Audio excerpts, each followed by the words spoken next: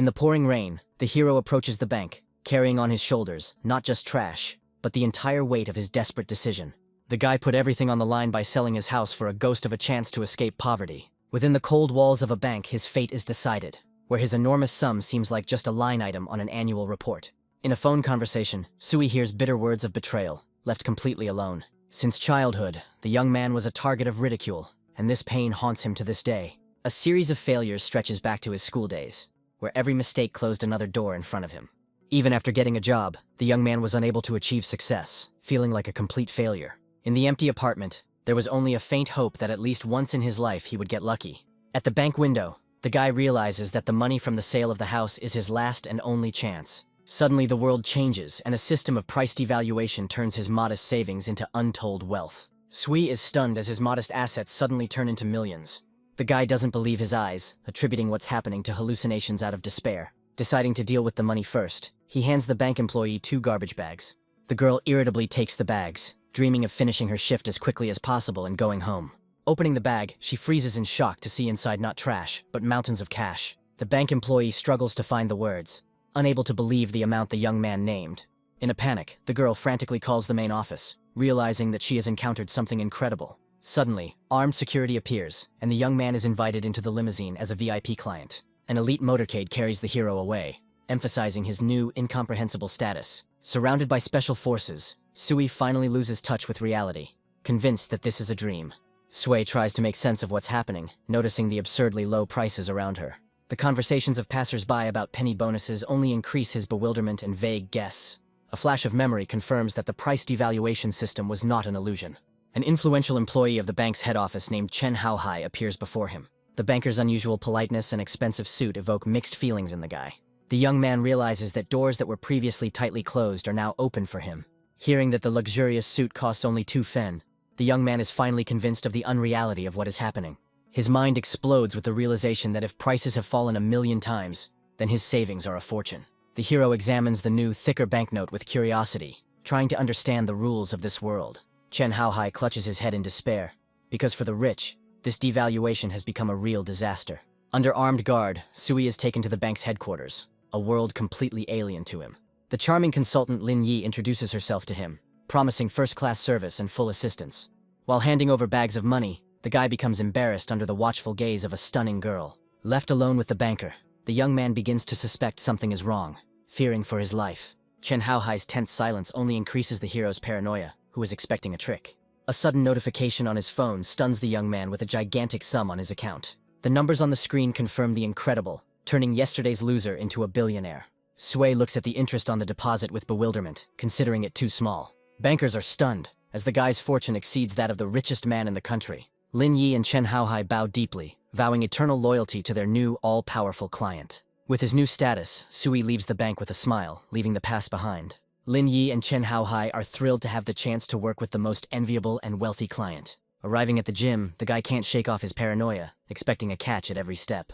He decides to put bad thoughts aside and focus on training in order to bring not only his body, but also his feelings into order. At the same time, Chen Baola, a girl with a strong character and hidden vulnerability, appears in the hall. Their acquaintance begins with a conflict when the heroine mistakes his gaze for insolence. The sudden change in the girl's mood makes the young man show genuine concern. She furiously talks about her humiliating part-time job, where her work was valued at mere pennies. For Chen Baoli, this injustice was the last straw, resulting in anger and resentment. Sui stops her blow, seeing a kindred spirit in the hot-tempered girl. Feeling omnipotent, Sui offers Chen Baole his help, confident in the power of his money. The girl just laughs in response, considering the guy a poor man, incapable of solving her problems. Watching her go, the young man remembers the darkness from which she once pulled him out. It was she who saved him from the fatal step from the bridge and sheltered him when he lost absolutely everything. Now that luck is on his side, the young man is determined to repay her kindness. Fate leads them to an expensive clothing store, where the heroine is looking for an outfit for an important event. Amidst the glitter and luxury, they are greeted by a polite consultant, ready to help them with their choice. The guy understands that the upcoming event is very important for the girl, since she is ready to spend money on it. Suddenly, his former classmate Song Jia and her rich companion Fatty Song appear in the store. Song Jia points at Chen Baolu with disdain, mocking her past choice of poverty. Song Jia sarcastically offers Chen Baole to rent a dress, reveling in her humiliation. Sui steps forward decisively, defending the girl from attacks and declaring her beauty. A former classmate furiously lashes out at the guy with insults, not believing that he is the heroine's companion.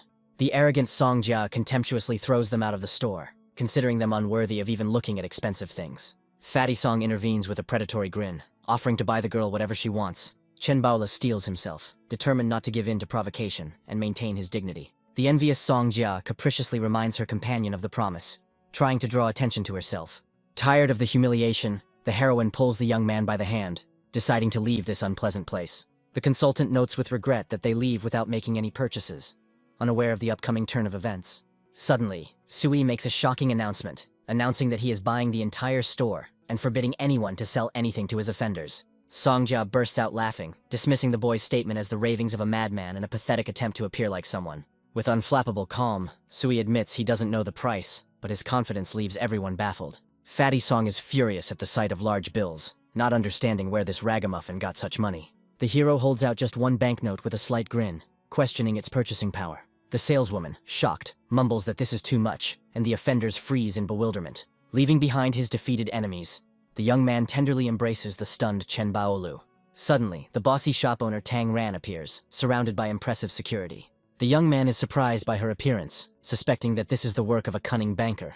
Tang Ran invites the new owner upstairs in a businesslike tone to complete the formalities. Sui agrees, intending to understand the situation and the plans of the bank pursuing him. Tang Ran coldly inquires whether the new owner has any connection with the couple who humiliated him. Fatty Song instantly changes tactics, hypocritically declaring a strong friendship for his own benefit. Song Jia immediately picks up on the lie, clinging to Chen Baolu and calling her best friend.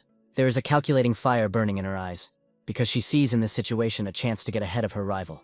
The shop owner looks at Song Jia doubtfully, clearly not believing their fake past. Chen Baola finds himself in an awkward situation, unsure how to react to his former bully's deceitful embrace. Song Jia hisses angrily into her friend's ear, ordering her not to ruin the performance and to play along with her. Tang Ran, keeping his composure, orders VIP cards to be prepared for everyone, playing his game. The shrewd housewife sees through their lies, deciding to first win the trust of a real rich man. Sui puts an end to this farce by forbidding them from using his name for their own gain. Sui leads Chen Baolu away, coldly declaring that such poor souls are unworthy of their attention. He calmly suggests that Tang Ran find out about what happened from her employee herself, without stooping to explanations.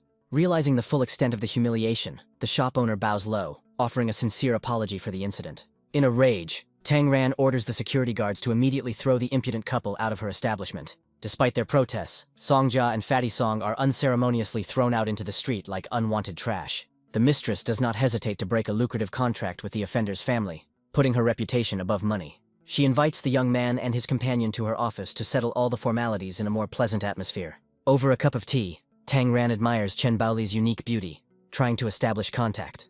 The girl is embarrassed by such praise, while the young man remains icy calm. The guy asks the owner to personally help his friend choose outfits, demonstrating complete trust in her taste. Tang Ran takes on the task with enthusiasm, as transformation is her professional element. Sui watches with a grin as his mistress tries to please his companion, mistaking them for a couple. He sees Tang Ran not just as a stylist, but as a cunning player sent to him by a calculating banker. Leaving the store under cover of night, the young man realizes that all paths to success are now open to him. The owner presents him with an exclusive VIP card, which becomes the key to a world of luxury and limitless possibilities. As he says goodbye, the young man makes it clear to his astute hostess that their business acquaintance is just beginning. Under the warm glow of the lanterns, they leave the store, leaving behind another life-changing day. The guy notices Chen Baoli's thoughtfulness, who is still trying to comprehend what happened. The girl finally comes to her senses, unable to believe that this kaleidoscope of events was reality. Realization hits the heroine, and in playful anger she attacks the guy for his long deception. Chen Baola lists all her sacrifices and hardships in her heart, feeling betrayed by his secret wealth. The girl demands an explanation, but the guy only tries to convey in confusion that he himself did not expect such a turn of events. Resentment overwhelms the heroine, because she cannot believe that such a performance was played out behind her back. Their tense conversation is interrupted by a sudden phone call, foreshadowing new trouble. After answering the call, the girl freezes, and her anger is replaced by concern for her loved one. The terrible news about Xiaomei's friend getting into trouble makes her forget about everything in the world. Sui follows her, fearing that her warm and kind heart will lead her into trouble again. He knows her willingness to rush to help anyone, and this selflessness makes him squeeze her hand tighter. Upon arriving at the scene, Chen Baola finds two strangers instead of her friend in distress, and she is overcome with a bad feeling. The girl is lured into a trap, and behind her back the hero sees the shadow of danger looming over them. At a richly laid table, they are met by Sun Li, a former classmate of Chen Baoli whose smile hides a cold calculation. The girl is rudely interrupted, making it clear that the story about the disaster was only a pretext for this dubious meeting. Sun Li's predatory gaze immediately switches to Sui, assessing him as potential prey. The guy calmly accepts the invitation to sit at the table, ready to meet any provocation head-on. The abundance of expensive dishes only increases the hero's suspicions, who senses falsehood in every gesture. A former classmate shamelessly tries to find out how rich her victim's new partner is. When they are about to leave, they are persistently offered to continue the evening. But the young man sees this as just an attempt to squeeze money out of him. Chen Baola tries to refuse in confusion, but her friends only mock her naivety. The masks are off, and Sun Li, with an evil grin, declares that they will not leave until they pay for this luxurious dinner. Sui puts an end to the blackmail, coldly declaring that he didn't touch the food and therefore doesn't have to pay. The girlfriends mockingly tease the guy, ridiculing his supposed modesty and indecision. Sui beckons the waiter with one gesture, but his calm only conceals the blow he is preparing to strike. The cunning girls exchange victorious glances, confident that their trap has worked and the bill will ruin him. Sun Li makes a decisive call, setting into motion the second part of his plan to humiliate his ex-girlfriend. She demonstratively walks away, leaving behind a tense atmosphere and a premonition of a coming storm at the table. Life is bustling around them, but at their table there is an oppressive silence, full of unspoken threats. Whispers at neighboring tables only add fuel to the fire, as everyone is interested in who will pay for this feast. The guy calmly gets up to pay the bill, but his words sound like a farewell, leaving Chen Baolu hostage. Sun Li looks after him triumphantly, anticipating how the abandoned girl will have to pay for his escape. Even the restaurant staff watches them with alarm, preparing for a scandal when the real amount of the check is revealed. Sui approaches the checkout counter with an unperturbed expression, ready to play his trump card. The staff sheepishly voices the ridiculous bill amount, not knowing how to react to such absurdity. The guy mentally converts the kopecks into old money, realizing that it's time for him to get used to the new reality. He makes his next move by asking the price for dinner for all the restaurant's diners. With one swipe of his card, the hero pays for the entire room and leaves a generous tip, shocking the staff. The sudden announcement that the gentleman is treating everyone throws the envious girlfriends into a stupor. The other visitors look at each other in bewilderment, trying to figure out who this mysterious and generous stranger is. Sun Li clenched his fists in impotent rage, unable to believe such a humiliating defeat. The young man returns to the table and gently leads the stunned Chen Baolu away, leaving the enemies with nothing. The girl is amazed by his actions, because he easily spent a fortune without even blinking an eye. Sun Li watches them go with a look full of poisonous envy, unable to accept such a crushing failure. She calls the manager over, and her face is distorted by an evil grin, because a new insidious plan has already formed in her head. The girl brazenly demands the return of the money spent by her imaginary brother, trying to get away with it by deception. But the manager, with icy calm, stops her attempt, firmly declaring that a refund is impossible.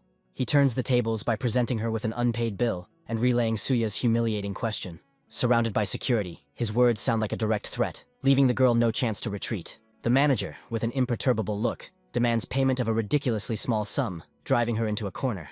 On the way, Chen Baola thinks anxiously about the future, fearing that the boy's generosity will make him easy prey. She playfully pounces on the young man with questions, and he only jokes, because for him it was mere pennies. Suddenly, the devaluation system opens up new horizons for the hero, offering mysterious points for his actions. Sui dives into studying the new system, realizing that activating all of its capabilities will require some effort. Chen Baola, burning with hunger and anger, kicks the guy, demanding that he feed her immediately. With a mischievous smile, the girl announces that today's dinner will be his payment for all the worries he has experienced. She coquettishly calls him the richest chef, and the joke is tinged with budding tenderness. Their idyll is interrupted by an insistent call from Zhang Yu, whose name slightly irritates the hero. On the other end of the line, a friend's sarcastic voice is heard, mockingly inquiring about rumors of his bankruptcy. Under the pretext of urgent business, the young man leaves the girl and gets into the car that has pulled up, rushing off to meet his business. Left alone with his friend, the young man immediately gets down to business, inquiring about the details of the mysterious project. Zhang Yu speaks enthusiastically about the grand prospects, because their future and great success are at stake. The name of a well-known internet celebrity, a Qigong master, comes up in the conversation, which adds even more intrigue to the matter. Zhang Yu enthusiastically outlines a plan for easy money, where for a couple of fake punches, they will be paid a fortune. Sui listens to his friend with doubt, but the thought of the first big game in his new life makes him agree. Their plans are ruined in an instant when a luxurious red sports car crashes into them at full speed at an intersection. An enraged blonde emerges from the mangled car, ready to incinerate them with just one look. Zhang Yu tries to appeal to her conscience, since it was she who grossly violated the rules and caused the accident. Seeing the make of an expensive car, the guy panics, realizing that he will have to pay for this incident for the rest of his life. The car's owner arrogantly unleashes a stream of insults on them, portraying them as guilty rednecks. Her demand for compensation of 5 fen sounds like a mockery, plunging the hero's friend into a complete stupor. The appearance of the policeman called by Sui Chengjian only escalates the situation, as there is now nowhere to retreat. The girl immediately puts on a show for the officer, presenting herself as an innocent victim of brazen extortionists. The policeman patiently explains to the girl her mistake, but her indignation only increases from the realization of her guilt. She hits the car in a rage, because even the paint on her sports car costs more than the guy's entire wreck. The lack of documents completely drives her crazy, and her friends can hardly contain their laughter as they watch this circus. The officer decides to call a forensic expert, and this threat forces the offender to look for ways to escape. Throwing a hateful glance at the guys, she promises that they will regret their insolence. The girl calls her patron in a panic, complaining about the injustice and demanding immediate help. At the same time, Sui's phone rings, and the familiar name of the annoying banker appears on the screen. Chen Haohai enters the conversation from afar, announcing an upcoming event and a certain gift for Chen Baoli. With a sly lilt in his voice, he offers his help, trying to gain even deeper trust in his client. The guy coldly interrupts him, surprised at how quickly all the news and rumors reach the banker. Sui asks the banker with cold curiosity where he got the information, which should be confidential. He decides to use the all-powerful banker as his tool to test his true intentions and goals. Chen Haohai readily promises to solve any problem, not even suspecting what kind of test his new client has in store for him. The girl looks at the guys with hatred, dreaming that they will be forever deprived of their rights for humiliating her. She arrogantly threatens them with the imminent arrival of her influential boyfriend, who will grind them into dust. Zhang Yu suggests leaving, but Sui is calm, already looking forward to the upcoming performance. In response to the call of his capricious girlfriend, the same fatty song arrives, whose face is distorted with rage at the sight of his offenders. He pompously declares his high status, not even suspecting who he is about to encounter. Seeing familiar faces, Sui can hardly contain his smile, because fate itself presented him with this gift. Fatty Song freezes in horror, recognizing in this simple guy the very same all-powerful Mr. Shu before whom he trembled. Sui notes with a grin the irony of fate, because his offender changes girls faster than clothes. Fatty Song tries to hide his animal terror behind a forced smile, realizing that he has crossed the wrong person. The unsuspecting blonde capriciously demands that her patron immediately deal with her offenders. In a fit of panicked rage, the man lashes out at his companion, who does not believe his sudden and inexplicable cowardice. The girl desperately lies, trying to put all the blame on the guys, but her words are drowned out by the fear of her rich lover. Losing control from fear, Fatty Song slaps his friend across the face, sacrificing her for his own salvation. He stands over the sobbing girl, paralyzed with horror at the thought of what an angry Mr. Sui is capable of. In a pathetic attempt to appease the all-powerful youth, he hands him a gold coin with a servile smile. He bows humbly and offers this payment for the repair, hoping that such submission will save him from total collapse. Sui walks away with cold indifference, leaving behind a defeated enemy whose humiliation does not touch him in the least. The humiliated Fatty Song realizes with despair that his last hope for salvation has collapsed along with his pride. The man obsequiously begs the young man for help, clinging to the elusive chance of restoring their shattered partnership. In the bank's gleaming headquarters, an invisible game is unfolding, with fortunes at stake. Upon learning that someone dared to harm his precious client, Chen Haohai explodes in icy rage. The hero throws him an encouraging phrase, but behind his calm lies cold calculation, not forgiveness. The phone rings, and the voice of the all-powerful banker on the other end of the line turns his pitiful hope into chilling horror. From the car, a friend watches the unfolding drama with surprise, not understanding the reasons for such a sudden change.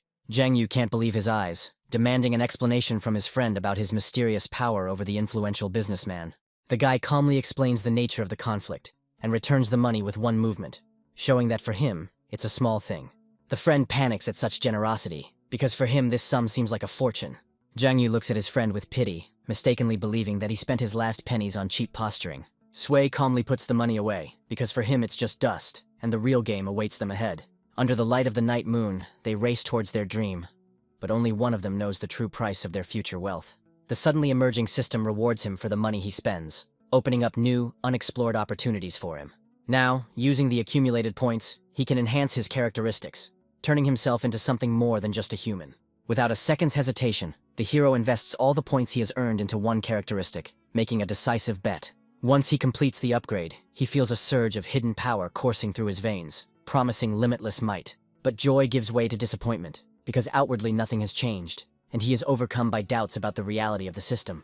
Returning to the car, the guy hides his confusion, deciding not to reveal all his secrets to his friend for now. Their path leads to the gym, where they are met by manager Yao Jingjing, whose charming smile conceals a steely character. Instead of looking for a friend, Sui inquires about the price of the subscription, which leaves the manager confused. Yao Jingjing can hardly contain his irritation at his tactless question about money and calls the coach. Coach Sun Li Chao comes running at the call, his eyes burning with a predatory fire in anticipation of a new victim for his training. Arriving at the place, he does not find the client and disdainfully asks where this mysterious gentleman has gone. Yao Jingjing explodes with rage because her subordinate lost a potential client due to his slowness. Sun Li Chao dismissed it with disdain, as he recognized the description as that same poor man who was always hanging around Chen Baoli. The girl is furious and demands that he obey the rules, and he understands that he cannot lose face in front of his boss. The coach reluctantly agrees, but his indecisiveness and dependence on her opinion begin to irritate the girl. Sui suddenly appears and coldly declares that he will find another hall if he is not welcome here. Sun Lichao waves after him mockingly, shouting that their elite club has no need of the poor. Seeing his persistence, Yao Jingjing, with a heavy sigh, finally decides to give him some time. She begins to talk about the types of subscriptions, deciding to show kindness to her co-worker's friend. The request for 4 platinum cards shocks the girl, as their cost exceeds all imaginable limits. His request for 3 more cards seems like complete madness to her, and she freezes in a stupor from such impudence. The manager explodes with indignation, but the guy calmly offers to pay for the purchase, shattering her confidence. Having accepted the payment, she thinks with pity that he decided to throw all the money from the sale of the house down the drain. In the locker room, the young man decides not to disturb Chen Baolu for now, giving her the opportunity to finish her training in peace. The system instantly rewards him for his spending, awarding him precious points for further enhancement. Using his enhanced vision, he is surprised to notice his friend's name near the bottom of his grades. Sui covers his face with shame, realizing that his savior is not at all good at this job. The sudden appearance of a stranger in the locker room takes Suya by surprise. The dazzling fitness center owner, Liu Ziyuan, greets him personally, intrigued by his generous purchase. He shakes her hand with respect, because her name as a businesswoman thunders throughout the city. Every step she takes around the gym underlines her undeniable authority and popularity in the world of fitness. At the negotiating table, they are met by the stern accountant Sun Yue, who reminds them of the seriousness of this business. Sui states her goal directly, wanting to buy out all of her friends' training for the absurd price of 5 wen. Liu Ziyuan freezes, as his proposal sounds like a mockery and an insult to her best coaches. Her piercing gaze tries to penetrate his soul, suspecting that behind this generosity there is a cunning plan. The guy dispels her doubts with a disarming smile, explaining his actions only as a genuine concern for his friend. The owner breathes a sigh of relief, apologizing for her suspicion and becoming even more interested in him. Liu Ziyuan can hardly believe what is happening, because for her, his generosity is equivalent to an eternity of hard work. The guy asks not to tell his friend about his actions yet, wanting to surprise her after the results are announced. The accountant briskly suggests adding him to your contacts so that all financial matters can be resolved quickly. Meanwhile, a drama of its own is unfolding in the hall, with head coach Chen Zhao flirting with his colleague Chen Lili. He answers her question about the new student with disdain, not knowing what treasure he missed because of his pride. Chen Lili looks at Chen Baolu with envy, not believing that such a loser could get an elite client. Chen Zhao watches the unsuspecting girl with a predatory grin, making his insidious plans. His mistress capriciously demands that he give her a rich client, because she has no intention of giving him up to some upstart. Confident in his irresistibility, the coach promises to seduce and lure the guy to his side. He approaches Chen Baole with his phone in hand, ready to strike and tell her the stunning news. Chenjo, with a greasy laugh, tries to blackmail Chen Baolu, offering to share the client in exchange for her favor. But the girl rejects his dirty offer with cold indifference, because her conscience and honor are more important to her than money. The enraged coach shouts threats at her back, but she walks away with her head held high, without looking back. Meanwhile, the sweet couple of coaches burst into the accountant's office, anticipating easy money and a generous reward. Sun Yue, with icy calm, reports that the money has already been distributed, and their impudent dreams collapse in an instant. Confident in their indispensability, they only laugh in response, not even suspecting what fate awaits them. In the owner's office, they are met with deathly silence and the displeased look of Liu Ziyuan, angry at the leak of information. Chenja tries to start a conversation about money, but his words are drowned out by the tense atmosphere of her silent anger. Fear paralyzes him, because he understands that one wrong word could cost him not only money, but also his career. Liu Ziyuan interrupts his babble with a cold question, her voice filled with an undisguised threat. Chen Lili is perplexed as she tries to guess the client's identity, imagining a typical rich fat man. The owner is furious and throws out a couple of schemers because their lies and greed are tarnishing her reputation. Chenjo desperately tries to justify himself, clinging to the last hope that this is just a misunderstanding.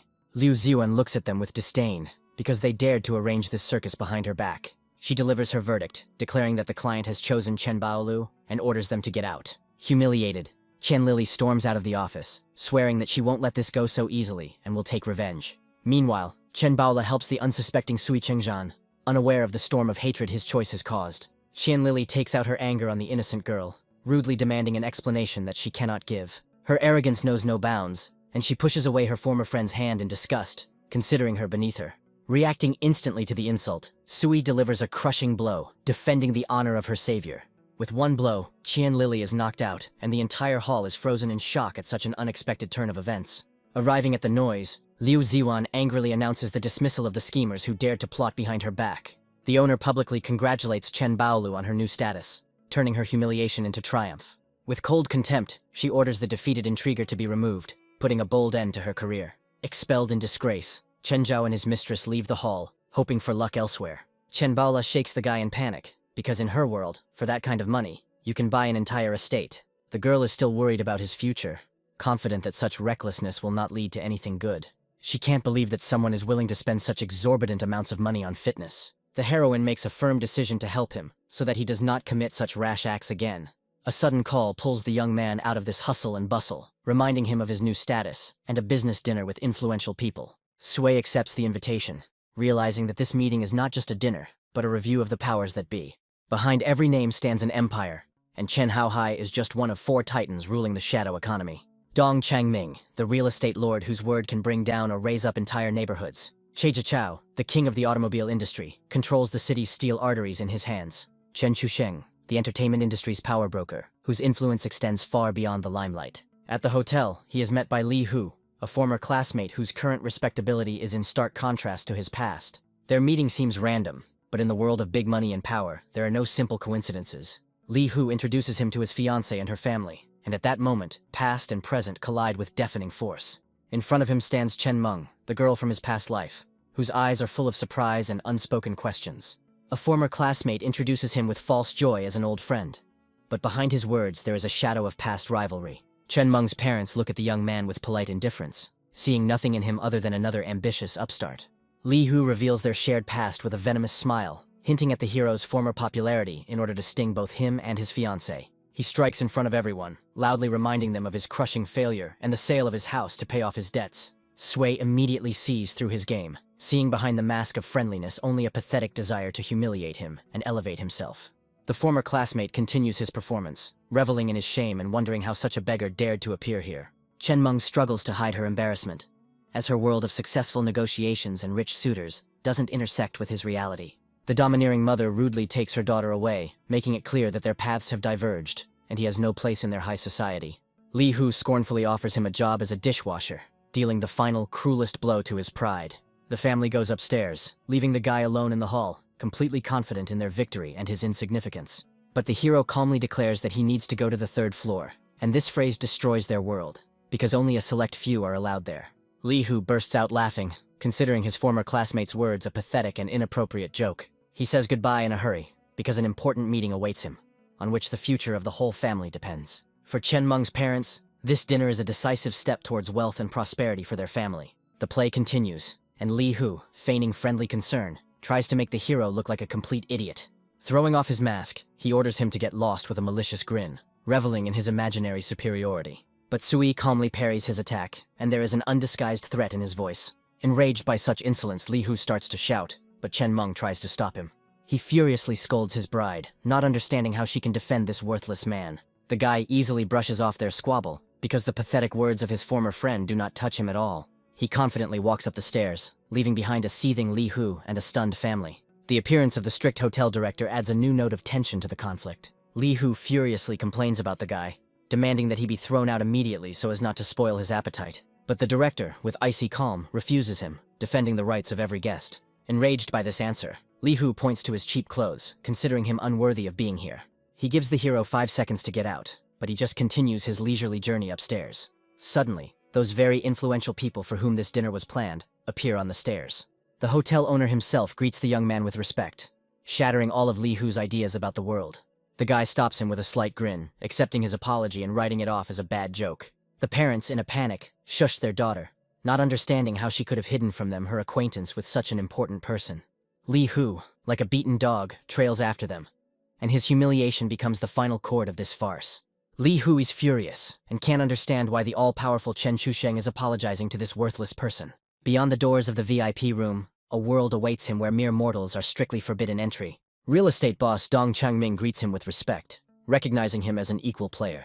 His apology for being late is not just politeness, but a sign of the deepest respect for the new king of the city. The all-powerful titans fuss around the young man, offering him a place of honor at the head of the table. Sui accepts their game with a slight smile, making it clear that he is well aware of their power. At the negotiating table, he remains calm, because today it is he who dictates the rules of this dangerous game. Chen Haohai sees his knowledge as a chance to establish contact and use it for his own purposes. The rest understand that they are not facing a simple upstart, but a cunning and dangerous adversary. They realize that without the intervention of the cunning banker, this young genius would have remained an invisible force to them. Tang Ying tries to defuse the situation by suggesting that they move on to informal conversation over a glass of wine. But Sui, with a predatory smile, stops her attempt, because he didn't come here for empty talk. His gaze becomes icy, and everyone understands that the performance has begun and the main actor is ready to go on stage. He takes a sip of water, making it clear that today's conversation will be long and very serious. The guy takes the initiative into his own hands, because he is not used to beating around the bush when big money is at stake. Dong Changming, seeing his mood, decides to get to the point so as not to test the patience of this dangerous young man. He tells the story of a brutal real estate battle where his dragon company needs protection from foreign wolves. The fall in stock prices and the sharp decline in revenue brought him to the brink of bankruptcy, threatening not only him, but also his allies. In desperation, he asks for help, because an exorbitant sum of 10,000 is required to save his empire. Sui pours himself some tea with an unperturbed expression, because for him, this amount is just a small change. Dong Changming is in despair, but the young man's icy calm foreshadows an unexpected turn of events. With one sentence, Sui seizes control, leaving the powerful magnates in complete shock. He offers a simple deal, his money in exchange for their unlimited power, becoming a shadow puppeteer. The sum to be saved turns out to be even greater, but for him, it is just another number in his new game. His generous offer becomes their only hope for salvation, turning him into their messiah. With the click of a button, the guy transfers a fortune, demonstrating his financial power. The all-powerful titans freeze in horror, because for them this sum is a whole life. But for him, it is just a small change. While they are shaking from shock, the hero calmly drinks tea, because he is only concerned about points for the mysterious system. But the system strikes back, cutting his reward and reminding him that even omnipotence has its rules. Sui explodes with rage, because for the first time he encountered a force that does not obey his money. The moment of truth arrives, and all eyes are on the young man who now controls their destinies. The powerful bow their heads, recognizing his authority and becoming his loyal subordinates. The guy easily accepts their oath, and now they are one team, ready for new conquests. Their next target is the mysterious Qiandao Lake, a place of legend. After all, it is there, in its depths, that the untold riches and savings of the entire country are hidden. Sui takes a sip of wine, realizing that 1,000 points is only a small price to pay for the game ahead. He decides to invest all his accumulated points into strength, but a sudden bleed leaves him in shock. Trying to hide his weakness, the young man goes to the restroom, but his sudden illness does not go unnoticed. The sudden release of power rages out of control, turning his hand into a destructive weapon. With one touch, he splits a table made of precious wood, and everyone freezes in horror at this demonstration of inhuman power. The magnates are horrified to realize that the destroyed table is no accident, but a dire warning. Sui looks at his reflection, and the cold flame of his newfound strength burns in his eyes. He feels his body changing, and his heightened senses open up a new, unknown world to him. Powerful allies see his actions as a show of power, unaware of the true reason for his strength. Meanwhile, at another table, a conflict is raging, with old agreements crumbling under the pressure of new ambitions. Chejichao is furious and demands proof, as he will not tolerate slander and betrayal in his circle. Chen Meng rejects his dirty innuendo with disgust, because her honor and dignity are not for sale. Li Hu tries to smooth things over, but his flattery and persuasion only add fuel to the fire. The enraged car tycoon beats him up because he came here for business, not for empty talk. His predatory gaze falls on Chen Meng, and his voice is filled with an undisguised threat, turning the dinner into a battlefield. Sui stops the enraged tycoon with one movement, offering him his help in exchange for a favor. His sudden appearance leaves everyone in shock, as no one expected the intervention of this mysterious guy. Li Hu furiously demands that he get out, unable to believe that this loser is getting in his way again. But Chen Meng looks at her savior with tears in her eyes, while her fiancé only watches this scene helplessly. The hero makes a deal with Chejichao, demanding double the price for the chicken he so wanted to get. The girl looks at him with hope, but fear and doubt are fighting in her heart.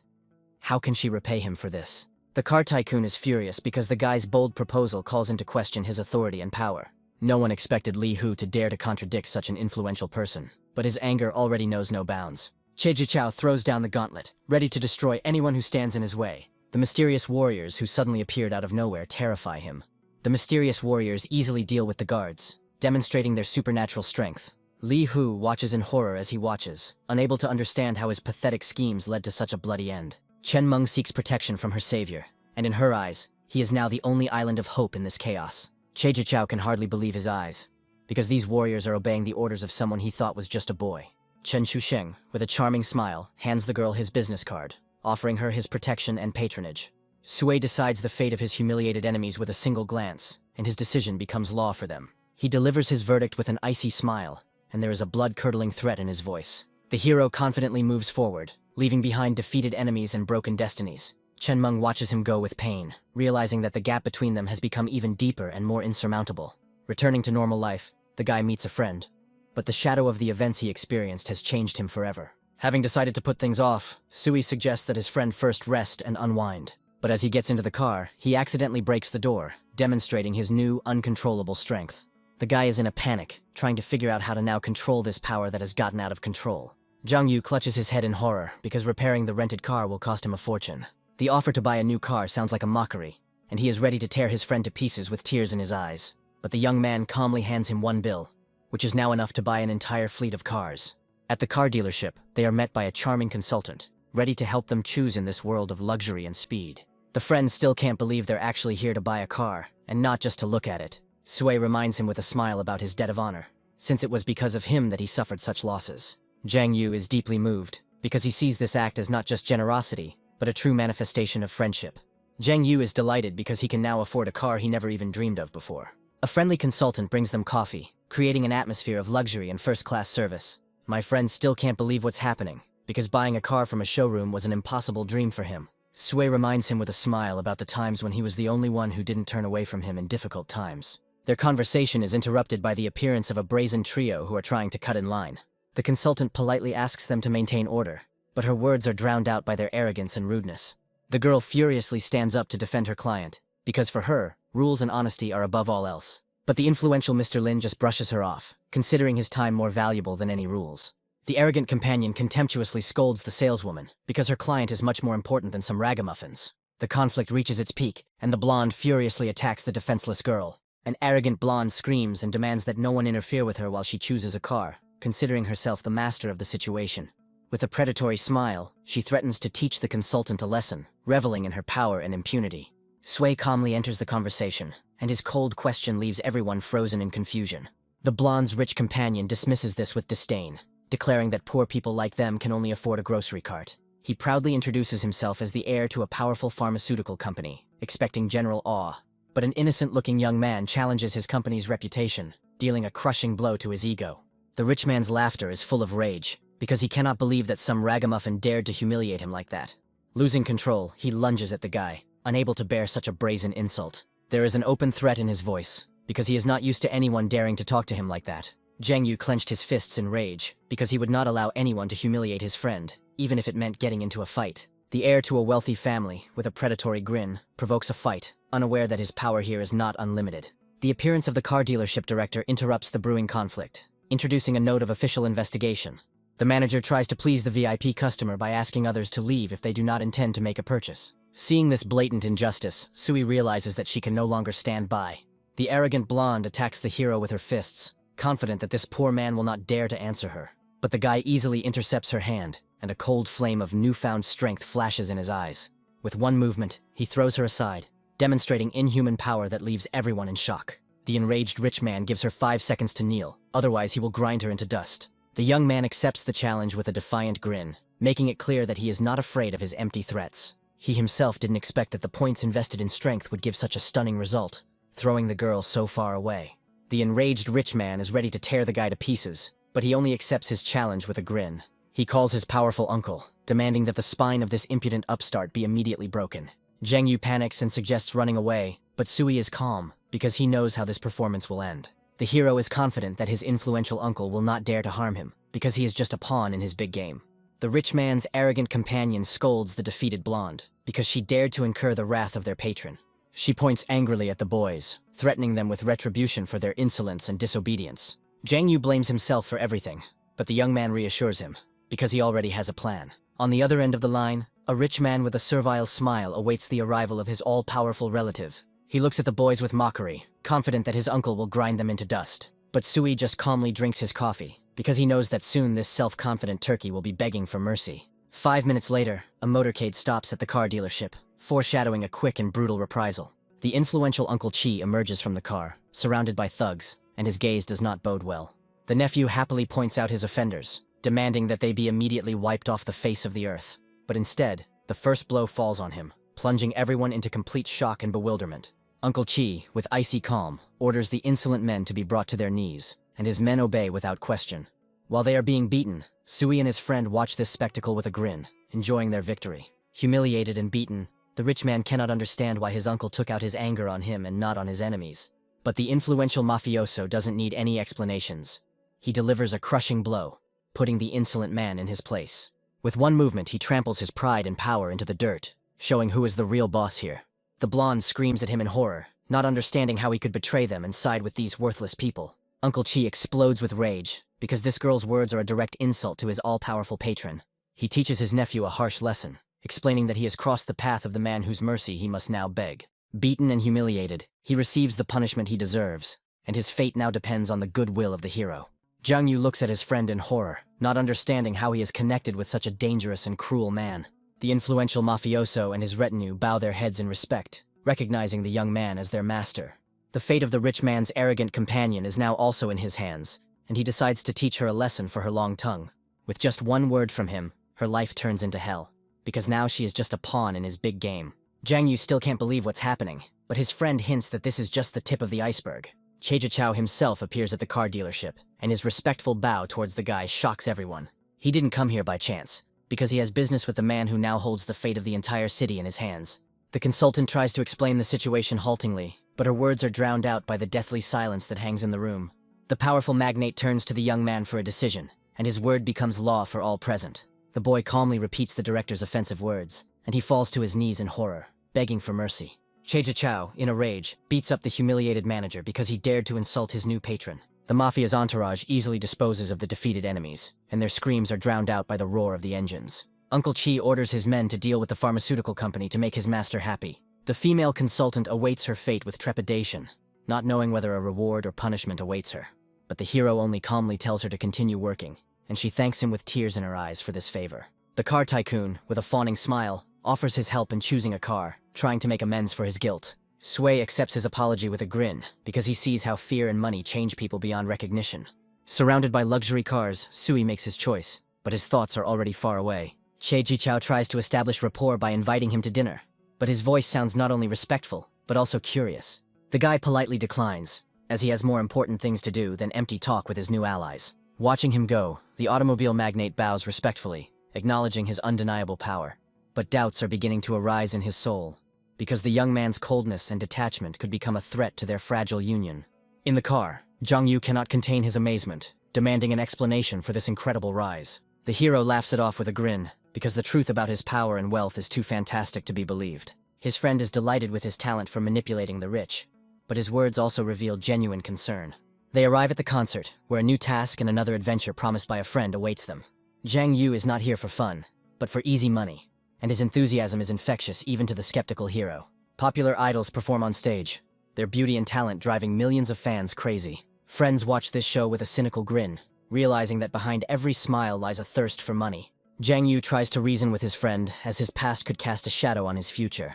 They are given instructions before going on stage, and the simplicity of the task only emphasizes the absurdity of this performance. Suddenly, a legendary Qigong master appears, and his aura of power makes everyone freeze in awe. The crowd parts before him, for his name is synonymous with invincible power and ancient art. The master takes to the stage to prove his strength and strengthen his shaky online reputation.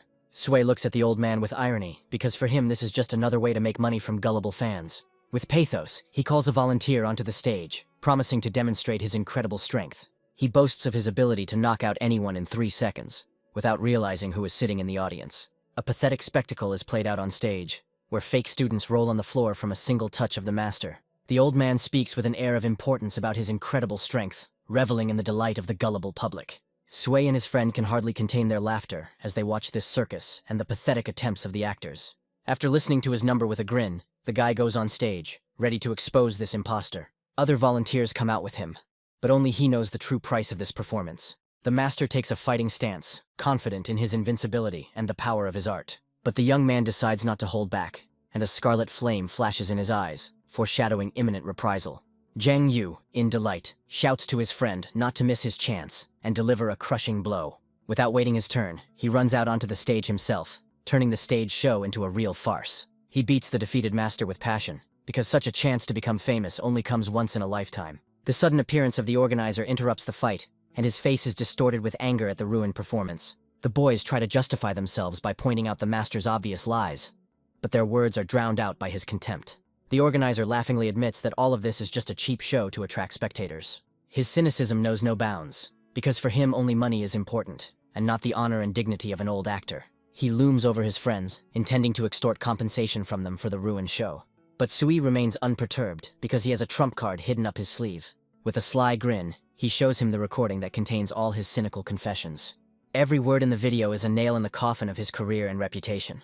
The organizer freezes in horror, realizing that he has fallen into his own trap, and now inevitable retribution awaits him. The hero looks at him with contempt, because he will not allow anyone to profit from weakness and deception. The organizer calls security in a rage, because he will not allow some students to ruin his business. Surrounded by thugs, he feels in control, confident that the video is an empty threat. He looks at the guys with disdain, because the ruined show deprived him of easy money, and now he wants revenge. Zhang Yu boldly rushes into battle, ready to defend his friend until his last breath, because honor is more important to him than life. But the forces are unequal, and he is quickly overwhelmed, leaving Suya alone against an entire army. One of the thugs sneers at the hero, unaware of the crushing power hidden within that fragile body. With one blow, the young man knocks out all the guards, and his friend watches in shock at this incredible display of power. Leaving behind his defeated enemies, the guy takes his friend away, because he no longer wants to demonstrate his strength. Zhang Yu is amazed by his abilities, wondering where he could have learned such deadly techniques. Sui, with a sly grin, reminds him that it was he who dragged him into this adventure, which means it is his own fault. Under cover of night, the friends escape, but Zhang Yu still cannot believe the incredible strength of his comrade. The enraged Qigong master cannot accept the humiliation of seeing his reputation trampled in front of millions. The scandal is gaining momentum, and now not only his career, but also the company's shares are at risk. Suddenly the organizer appears, and a spark of hope burns in his eyes, because he has found a way to turn the situation to his advantage. With a sly grin, he suggests that the master stage a performance, presenting himself as the victim of cunning deceivers. The old man agrees to this risky plan, because for him, it is the only chance to save his face and career. But the organizer demands not only a public apology, but also brutal reprisals against the impudent students. In the director's office, his assistant is worried about the incriminating video that could destroy them all. But he only grins smugly, because he has an ace up his sleeve, a mysterious patroness. In a luxurious office thousands of kilometers away, his call breaks the silence, and the fate of the scandal is decided by one word from her. The mysterious patroness is confused, because a compromising video ruins all their plans. She receives a desperate call from the organizer, who begs her for help in this hopeless situation. Intrigued by the guy's audacity, she decides to get the video first and only then deal with him. With one command, she sends her people out to search, and her voice brooks no objection. Meanwhile, the friends are quietly dining outside, and Zhang Yu looks with admiration at his prudent comrade. Suddenly, a luxury car stops next to them, and a voice from inside invites the hero to talk. Zhang Yu is delighted, because he cannot believe that such a gorgeous and rich beauty is interested in his friend. But the young man only sighs wearily, because he is not looking for new problems and showdowns, which he is so tired of. His refusal is not accepted, and a security guard emerges from the car, ready to use force. Zhao Xiaoman herself, the mistress of the powerful Zhao family, appears before them, and her gaze does not bode well. Zhao Xiaoman offers to buy the video without further ado, confident that money will solve any problem.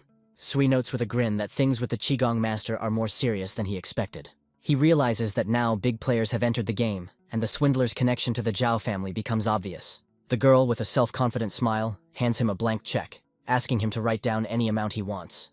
There is an undisguised threat in her voice, because she is not used to being rejected, and is ready to do anything to achieve her goal. She looks down on him, convinced that people like him are ready to sell their souls for their last penny. But the young man calmly returns the check to her, because his silence is not weakness, but a sign of contempt. She can't believe that this poor scum dared to refuse her, because she was used to getting everything she wanted. Her world is crumbling because he showed with one gesture that her money and power mean nothing here. With a predatory grin, he tears up the check, making it clear that she has not lived up to his expectations and is unworthy of his attention. With a mocking grin, Sui suggests removing a couple of zeros, because for him it's not money, but dust. The enraged guard rushes at him, unable to bear such humiliation of his mistress. But the hero easily intercepts his hand, and a cold flame of rage flashes in his eyes. With one movement, he breaks the table and chopsticks, demonstrating his superhuman strength. Zhao Xiaoman looks at her defeated bodyguard in horror, realizing that she underestimated this guy. He throws the guard aside with contempt because he dared to raise his hand against him. The girl understands that he is not as simple as he seems, and getting rid of him will not be easy. Leaving behind their defeated enemy, the friends depart. But Zhang Yu vows that he will not leave it like this. All the way he grumbles at his friend, because he again got him into trouble, from which they miraculously managed to get out. Nostalgia for the old days takes them back to the past, when they were simple students without a penny in their pockets. A few days later, the internet is abuzz with the scandal, and Master Niu realizes with horror that his deception has been exposed. The video of his disgrace is going viral, turning him from a legend into a pathetic fraudster. A member of the powerful Zhao family smashes his phone in rage because that scumbag Sui dared to cast a shadow on their clan. Zhao Yiming is seething with anger because the vaunted Qigong master was of no use, and the shame fell on their family. He snaps at Zhao Xiaoman, blaming her for not being able to handle such a simple task. His older brother intervenes in the conversation and coldly scolds him for his drunkenness and inability to control himself. Zhao Huashan, the second lord of the family, reminds with icy calm that anger is the most useless of all emotions. He puts his wayward relatives in their place, because their recklessness will never earn his grandfather's approval. He leaves with contempt, advising them to finally turn on their brains so as not to get into such troubles again. His words sound like a death sentence, because disappointing the head of the family is the worst of all possible crimes. Zhao Xiaoman looks at the master's photo with disdain, realizing that his pathetic reputation is not worth a dime. She smashes the phone because for her, martial arts are not just a show, but a whole philosophy that cannot be desecrated. Meanwhile, Chen Baola watches the expose video with admiration, unaware of who is behind the scandal. She flirts coquettishly with the guy because his foresight and courage admire her to the depths of her soul. His video went viral, and although he was condemned, he still found himself in the spotlight, which is what he wanted. The scandal sent Chen Chusheng's short video app skyrocketing to the top of the charts. But Sui is troubled by the Zhao family's silence, knowing that the calm is only the precursor to a storm. Chen Baola invites him to a classmate's birthday party, and he agrees, as it's a great excuse to unwind. Arriving at the party, the girl immediately becomes the center of attention, and the guy remains in the shadows. Suddenly, they are met by Li Yizhu, another classmate, and her appearance adds a note of intrigue to the evening. Sui watches her friends with sadness, realizing that their friendship is just a fake show for the public. The disdainful glances of those around her made it clear that Chen Baola was an unwelcome guest here. Sun Li's appearance brings a note of venom to the evening, and her words are full of undisguised hatred. She starts screaming, accusing the girl of running away and leaving her to pay for dinner. There is a certainty in her voice that she is right, but Chen Baola is not going to remain silent any longer. Sui looks at her with concern, fearing that this skirmish will end badly for her. The birthday girl, with icy calm, puts the impudent guest in her place, because it was she who invited her. She furiously exposes her lie, reminding her of how she trapped her and made her pay. Sun Li is speechless, as she did not expect such a rebuff from someone she considered weak and defenseless. Chen Baola feels strong for the first time in her life, and this new feeling gives her self-confidence. The birthday girl tries to smooth over the conflict, but her words sound cold and distant. She reminds her friend of the powerful Zhou Man, who can solve all her work problems. Chen Baola is furious because she was called here only to humiliate herself and beg for help. Li Yizhu looks at her with disdain, reminding her to be realistic about her pitiful situation. She offers her a deal: obedience in exchange for helping her family and the textile factory. Suddenly, the same Zhou Man appears in the hall in the company of her influential companion Sun Feng. All eyes are on her because she is the queen of this evening, and her word is law. Sui watches with interest as her former classmate achieves incredible heights in recent years. Their eyes meet and a tense silence hangs in the air, full of unspoken reproaches. Zhou Man proudly introduces her husband, the owner of the city's main garment factory. The guests enthusiastically discuss the new couple. But one of the girls ironically remarks that she has already seen this gentleman in a past life. Sui can hardly contain his laughter at such ridiculous flattery, because he is not used to such attention. He interrupts their conversation, reminding them that they came to a birthday party, not a bride show. With icy calm, he asks why they are so persistent in approaching his girlfriend, and there is a threat in his voice. The crowd is shocked, because this unknown guy dared to contradict Zhou Man's husband. The rival looks at him with disdain, calling him a nobody, and predicting an unhappy future for Chen Baole. But the girl boldly comes forward, declaring that her boyfriend is not the subject of their dirty gossip.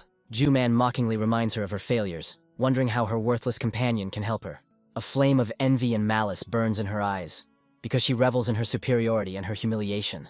Sun Feng, with a lordly smile, offers Chen Baole a job as a manager, completely trampling her pride into the dirt. Chen Baole hesitates, because although the offer is humiliating, it promises her a good income. Sun Feng offers her a pittance with a predatory grin, reveling in his power and her helplessness. He promises her stability and bonuses, but his words are laced with undisguised contempt for her poverty. With a greasy smile, he hints that for more you will have to pay not only with work, but also with your body. Sui puts an end to this farce with cold anger, because his girlfriend earns hundreds of yuan, not a pittance. Jo-man shouts after them in rage, not believing his words and considering them pathetic liars. She demands that Chen Baola kneel down and renounce her pride, otherwise she will take everything from her.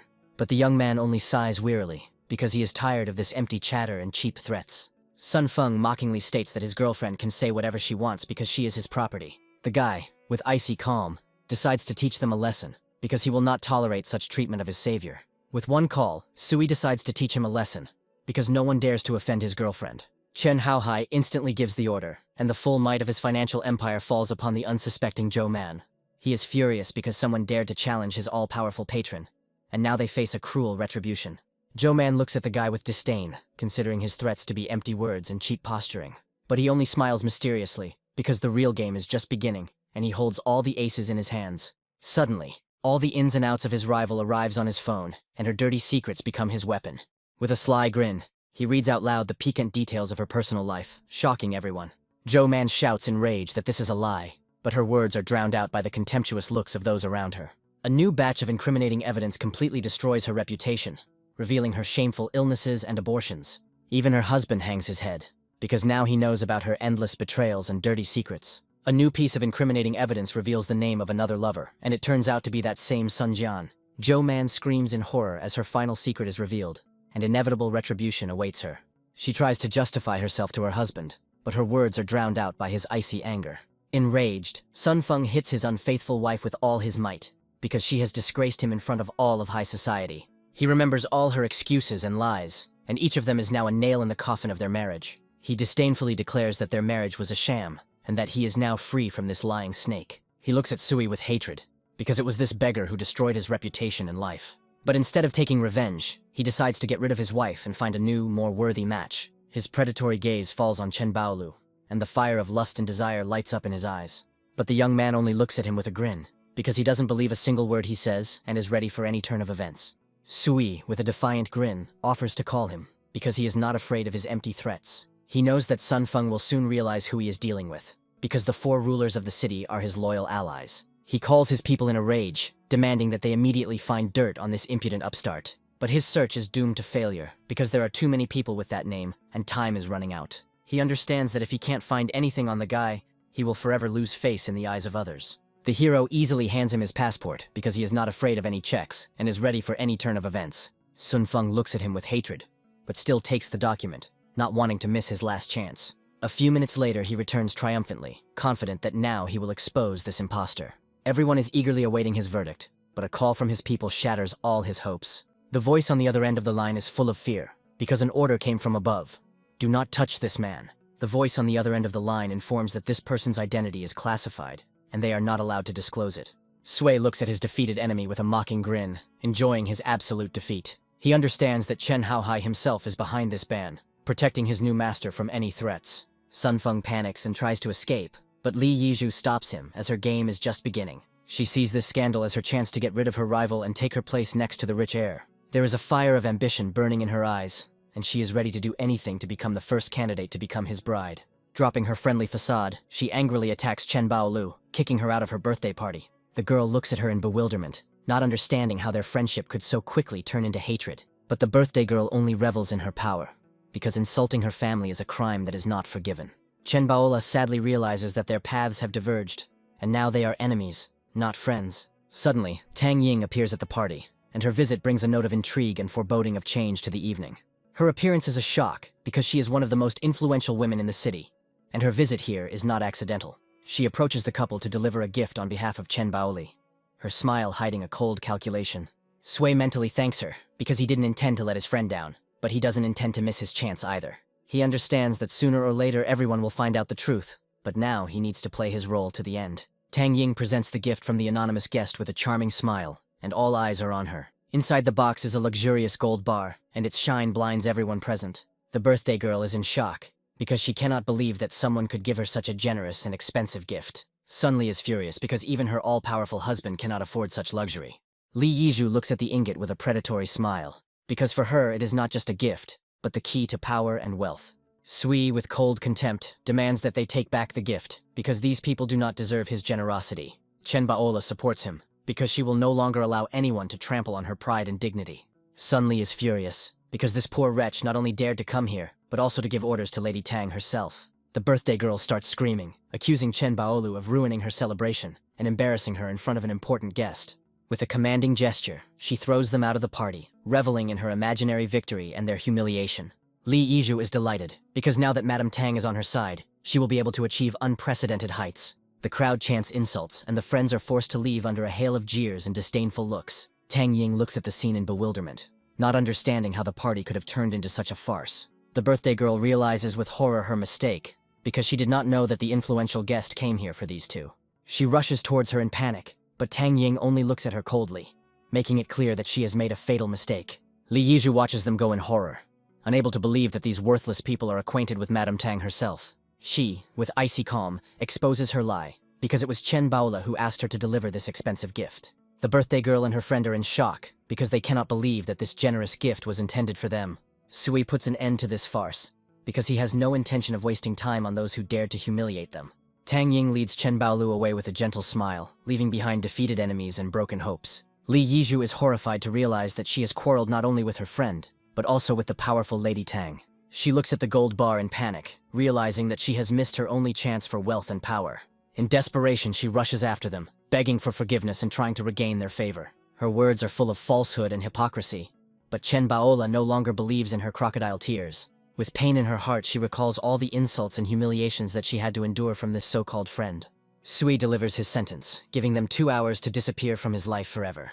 His gaze is filled with icy fury, and he warns that they will not get a second chance. Li Yizhu is horrified to realize that he is ready to destroy them for the sake of his girlfriend, and now they face inevitable retribution. Tang Ying looks after them with sadness, because she sees Chen Baole as just a naive girl who got into the world of big games. But she is confident that under the protection of such a person, she will no longer be in any danger. The guy smiles and says that he has already arranged a meeting, since his new status as a feng shui master requires confirmation. He needs a legend to explain his sudden wealth and lull the vigilance of the curious. Tang Ying gratefully accepts his help, because now her reputation is safe. She tries to tell him something important, but he just laughs it off, pretending not to hear anything. Chen Baola tugs at his ear in jealousy, not understanding why such a powerful woman is so kind to him. Sui offers to help her open a restaurant, because now he has the means to make her dream come true. He is determined to make her happy and rich, because he cannot use money obtained by deception. But the girl refuses, because she doesn't want to feel indebted to the richest man in the world. Her refusal hurts him, but he is not going to back down, because he is used to getting his way. The next morning they set out to find a place, and the first step towards their dream is taken. Chen Baola excitedly offers him to buy whatever he likes, because he is now a major investor. At the real estate agency, they are met by a polite manager ready to help them with their choice. Sui asks to find him a consultant, and his choice falls on one of the employees. But the girl refuses with cold contempt, because she only serves VIP clients. There are different rumors about her, but one thing is clear. She is not as simple as she seems, and her ambitions know no bounds. Sui looks at the girl with bewilderment, not understanding why she refuses the job. She looks at him with disdain, seeing him as just another poser trying to attract attention. The voices of gossips comparing her to his companion run through her head, and it makes her angry. The manager passes the client on to another employee, who happily takes on the case, anticipating a generous commission. They look at a huge space that would be perfect for a restaurant, but the price seems prohibitive.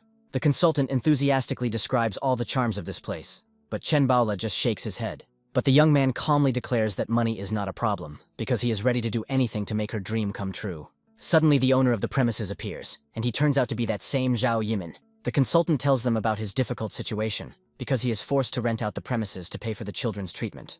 But he already has another client, a wealthy foreigner who is willing to pay any price. Zhao Yiming tries to observe formalities, but his heart has already made its choice. The foreigner rudely interrupts him, because he is not used to waiting and considers himself above any rules. He approaches Chen Baole with a greasy smile, showering her with cheap compliments. His dirty thoughts materialize in the desire to touch her, but he is afraid of her reaction.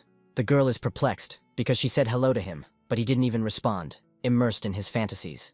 The arrogant consultant scolds him with contempt, because he has violated all the rules of etiquette. Sui explains the cultural differences with a grin, putting the impudent man in his place. The foreigner is surprised to learn that the girl is also laying claim to this space. He declares with a smug smile that he has taken a liking to this place, and he is not going to back down.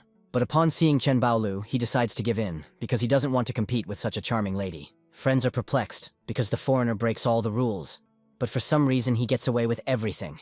He mockingly offers to give in to them if the rent turns out to be too high for them.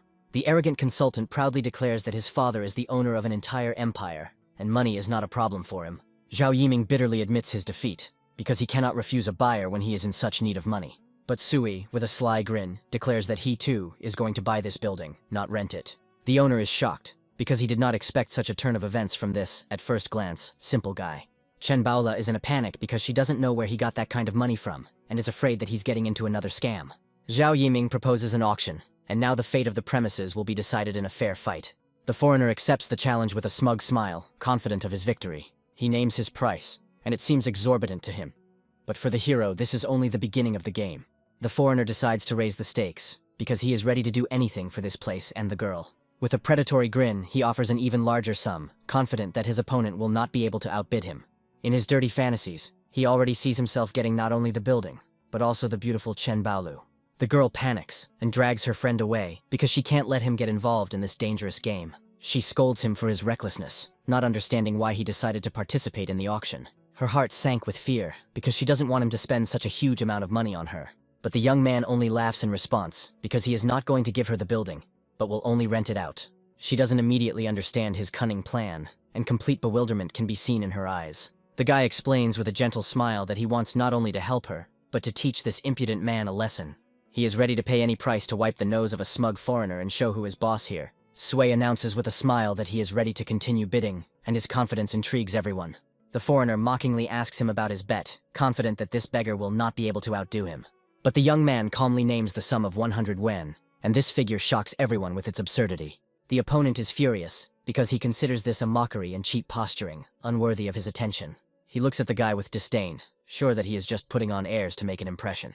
His eyes reflect all the cynicism and arrogance, because he doesn't believe a single word he says. Even the arrogant consultant can't stand it, and asks him not to disgrace his country with such behavior. But the hero only remembers how he found this old money, and now it will become his weapon in this game. He calmly hands over a bill, and its denomination of 100 yuan leaves everyone frozen in bewilderment. Everyone is shocked because they see real, albeit old, money, and now his words have weight. Chen Baola is at a loss, as she can't believe that this old money is actually worth anything. Sui challenges him to continue the bidding, and his confidence unsettles his opponent. The foreigner is in a panic, because he doesn't have that kind of money, and he can't believe that he lost to this beggar. He decides to retreat, because he is not ready to risk everything for this room and the girl. Pretending not to care, he gives up the fight, trying to save face in front of everyone. Everyone is shocked by such a quick defeat, and only the young man remains calm, because he knew the outcome from the very beginning. He looks at his opponent with disdain, because for him, 100 yuan is not money, but dust. The guy says he's willing to pay, and his words sound like a slap in the face to the smug foreigner. He gives money not only for the premises, but also for the treatment of sick children, showing unexpected nobility. Zhao Yiming is shocked, because this amount is enough not only for medicine, but also for a new, comfortable life. Sui hands over the money with a smile, because for him it's only a small part of what he's capable of. Zhao Yiming thanks him with tears in his eyes, because he saved not only his business, but also his family. The system cuts his reward again, and the guy is perplexed, because he did a good deed, and not another adventure. The foreigner looks after them with envy, hoping that he too will receive a share of the gratitude. He tries to take credit for the hero's achievements, but his pathetic attempts only evoke laughter and contempt. Sui looks at him with cold anger, not understanding how one can be so low and pathetic. He puts the impudent man in his place, because he has done nothing to deserve gratitude and respect. The foreigner is furious because even his family cannot afford to spend that kind of money on charity. He runs away in fear, realizing that he has messed with the wrong person, and that it is better for him to stay away from him. Leaving his defeated enemies behind, the young man asks the consultant to draw up the paperwork, as he is now the rightful owner. After finishing his business, Chen Baola eagerly asks about the rent price, dreaming of starting a new life as soon as possible. Sui evades the answer with a sly grin, because he is not yet ready to tell her the whole truth. The girl is in a panic because she needs to save money, and he just jokes about feng shui lessons. She chases after him, not believing his lies, but he only laughs in response, enjoying her confusion. Suddenly he stops, and his face is distorted with horror, because he saw something that should not have happened. Under the pretext of urgent business, the guy runs away, leaving the girl completely bewildered. He sees a ghost from the past, a girl with fiery red hair who should have been dead. The guy rushes after her, unable to believe his eyes and trying to understand what is happening. But she turns out to be incredibly fast, and her movements are full of inhuman grace and strength. Even with his improved stats, he can't catch up with her, and that scares him to the core. Sui pursues the mysterious stranger, demanding that she show her face. But the girl only soars into the air, demonstrating incredible agility and superhuman abilities. He is in shock, because he has never seen anything like this, and it scares him to the depths of his soul. In desperation, the guy bursts into the security room, demanding the CCTV footage. Having got what he wanted, he leaves, leaving behind a stunned guard who does not dare to contradict him. At the same time, the director is informed about the visit of a strange man, and he immediately understands who they are talking about. In a luxury hotel room, Zhao Huashan and his sister look at a photo of a mysterious girl. They already know about her appearance, because their people are watching Suya's every step. Zhao Xiaoman recognizes her as a member of a secret organization she has long been interested in. She assumes that the girl is one of the so-called protectors, and this brings new intrigue to the case. Zhao Huashan studies the dossier, realizing that this mysterious organization is a force to be reckoned with. His sister suspects that Sui is connected to this woman, and this complicates their plans. Zhao Yiming offers to use his connections, but his older brother decides to act more cunningly. He wants to turn other enemies against the hero, so that he himself can remain in the shadows and not attract unnecessary attention. Their showdown must remain secret, otherwise they risk incurring the wrath of powerful defenders. Zhao Huashan understands that if the guy is one of them, then hunting him down will become a matter of honor for many corporations. Meanwhile, Sui enjoys his freedom, confident that his enemies will not recover from the blow anytime soon. He goes on a trip with Tang Ying, and she curiously asks about the purpose of their trip. Their path leads to a picturesque village famous for its tourist routes and beautiful views. But the young man is little interested in the beauty of nature, because he came here for his mother. At the entrance to the village, they are met by a barrier, and this causes Tang Ying a slight confusion. A local woman with an impudent smile demands a fare, seeing them as easy money. Having received the money, she looks after them with disdain, because for her, tourists are just walking wallets. Tang Ying is outraged by such impudence, but Sui is calm, because he did not come here for a showdown. He decides to first sort out his own affairs, and only then teach these arrogant villagers a lesson. But local residents stand in their way again, and the guy realizes that it's not so easy to get rid of them. He decides to go out and talk to them, and a cold flame of rage flashes in his eyes. The woman, with a brazen grin, demands more money, confident of her impunity. The young man reminds her with icy calm that he is not a tourist, but this does not bother her in the least. She continues to demand money, and her impudence finally drives him crazy. Sui looks at the crowd with a grin, because he is not afraid of their empty threats and is ready for any turn of events. The woman points angrily at the traces of blood, trying to intimidate him into submission. One of the villagers swings a club at him, but the hero easily stops the blow. He looks at them with contempt, because the thirst for money has completely blinded them and deprived them of their minds. With one kick, the young man knocks out the insolent man, demonstrating his inhuman strength.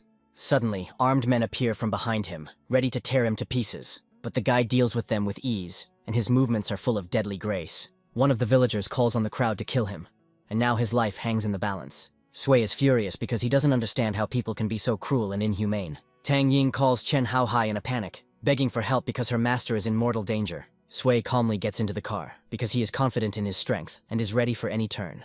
He leaves behind his defeated enemies, because for him they are just pathetic insects, not worth his attention. But an enraged woman blocks his path, ready to die rather than let him leave. Tang Ying offers to take all the blame on himself, but the young man only looks ahead coldly, because he decides his own fate. The car takes off with a roar of the engine, and the woman jumps back in horror. He easily scatters the crowd, and now nothing can stop him on the way to his goal. But the villagers are not going to give up, and now they are ready to do anything to stop this impudent man. They surround the car, demanding money and threatening violence, but the hero only looks at them with contempt. He declares with cold anger that he would rather give his money to charity than to these extortionists. There is an undisguised threat in his voice, and the villagers realize in horror that they have messed with the wrong man. Sui, with a defiant grin, suggests that they attack, since he is not afraid of their pathetic crowd. The enraged villagers rush to the attack, confident in their strength and impunity. But their leader receives a crushing blow, and his cry is drowned out by the roar of the engines. Suddenly, an army of men in black suits appears, and their leader, with icy calm, restores order. He is furious because someone dared to trespass on his territory and offend his master. With one blow, he puts the impudent fellow in his place, making it clear that the jokes are over. Bowing respectfully, he apologizes, as Cheese Company has come to the rescue. The young man was surprised, because he didn't expect that Tang Ying would have time to warn his boss. He gives the order to deal with the extortionists and return all the money stolen from the tourists. Getting into the car, the hero decides to put an end to this lawlessness, because now he is here. Law and order. Sui breathes a sigh of relief because help arrived just in time, and now he is safe. Tang Ying looks at him with admiration, not understanding how he managed to deal with such a crowd alone. They arrive at his mother's house and a tense silence hangs in the air.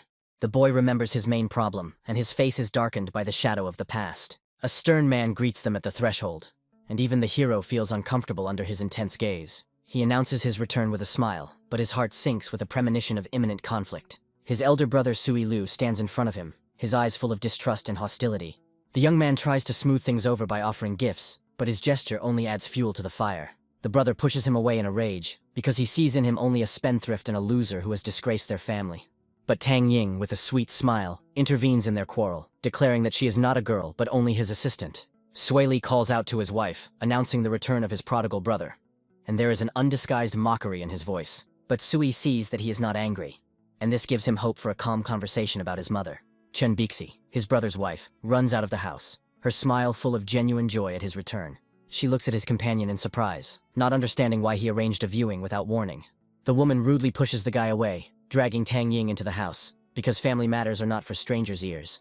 Left alone, his brother looks at him suspiciously, demanding an explanation for his sudden visit. The young man, with pain in his voice, reports that he saw their mother, and this news shocks his brother. He tells the story of a mysterious stranger who was captured on camera, but whose identity was never established. The boy looks at his brother with suspicion, feeling that he is hiding something from him about the fate of their parents. He asks him to wait, and goes into the house, leaving the hero alone with his disturbing thoughts. Sui senses that his brother is not telling him something, and his suspicions only grow stronger. Sui Liz returns with a ring, and in this simple piece of jewelry lies the key to solving the mystery. The boy finds it in his mother's box, and this discovery becomes the first step towards the truth. The brother remembers a mysterious man with a scar on his eyebrow who cremated their parents. The young man talks about the stranger's incredible abilities, and the brother understands that she is not an ordinary person. He confidently declares that he will sort this matter out himself, because now he has strength and power. The older brother looks at him doubtfully, reminding him of his past bankruptcy and failures. But the younger one calms him down, promising to help him with money and improve his life. Sui Li declines his help with a smirk, as he is not used to being indebted to anyone. Sui decides to buy him a car and transfer a large sum of money to prove the seriousness of his intentions. The next morning, Sui gives his brother a luxury car, and this gesture becomes a symbol of their reconciliation. Chen Bixiao gratefully accepts his help, because now she can rely on him in difficult times. Tang Ying notices her anxiety and realizes that there is some family secret hidden behind her smile. Uninvited guests suddenly appear, and their impudent appearance does not bode well. They look at the hero with disdain, because for them, he is just another upstart who has come back for money. Tang Ying tells him that these are his daughter-in-law's intrusive relatives who did not come here with good intentions. After her father's death, they not only did not help her, but also took away all her property, leaving her with nothing.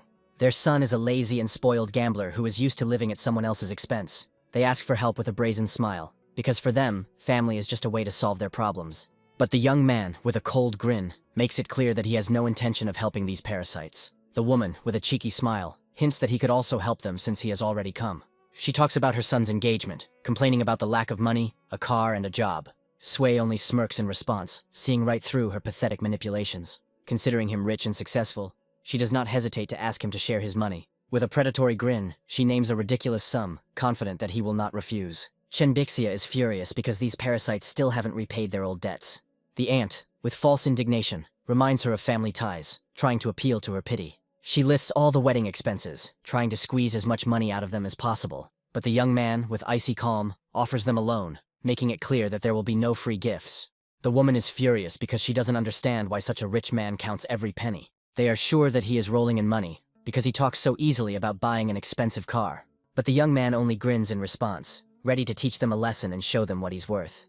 The woman does not relent, offering him cooperation and trying to find a place for her wayward son. She wants him to become CFO, confident that he can handle the job. But the guy mockingly reminds her that her son can't even count to 100. He is furious, because he is confident that he can learn everything, and his ambitions know no bounds. He looks at Tang Ying with lust, hoping that she will help him gain the trust of her master. There is a fire of greed burning in his eyes, because he is sure that all of Suya's wealth should belong to him. But the hero puts him in his place with one movement, reminding him that they are not even related. With icy calm, he states the turnover of his company, making it clear that such an ignoramus has no place in his world. The woman is in despair, because she cannot believe that her son is so worthless in the eyes of this rich man. She furiously demands that he forgive them the debt, because for him it's mere pennies. But the young man refuses with an icy grin, because they do not deserve his mercy and forgiveness. He threatens them that if they dare to show up again, he will personally break all their bones. The woman leaves angrily, promising that he will regret his decision. Once outside, she starts screaming and calling for help, making him look like a cruel monster. She complains to her neighbors about his callousness, accusing him of forgetting who raised him. But the guy interrupts this performance, because if he forgives them for this, he will no longer be able to call himself by his own name. A crowd gathers outside the house, as everyone is interested in watching the scandal and profiting at the expense of their rich neighbor. Suddenly, the head of the Zhao family himself appears, and his visit brings a new, unexpected note to this drama. The head of the Zhao family greets the young man with respect, recognizing his power and influence. But the woman does not calm down, accusing him of greed and ingratitude. She is trying to put pressure on the head, demanding that he protect the interests of his citizens. Chen Bixia is furious because these parasites still haven't repaid their old debts. Sui delivers a crushing blow, putting the impudent woman in her place. He looks at her with contempt, because she is afraid that he will tell everyone the truth. The enraged son rushes at him with a stone, ready to defend his mother to the last. But the guy easily dodges and strikes back, knocking him out. The hero, with icy calm, invites them to continue the conversation, and now they are ready to listen to him. Chen Bixiao is furious and exposes their lies, as they didn't just want money, but a cushy job for their wayward son. The enraged girl screams in despair, blaming her family for all the troubles. The woman, in a rage, attacks the defenseless heroine while the man tries to restrain her. The young man listens with sympathy to the elderly gentleman's story about the village's problems. The old man speaks with bitterness about the poverty and devastation in which his people live. A guy with a kind smile hands over a wad of money, offering selfless help. Mr. Sui accepts the young man's generous donation with surprise and gratitude. The man promises to spend every cent on a good cause, under the admiring gaze of the crowd. The villagers rejoice and thank their savior, and the girl carefully comforts her wounded friend. The defeated villain looks at the heroes with hatred, plotting cruel revenge. The attractive Sister Bixia coquettishly invites Mr. Shu to dinner, promising to meet soon. An angry man bursts in with accusations, reproaching her for ingratitude and a forgotten past. A sudden blow knocks down the door, and uninvited guests burst into the house, disturbing the peace. Chen Gai angrily points at the hero, falsely accusing him of cruelty and greed. The villain notices Bixia's sister next to the young man, and his greed flares up with renewed vigor. Enraged, Brother Hu rushes to the defense with a bat in his hands, ready to tear apart his offenders. The girl recognizes the impudent man, and her indignation knows no bounds, because he dared to appear again. The elder bandit looks at Chen Gai with disdain, reminding him of his own request. A glint of madness flashes in the man's eyes, and he decides to go all the way, without fear of the consequences.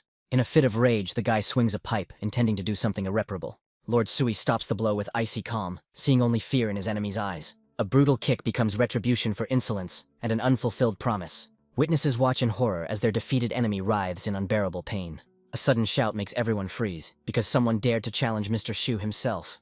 The appearance of Brother Li and his formidable gang leaves no doubt that the situation has become mortally dangerous. The defeated villains tremble in fear as their fate is decided by a few cold phrases. The merciless offer of reprisal sounds like a sentence from which there is no escape. The young man unexpectedly shows mercy, stopping the inevitable bloodbath. Chen Gai desperately begs for mercy, swearing everything and promising to disappear forever. The hero looks at the broken enemy with contempt, delivering his final verdict. The strange order leaves everyone perplexed, as such a punishment seems more like a reward. With a cold smile, Mr. Sui announces a severe punishment, condemning the enemy to slave labor. Chen Gai's face twists into a grimace of horror as he realizes the full horror of his future. The hero puts an end to this matter, emphasizing that only he decides when this torture will end. The villain is dragged away, his pleas for mercy drowned in air, and the guy leaves with a sense of duty accomplished.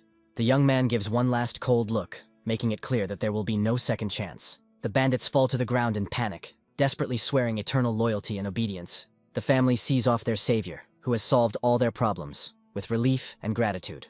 A few days later, the young man is driving in a car, thinking about plans and new opportunities. The girl behind the wheel rejoices at the trust she has earned, making ambitious plans for the future. A sudden sense of recognition hangs in the air, as its driver turns out to be a legendary racer. The young man calms his companion, hiding his own tension behind an outward calm. The girl timidly approaches the police officer, hoping for leniency and permission to see the victim. The young man, with a charming smile, takes control of the situation, radiating confidence. Enraged parents burst in with wild screams, ready to tear the culprits apart on the spot. The law enforcement officer tries to calm the troublemakers, but his words are drowned out by a stream of accusations. The victim's father is furious. His anger knows no bounds or common sense. Greed and a thirst for revenge push the man to make threats, demanding not only money, but also prison. The hero's patience snaps, and a predatory grin appears on his face, foreshadowing trouble. The parents are putting on a real show with hysteria and accusations against the inactive police. The policeman coldly puts an end to this circus, declaring that their own son is actually to blame. The police officer puts an end to the dispute by declaring that reckless driving without a license is a crime. The father, in blind rage, denies the obvious, demanding that the innocent be punished for his son's actions. The heroes watch this theater of the absurd with stony faces, amazed at human stupidity. The mother's hysteria escalates into a fight, because in her eyes grief justifies any madness. The officer's patience runs out and he throws out the troublemakers, reminding them who the real culprit is. Breaking into a scream, the law enforcement officer pours out all the pain and fatigue from people like their son. Justice has been served and the police officer is relieved to let the couple go, closing the case. The officer looks after them with bitterness, thinking about the parents who abandoned their son for the sake of vile revenge. The girl is lost in her thoughts, her confused look revealing how much this incident has affected her. The young man tenderly embraces his companion, promising that from now on everything will be fine and calm. His offer to stay at the hotel takes the girl by surprise, making her heart beat faster. A luxurious honeymoon suite comes as a complete surprise, hinting at an awkward mistake. A misunderstanding at the hotel puts the heroes in a piquant situation that makes their cheeks flush. The embarrassed girl timidly offers him the bed, ready to sacrifice her comfort. He easily takes the sofa, demonstrating his nobility and concern for her peace. Her quiet request for a shower is filled with embarrassment and creates a palpable tension in the room. The guy pretends to be asleep so as not to embarrass her even more, although his heart is pounding. The seductive silhouette in his soul forces him to fight the temptation, which becomes almost unbearable. Coming out of the shower, she looks incredibly vulnerable and desirable, unaware of his torment. Lying in bed, the girl drowns in thoughts of his kindness, and something more is born in her heart. Her quiet whisper breaks the silence of the night, full of unspoken feelings and timid hope. She approaches boldly, offering to warm him up, her gaze an unambiguous invitation. A desperate thought flashes through her head, that this is the only way she can thank her savior. A sudden sound makes him jump up. He looks at her with alarm, not understanding what is happening.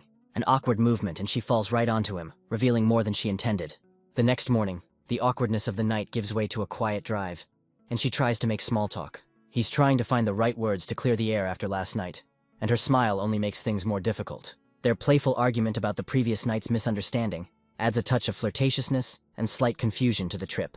He decides to change the subject by suggesting lunch, and she happily agrees, leaving the awkwardness behind.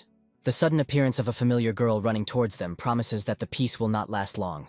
A wave of jealous rage overwhelms the girl as she demands to know why he returned alone. He tries to quell her anger with a simple explanation, but she remains stubbornly distrustful. Meanwhile, Yu Ruan is alone, reflecting on his complex and uncertain relationship with Mr. Shu. She accepts her role as a helper, suppressing the timid hope for something more. A light conversation about unfulfilled dreams and talents creates a warm and trusting atmosphere between them. His eyes light up with impatience, because he sincerely believes in her success and is waiting for the opening. She anxiously lists off the endless to-do list, feeling the weight of responsibility pressing on her shoulders. The guy playfully teases her, trying to dispel her fears and inspire creativity. The sudden appearance of stern inspectors disrupts their idyll, foreshadowing serious trouble. Undeterred by the threat, they boldly step forward, ready to defend their dream together. The inspector looks at them with disdainful distrust, doubting the legitimacy of their rights. The young man retorts with a bold challenge, questioning his authority. His cold eyes show the understanding that this test is just a pretext for something more. The inspector makes a veiled threat, making it clear that their problems are just beginning. Their gazes clash in a silent duel, and the promise of future reprisals hangs in the air. He senses her fear and decides to act, realizing that these people do not come in peace. Stepping aside, he makes a fateful call, setting in motion a mechanism of brutal revenge. Realizing that he can't cope alone, he decides to seek outside help. The inspector delivers his verdict with a sly grin, declaring the failure of a case that has not even begun. His face is distorted by a malicious grin as he falsely accuses them of being completely unsanitary. The girls are desperately trying to prove their case, because in perfect cleanliness, there can be no talk of pests. The corrupt inspector, with a brazen grin, ignores their arguments, because his word is law. Her face twists into a grimace of horror as she realizes the hopelessness of fighting this brazen lie. The hero enters the game with icy calm, his predatory gaze hinting that everyone has their weaknesses. The veiled threat makes the inspector freeze, because he understands that there is more at stake than just a bribe. Trying to save face, he defiantly continues to fill out the report, not believing in the seriousness of the consequences. He triumphantly thrusts the fabricated report in the guy's face, confident of his complete impunity. Mr. Lee's sudden appearance leaves the inspector in shock, as he never expected to see his superiors here. A resounding slap in the face becomes retribution for arbitrariness and abuse of office. The young man gratefully accepts the apology, as his call led to a quick and fair resolution to the problem. Mr. Lee, with icy sarcasm, corners the inspector, demanding an answer for his vile lie. A severe blow to his pride becomes a prelude to the complete collapse of his miserable career. The boss's cold gaze leaves no doubt. His words sound like a death sentence. Broken and humiliated, The inspector realizes that this is the end, but for the hero, it is only the beginning. Behind the guy's angelic smile lies a steely determination, because simply being fired isn't enough for him. He makes accusations of threats and extortion, linking the inspector to the powerful Zhao family. The image of the true enemies emerges, and it becomes clear that the inspector was just a pathetic pawn in their hands. Cornered, he denies everything in panic, but his lying eyes give him away. Justice has triumphed, and the handshake becomes a symbol of a new alliance against a common enemy. The conversation turns to the Zhao family, and it becomes clear that the main battle is yet to come. Behind his professional bodyguard bearing one can discern a dangerous military past. A security guard's calm remark becomes a spark that is ready to ignite the flames of conflict. A brazen blow becomes a test of strength, but is met only with icy calm. With a slight blush from the blow, he holds back his rage, giving a final warning. The bandit's mad laughter fills the air. He revels in his impunity and power. Trying to humiliate a security guard with a lit cigar becomes a fatal mistake, and a point of no return. The hero's sudden appearance disrupts the course of events, his steely grip bringing instant retribution. The young man looks down on his fallen enemy with contempt, teaching him a harsh lesson in good manners. The enraged accomplice rushes to the defense, not realizing what a dangerous force they are facing. The hero's cold smile foreshadows a brutal reprisal, since smoking in public places is indeed harmful. The defeated bandit furiously utters threats, unable to accept the humiliating defeat. The faithful bodyguard is ready to solve the problem alone, but the master calmly stops him. In a fit of rage, the thug rushes into the attack, confident that now no one will leave alive. With one movement, the young man stops the attack, his steel grip depriving the enemy of all hope. Choking with pain and fear, the bandit begs for mercy, his former arrogance having evaporated without a trace. The hero's cold gaze does not bode well. He waits, and this waiting is worse than torture. A friend's cry for help sounds like salvation, lighting a spark of hope in the bandits' hearts. The appearance of the elegant gentleman brings clarity, because it was he who the main character was waiting for. The accomplices rush to their boss with joyful cries, begging for help and reprisals. With the arrival of Uncle Chi, the fate of the villains is sealed. Their hope of salvation turns into complete collapse. Uncle Chi's deep bow shows his boundless respect and devotion to Lord Shu. The young man gives clear orders. His calmness and confidence leave no room for doubt. Even the news of cruel threats does not touch the hero. His cold indifference is more frightening than his rage. Uncle Chi's outburst of anger turns him into a ruthless judge, ready to inflict the most brutal punishment. A new wave of enemies bursts onto the scene, their defiant cries promising only blood and violence. The predatory grin on the man's face suggests that he was looking forward to this meeting.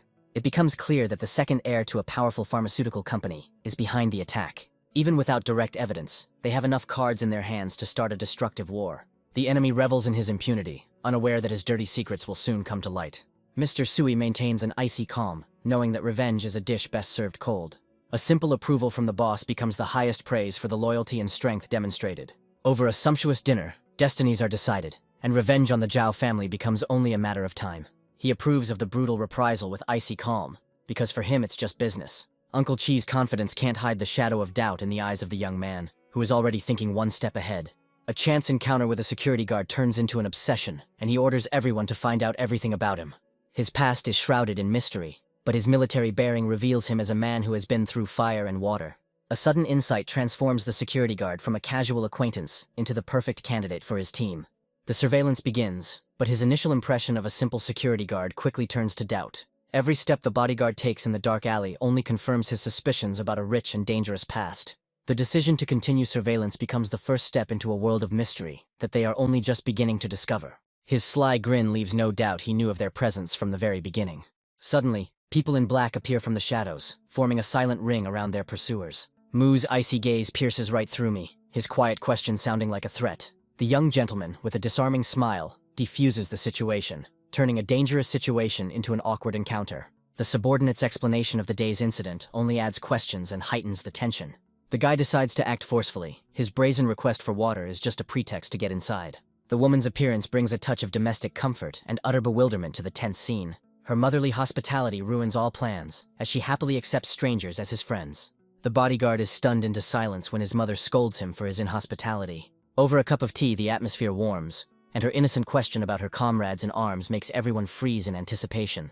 Mu Sheng thanks him for his help in a reserved manner, his politeness merely a way to end the conversation quickly. But the guy with a sly smile ruins his plans, offering to stay and have a friendly chat. The question about her sons lightens the mood, and her happy laughter fills the house with warmth and comfort.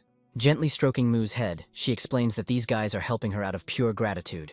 An innocent question about her daughter instantly destroys the idol, because behind it lies a terrible diagnosis. The young man sees an opportunity in this tragedy and offers his help with medicine, pursuing a secret goal. The despair of an enemy whose daughter suffers from the same disease comes to mind, and the puzzle begins to fall into place. The contrast between the family's poverty and the villain's wealth ignites in him a genuine desire to help. He offers his help as a friend, and a timid, distrustful hope flashes in their eyes. But maternal pride proves stronger, and she angrily kicks him out, not wanting friendship for money. Her eyes flash with lightning, because her pride does not allow her to accept help, even for the sake of salvation. His mother's order sounds like a death sentence, and Mu Sheng is torn between filial duty and despair. The young man hits them where it hurts most, forcing them to wonder if their pride is worth their children's future.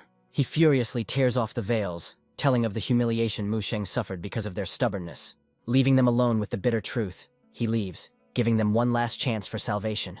Despair pushes Mu Sheng to take a risky step, offering the lives of his brothers in exchange for hope. There is a steely determination in his gaze, because in order to save his sister, he is ready to go against his mother's will. Her wall of pride crumbles and she cries in frustration, feeling like a burden to her children. In this moment of despair, her sons become her support, proving that their love is stronger than any pride. One call to an ambulance becomes the first step towards healing, cutting through the silence of the alley with the sound of hope. While deciding other people's destinies over the phone, he doesn't even notice how a homeless cat is cuddles up to him. He casually declines the meeting, mentioning dinner with Baola, and leaves her alone with her guesses. His playful whispers on the phone cause a storm of indignation mixed with embarrassment in his interlocutor. Suddenly he realizes that he has an entire team of elite retired special forces at his disposal. A slight smile touches his lips, because he understands that these wolves are now in his complete power. In his hands appears a personal intelligence department, the key to unraveling the secrets of the past and destroying enemies. An unexpected system update rains gold upon him, opening up entirely new horizons. The system's new capabilities open up exciting prospects where his team's skills are invaluable. He touches the virtual screen, realizing that the price of salvation is measured in hundreds of points. The insidious system constantly nullifies his efforts, turning the accumulation of points into real torture. Mu Sheng walks down the alley at night, his gratitude mixed with heavy suspicion. The direct question hangs in the air, because he does not believe in selfless help and is expecting a catch. The hero takes him at his word, and their meeting in a dark alley becomes a test of honesty and intentions. He leaves, leaving behind only the promise of a good life and a vague job offer.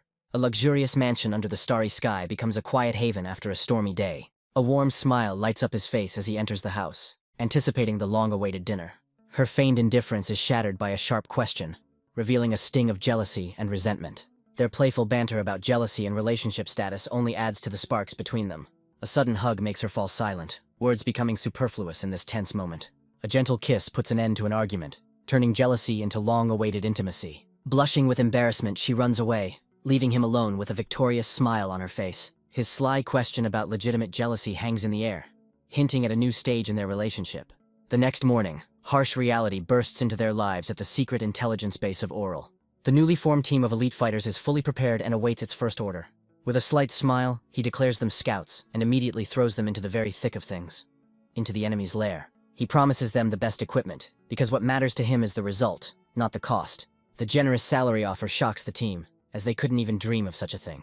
With a magician's gesture, he holds out a huge sum of money, offering Mu Sheng not only a job, but also a home. The sudden appearance of Qi Yunfei interrupts their conversation, his face revealing serious trouble. Beaten beyond recognition, he appears before the boss, and in his eyes there is a silent plea for help. His caustic sarcasm hits the mark, as his subordinate's pitiful appearance speaks for itself. Behind his calm curiosity lies a cold calculation. He draws out information like poison. Memories of the brutal battle make him blush with shame and impotent rage. In the world of martial arts, there are masters whose power goes beyond human comprehension. Their true power remains a mystery, but just looking at them instills a primal terror.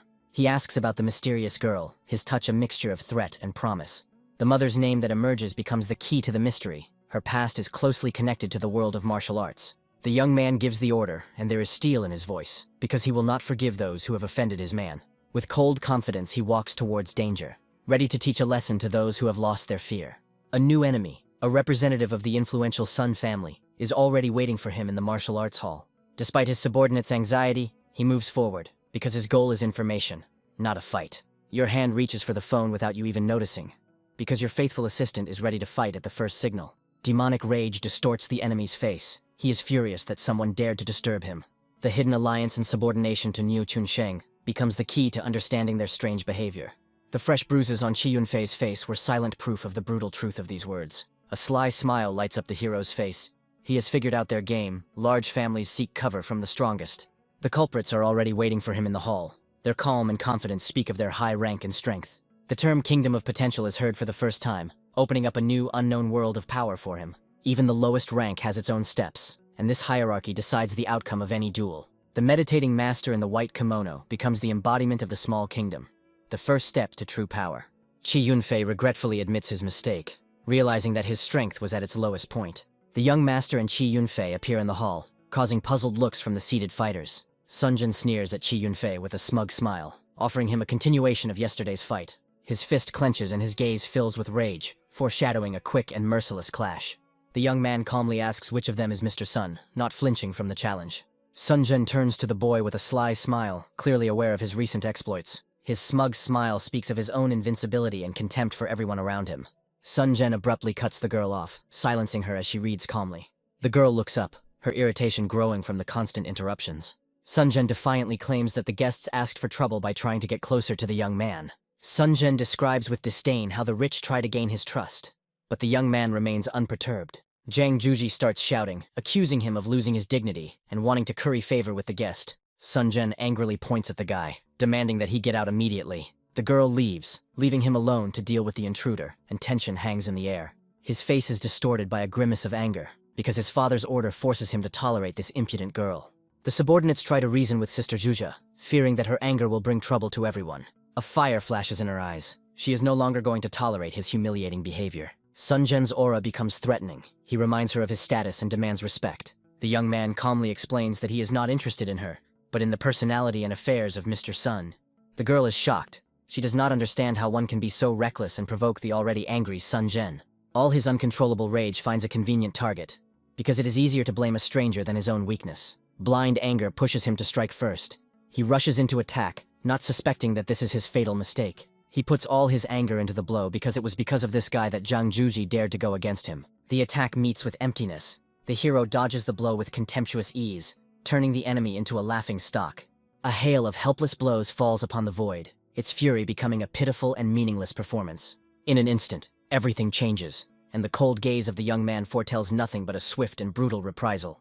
One crushing kick ends his flight, replacing the screams of rage with wheezes of pain and humiliation. Standing over his fallen enemy, he repeats his question with icy calm, his patience running out. The girl freezes in horror, unable to believe what is happening, because he was not looking for a fight, but just a conversation. Chi Yunfei was stunned. He finally understood the boss's true intention. The Lin family was the target from the very beginning. His words sound like a death sentence, because now he sees no point in negotiations and is ready for action. The bloody splashes on the floor become a silent testimony to his power and cruelty, destroying all hopes for peace. Standing over his beaten enemy, he wipes his hands with cold contempt, his anger not yet subsiding. He leaves, leaving behind only a fallen body and an ominous warning about the fate of the entire Sun family. Zhang Juji can hardly catch her breath, her gaze full of hatred and fear of this ruthless man. She warns of revenge from the Sun family, as their new guard is a potential ranked fighter. There is desperation in her voice as she offers him a deal. Protection for her family in exchange for representation. He rejects her offer with a smirk, because he has no intention of becoming a pawn in someone else's game. With determination in her eyes, she declares that she wants nothing to do with the Sun family, even at the cost of war. He finally understands her motives. She is fiercely protecting her family from an unwanted union. She stands with her head down, her rejected offer leaving a bitter taste of defeat and powerlessness. He changes the subject, returning to the conference, his calm a contrast to her inner turmoil. She is surprised to recognize his strength as he was able to withstand Sun Jian himself, a potential rank fighter. Her warning about the power of other families sounds like an attempt to save face after being rejected. A fire lights up in his eyes, because the conference is not only a battle of clans, but also the key to his mother's secret. Suddenly he changes his mind and agrees to speak on behalf of her family, offering a helping hand. She looks at the business card in her hand, her gaze full of hope, because he gave his word, and now it's too late to back out. In the car, Chi Yunfei talks admiringly about the boss's secrets, unaware that this is only the tip of the iceberg. The young man modestly denies his talents, his thoughts occupied with the upcoming battle and unraveling the past. He steps out of the car, ready for the next stage of his game, leaving his faithful assistant to wait for the signal. A friend's joyful cry cuts through the hum of the restaurant, welcoming the long-awaited guest. Jiang Yu's mother greets the young man with a warm smile, wanting to thank him for his kindness. There is an atmosphere of mild envy and friendly curiosity about the hero's success at the table. The embarrassed boy plays along with his mother, creating an awkward but sweet family scene. The young gentleman is already making plans for the future, deciding to help his faithful comrade find a worthy place in life. A son's tender gesture of care touches a mother's heart, filling the dinner with warmth and love. An ill-mannered child at the next table drinks greedily, which bodes ill. The boy's disgusting prank disrupts the idyll, defiling everything around with sticky splashes. Zhang Yu jumps up, his anger flaring like a righteous fire in defense of his insulted mother. Instead of an apology, a wave of aggression descends upon them, and a quiet dinner turns into a battlefield. His icy voice demands an apology, but in response he receives only a wave of contempt and threats. The impudent man rushes into the attack, unaware that his brute force will collide with his steely will. With one precise movement, the young man stops the blow, his grip leaving the enemy no chance. A crushing throw onto the table interrupts the fight. Cries of pain replace the former arrogance and self-confidence. With a predatory grin, he looks at the defeated enemy, seeing only a cowardly soul behind the mountain of muscles. A thirst for blood flashes in his eyes, and only the presence of his aunt saves the impudent man from broken bones. The appearance of the manager with an elegant companion interrupts the impending reprisal. With cold fury, the hero explains the reason for the conflict, because such behavior should not go unpunished. The mother furiously denies the obvious, her screams merely a pathetic attempt to protect her ill-mannered offspring. He sends his friends away with his aunt. His look does not bode well, because now he can act without witnesses. She furiously demands compensation, using her son's crocodile tears as a weapon. With a cold grin, he makes one call, because hitting women is not allowed, but there are other ways to punish them. On the street, Zhang Yu tries to console his mother, his heart torn by guilt and helplessness. Their indignation knows no bounds, because the victims dared to leave without waiting for their righteous anger.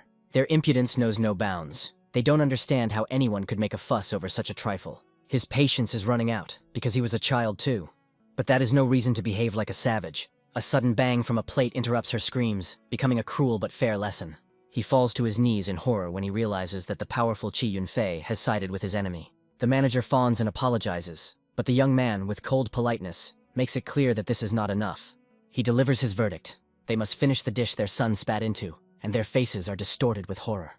Aunt Lin is still in shock, but the young man easily calms her down, hiding the cruel truth. He talks with a carefree smile about the kind uncles who helped solve all the problems. She finally calms down, but Zhang Yu is already preparing a new surprise for his friend. Luxury cars outside Tianyu's office become a symbol of a new, more serious threat. The enemy announces plans to take over his business, and the tension of an impending war hangs in the air. Qi Yunfei is alarmed by the insidious methods of their competitors who are trying to strangle them from all sides. Zhizhao is desperate. He feels like a pawn in a bigger game, and fear paralyzes his will.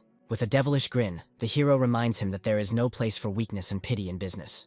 By calming his partner down, he shows that he is ready to take full responsibility. Once in the boss's chair, he transforms from a carefree youth into a cold and calculating strategist. The news of imminent negotiations with the main competitor hangs in the air, filling it with tense anticipation.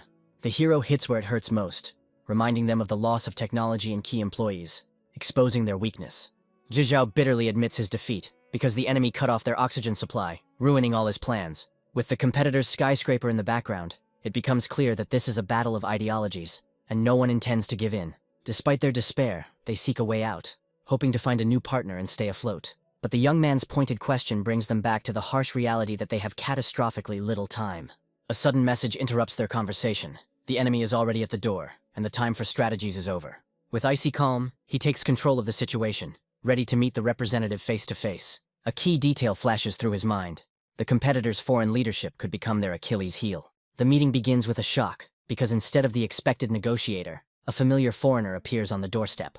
Mr. Jack Leary, with a smug smile, exudes confidence as he prepares to deliver a crushing blow. The negotiations begin, and Qi Yunfei takes the floor, introducing his boss and his team. Her sweet smile hides a poisonous sting, for the offer of a chance is merely a humiliating sop. There is a note of distrust in his voice. He understands that behind this generous offer lies a cunning trap. She lays out their terms with feline grace, confident that the cornered beast will accept any deal. Her words hit hard, because the only benefit for them is to avoid complete and humiliating bankruptcy. A cold contempt flashes in her eyes, making it clear that their interests have no place in this deal. He looks into their eyes with a devilish grin, letting them know that they have greatly underestimated their opponent. Despite his assistant's confusion, Mr. Jack Leary remains calm, suspecting that this is just a bluff. He makes his move by brazenly rejecting their offer and declaring that their company is not for sale. She points at him furiously, her words full of contempt for his insignificance compared to her boss. Her scream turns into a squeal, because she cannot believe that this upstart dares to contradict them. His icy voice silences her, and his gaze promises a swift and brutal reprisal. A demonic aura envelops him, His eyes become bloodshot, and the smell of death hangs in the air. Primal terror paralyzes her. She falls to the floor, unable to withstand his deadly gaze. With icy sarcasm, he states her defeat, because she chose death over a humiliating deal. They leave, throwing behind them an ominous promise that sounds like a death sentence. Mr. Jack Leary is looking forward to the moment when he can trample their pathetic company. After they leave, the harsh reality hits them.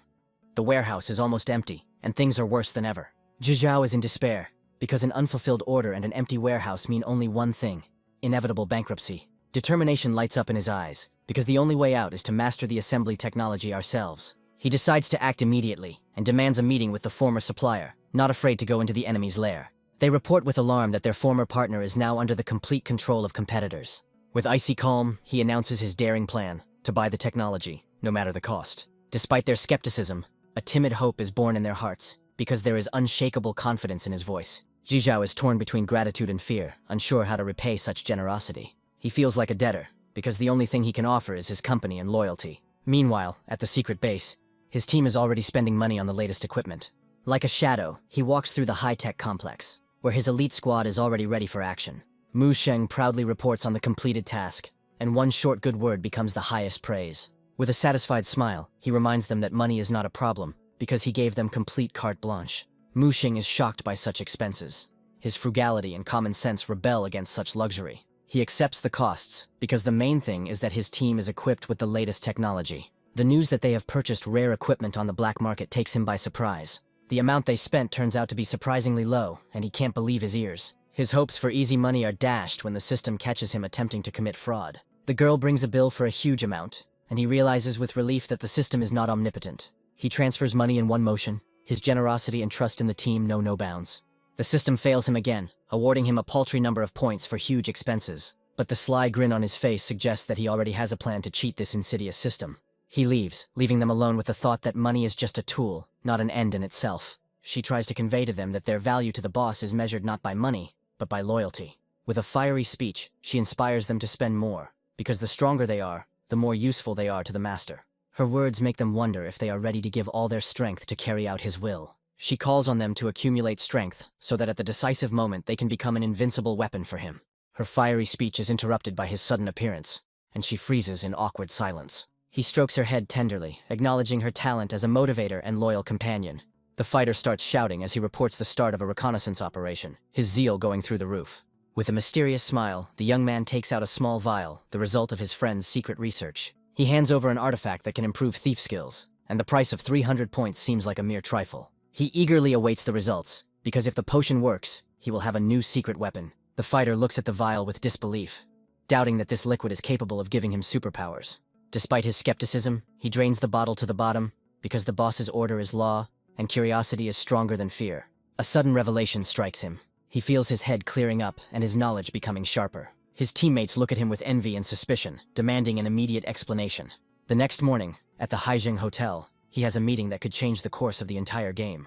Shaking hands with Mr. Chen becomes the first step towards a new alliance based on mutual respect. With a disarming smile, he suggests getting down to business over dinner, hiding his true intentions. Zhizhao and Qi Yunfei are shocked. They can't believe that this polite young man and the ruthless negotiator from yesterday are the same person. He takes the bull by the horns right away. His straightforward offer to buy the technology catches everyone off guard. He desperately tries to convince the hero that their common goal is the prosperity of the Tianyu company. With icy calm, the young man rejects his offer, hinting that the outcome of the battle has already been decided. He confidently states that he has enough time and money to find a new partner and win. He cannot be bought with empty promises, because he plays big and does not waste time on small things. The figure of 4,000 yuan shocked Mr. Chen, who was overcome with indignation and greed. His partner furiously threatens him, advising him to accept the humiliating offer before it is too late. With a devilish grin, he names a ridiculous price, enough to prove his sincerity and humiliate the enemy. Mr. Chen is confused. He can't believe that the hero is willing to betray their partnership so easily. He looks down at him mockingly, reminding him of lost profits and missed opportunities. There is desperation and greed in his eyes, because he was ready to sell himself, but his price turned out to be too high. They leave as victors, leaving behind only the echo of their triumph and a defeated enemy. From a skyscraper's perspective, their departure seems insignificant. But in the business world, it's an earthquake. He throws his hands up in glee, because the money saved means new opportunities for growth. With a sly smile, he gives a new task, because his team has already collected information about other manufacturers. He leaves full of confidence because launching a new conveyor is only a matter of time and money. His faithful assistant is already waiting for him in the car, her silent question full of concern and devotion. He heads towards Biole, his desire to help mixed with a slight concern for her fate. His appearance makes her uneasy, and their awkward flirtation fills the air with romantic tension. With a slight grin, he ruins her diet plans, promising a variety of tastes and pleasures. Meanwhile, Paula enthusiastically teaches the lesson, unaware that her main student is already at the door. His words shroud their arrival in mystery, because even he does not fully understand what awaits them. Two charming bloggers are broadcasting live, their smiles and greetings concealing the true purpose of their visit. The appearance of popular food bloggers makes it clear that their visit was not a coincidence, but a pre-planned event. With a professional smile, she announces the opening of a new restaurant, unaware that her report will be interrupted. Her words underscore the importance of these internet stars, as their verdict can either make or break an establishment's reputation. Among the crowd of onlookers, a pregnant woman and her daughter gaze admiringly at the stars, unaware of the impending danger. A sudden dog bite shatters the idyll. A child's cry of pain pierces the air, and everything freezes in horror. The white dog turns into a predator, his circles around the frightened mother and child narrowing the ring of fear. Trying to protect her daughter, the pregnant woman desperately searches for the owner, her voice trembling with fear for both. The girl's heartbreaking scream becomes the culmination of horror. Her childish psyche cannot withstand the shock she has experienced. Her maternal instinct pushes her to take a desperate step. She tries to pull the dog away from her crying daughter. The owner angrily throws away the pregnant woman, her only concern being the fate of the baby. With an angelic smile, she calms her dog, ignoring the pain and fear of the victims. The daughter's tears and the mother's righteous anger are shattered against a wall of indifference and selfishness. She puts all the blame on the child. Her impudence and cruelty know no bounds. Her blogger friend enters the conflict, confident in her impunity and fame. The sudden appearance of the young man disrupts their plans. His calm foreshadows a storm. He sees this conflict not as a tragedy, but as a sensation, ideal material for a scandalous report. The dog takes off again, but this time its target is not a defenseless child. With one movement he catches the dog. His cold gaze does not bode well for the presumptuous bloggers. He calmly demands an apology and compensation, his words sounding like a final warning. His icy gaze leaves no doubt he is not joking, and refusal will have serious consequences. She offers money with disdain. Her pride does not allow her to admit her guilt and apologize. He squeezes her money in his fist, making it clear that she has made a fatal mistake. A carelessly thrown-out phrase about a sick dog becomes the last straw that breaks the camel's back. He sends his assistant with the victims. His voice does not bode well for the presumptuous bloggers. Her indignation knows no bounds. She does not understand why he is still here, because the money was paid. Seeing Baolu next to him, she finally realizes who she's dealing with. But it's too late. With fury in her eyes, she blames him for the dog's death, not realizing the full seriousness of her situation. They drive away, throwing threats of a devastating recall behind their backs. But their words are drowned out by the roar of the engine. His quiet question cuts through the tense silence. He waits for an explanation, already knowing the answer.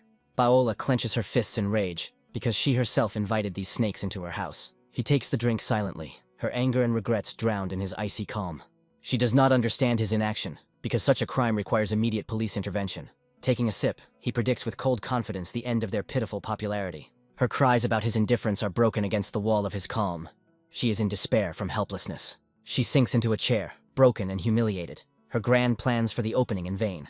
As if teasingly, he suggests that she shouldn't stoop to leaflets, because she has an ace up her sleeve. Suddenly, the image of Tang Ying, the fashion queen and her last hope for salvation, flashes through her mind. The voice in her head reminds her of a former boss whose influence could be the key to success. Her head is spinning with the realization that she was set up, because the bloggers turned out to be pawns in a corporate war. The true enemy, the powerful Chen Chusheng, enters the scene, but his appearance only inflames the passion for the fight. Baola is in despair. The burden of responsibility is pressing on her, and she is frantically looking for a way out of this catastrophe. He watches her panic calmly, his cold calculation and lack of experience creating an explosive mixture.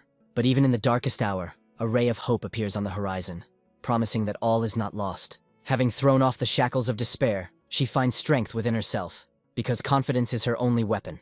In a playful impulse, she challenges him, trying to break through the wall of his imperturbable calm. A few days later, the restaurant is full of happy guests, their laughter the sweet sound of victory over enemies. Rave reviews of the food prove that true quality doesn't need false advertising.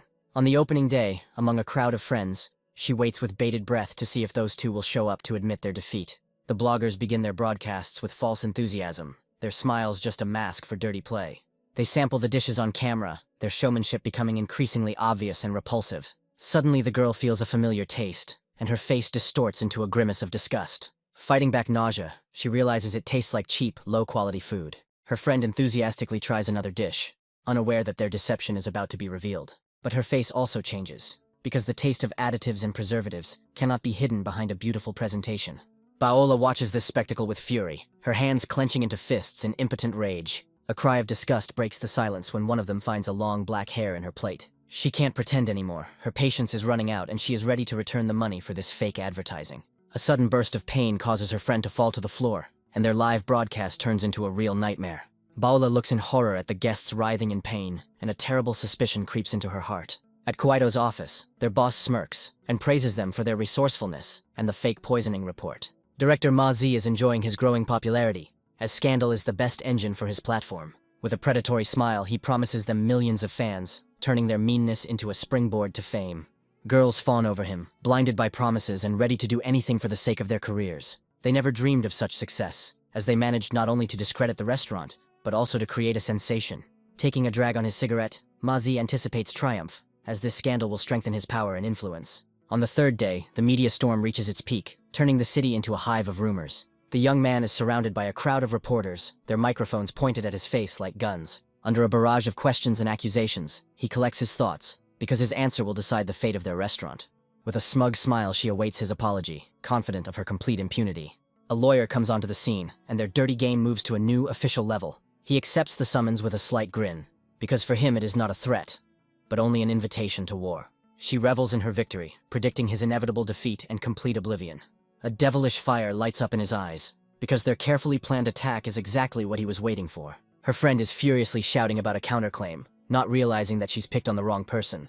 They laugh in his face, confident that he won't have enough money even to bury his reputation. She laughs with delight, enjoying her game and anticipating the downfall of innocent people. With a sly smile, she reveals her main trump card. Her father, the head of the department, can easily forge any certificate. Their boss promises full support, because for him this is not just a scandal, but an opportunity to strengthen his power. Ma Zi is eagerly awaiting the start of the war, as scandal is the best way to attract new fans. Sitting in the darkness, the young man analyzes the situation, and the puzzle begins to come together, revealing the enemy's insidious plan. The news of the hype surrounding the video only confirms his suspicions. He is ready for the next step. He gives free rein to his feelings, but on one condition: exclusive broadcast rights, because it's his game. His goal is not just a scandal, but long-term growth and market dominance. Even in the face of a lawsuit, he remains calm, because fear is not his element. With a devilish grin, he hints that everything has a price, and he is ready to pay it. He throws down the gauntlet, ready to publish incriminating evidence, and a mountain of documents becomes his weapon. Panic reigns at Kuaido headquarters, as they have lost millions of users in one day. Ma Zi is furious, his empire is crumbling before his eyes, and the PR department is silent. Under pressure from the board of directors, he desperately tries to find a way out, but time is against him. A female lawyer appears at the door, her cold gaze ominous. She throws a stack of documents on the table, accusing his platform of malicious slander. The news of Ms. Cheng's lawsuit shocks him, as he was confident of his complete impunity. He tries to shift the blame onto the bloggers, but the lawyer leaves, leaving him alone with his problems. His last hope for a peaceful settlement is shattered by her cold words. Paola is thirsty for revenge. He remains alone in his office, crushed and humiliated, his empire crumbling before his eyes. Meanwhile, the bloggers are in a panic, because the video of their confession has gone viral, and now they will have to answer for everything. Mutual accusations escalate into a fight, and their friendship and careers collapse under the weight of their own lies. Their pathetic brawl is just the agony before the inevitable collapse that they have brought upon themselves. The lawyer hands them the summons with cold professionalism, their faces distorted with horror and disbelief.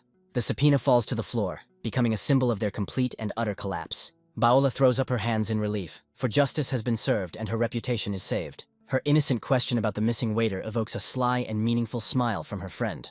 Meanwhile, at the secret base, he watches Shaw's every move, his gaze full of tension. This is Chao Yan's first major assignment, and he feels the weight of responsibility for his man. Mu Sheng anxiously reports that the operation may take longer than planned. He hides his anxiety behind a mask of indifference, because the main thing is not to give himself away and to ensure safety. A plan B flashes through his head, because if Chao Yan fails, it will be almost impossible to save him. He again complains about the system, which promises reliability, but constantly underestimates his score. The news of Chao Yan's return spreads throughout the base, causing joyful excitement. He proudly hands over the laptop, which contains the key to their future victory. He looks at the screen with a slight smile, because now he has all the trump cards in his hands to solve the Zizhao problem. The information collected about competitors' technologies becomes their main weapon in the upcoming battle. A plan had already formed in his head, to come to an agreement with technical specialists and deliver a crushing blow. Zhizhao is desperate. He doesn't believe that he can find the right people in such a short time. He proudly declares that he is the most reliable specialist, ready to train everyone. The young man hands him a mysterious potion with a smile, offering a simple and quick solution to the problem. With a mysterious look, he promises that this biotech drug will reveal hidden talents in him. Without a second's hesitation, Zhizhao drains the bottle, because trust in the boss is stronger than any doubt. The potion unlocks his hidden potential, turning his brain into a supercomputer ready for achievements. He gives clear orders, his voice full of confidence, because now they have everything they need to create new technology. Zhizhao, his eyes blazing, swears allegiance, his body and mind filled with a new, unknown power. Returning home, he notices with alarm that Baola is still not there, and his heart sinks with a bad feeling. The picture that appears before him shocks him. Baola is lying on the floor, her eyes full of horror. A heartbreaking cry for help turns to comical panic when he realizes she is simply starving to death. Happy and well-fed, she talks with a smile about how things are going. Her energy is in full swing. The scandal involving the bloggers turned into an incredible success, and now their restaurant is the most popular place in the city. She proudly lists the new celebrity guests who are lining up to visit their establishment. He looks at her tenderly, and a new plan is already maturing in his head. The expansion of their small empire. He smiles and shifts all responsibility onto her, leaving only the finances for himself. Their playful bickering in the kitchen fills the house with warmth and coziness, blurring the lines between boss and subordinate. Even while washing dishes, he never stops thinking about business, his mind constantly searching for new opportunities. She suggests finding a new chef, because with their growing popularity they need fresh ideas and talent. A few days later, their car company celebrates its first major success. Zhizhao is delighted to report growing orders. Their new engine has caused quite a stir. Tears of joy flow down his cheeks, because he could never have dreamed that their small company would be able to create such technologies. But the young man knows that this is only the beginning, and after defeating one enemy, new, more serious battles await them. A sudden visit from representatives of the Mengyan company interrupts their triumph, heralding new negotiations. The news of a meeting with one of the richest men in the region puts him on edge, as there is too much at stake. The image of the previous handshake comes to his mind, and he prepares for a new, more difficult game. The owner of the Mengyan factory appears at the door, his confident appearance indicating the seriousness of his intentions. He recalls an old sentence, his words a veiled threat and a test of strength.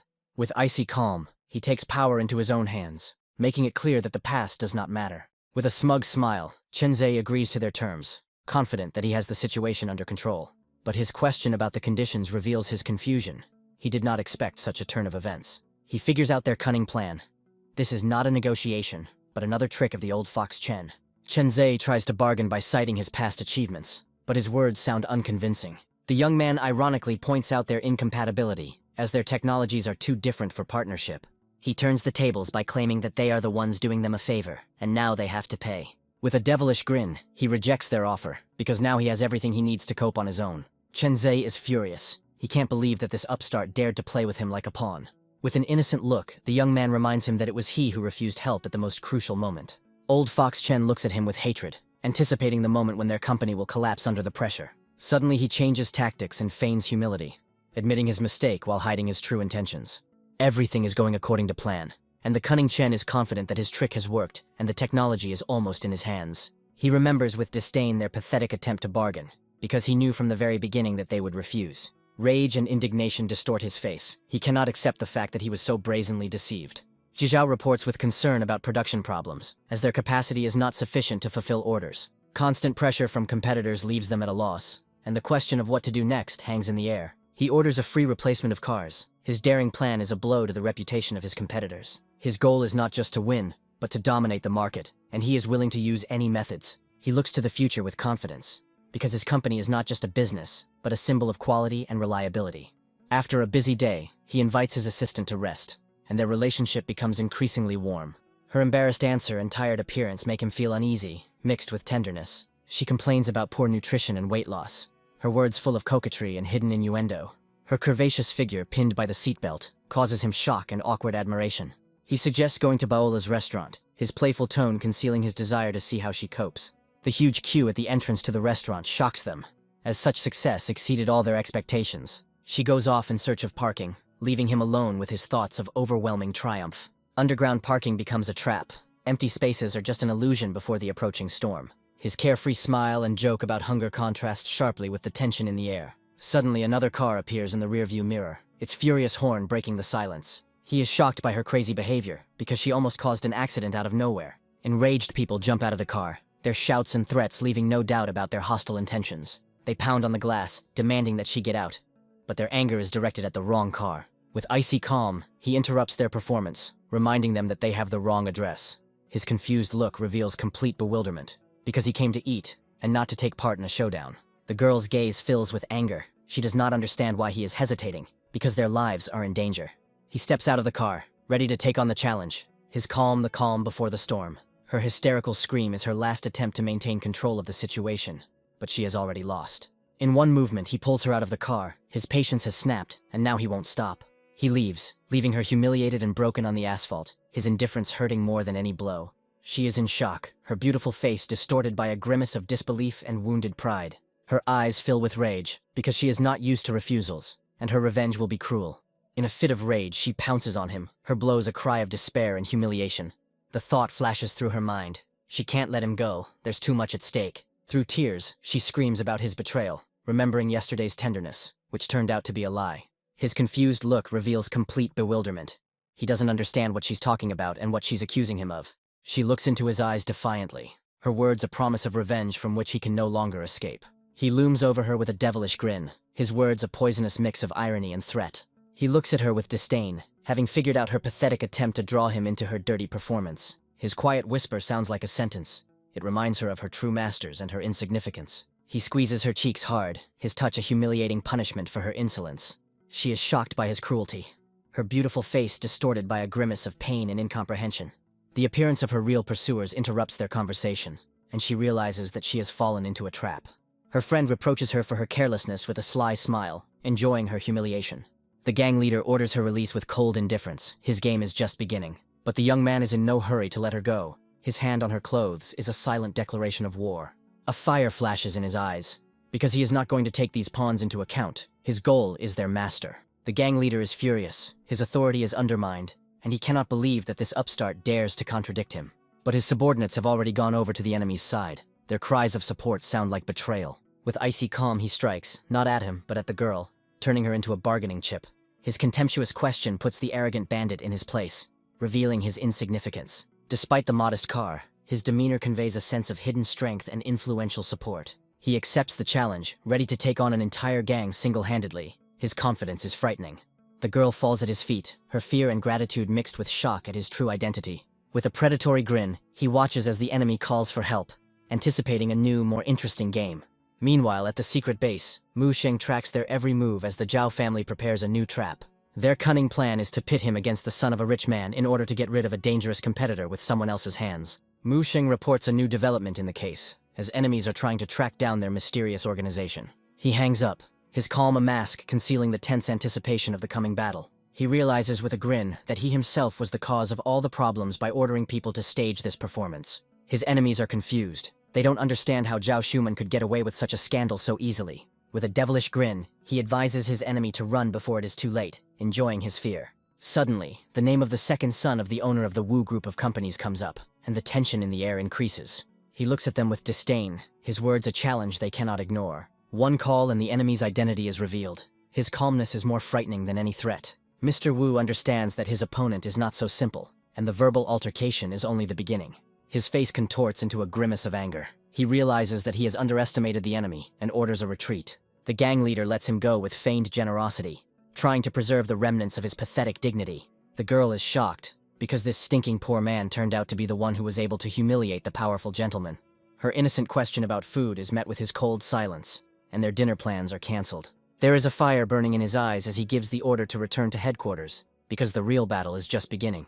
At Flying Eagle Base, he demands a debrief, his gaze glued to the screens full of classified information. Mu Sheng anxiously suggests listening to the recording, as it contains the key to solving a new conspiracy. It becomes clear that the Zhao family is somehow connected to the mysterious organization Protective Blade. Mu Sheng passes on all the information he has collected to him, and their investigation reaches a new, more dangerous level. Even on the darknet, there is no word about Zhao Shuman. Her past is a blank spot that they have yet to fill. He immerses himself in reading the dossier, and the history of a mysterious organization dating back to the Ming Dynasty is revealed to him. Ancient chronicles speak of a sect whose adherents possess superhuman abilities. The image of the red-haired girl comes to mind. Her incredible jump the key to solving the mystery. His investigation leads him to the Zhao family hotel, where he finds a recording that changes everything. Zhao Xuman, after seeing the recording, realized that he was from that very organization, and now she is eager to learn their secrets. The protective blade is an ancient order that protected the state. Their power was beyond comprehension. But over time, their power became a threat, and they became a thorn in the side of the authorities. There is determination in his eyes. He must stop them and reveal the secret connected to his mother. He shows Mu Sheng an ancient coin, an artifact found in the documents about the protective blade. Mu Sheng clenches his fist, his eyes burning with fire. He vows to do everything to help him in this investigation. The Zhao family is trying to get to the organization, and their actions could lead to disaster if they sell this information. He is calm, because until they have evidence, the Zhao family will lose the meaning of its existence. His devilish grin shows that he is ready to play, and he is eagerly awaiting Zhao Xuman's move. A sudden call interrupts their meeting, and the hysterical screaming on the other end of the line does not bode well. Her panic amuses them, but the seriousness of the situation forces him to interrupt the jokes and demand an explanation. She begs for help, her cries for salvation mixed with incoherent stories about birthday presents. Images of his sweet sister Lin flash through his mind, and he can't believe she's capable of such cruelty. A happy smile lights up her face as she asks for time off to deal with family issues. He happily agrees, because a walk in the fresh air is the perfect way to find out what surprises his friend has in store for them. Tears of joy and relief flow down the boy's cheeks when he finally finds the one he has been looking for so long. She tries to find out what happened, but he falls on his face, his fear of his parents' wrath stronger than any words.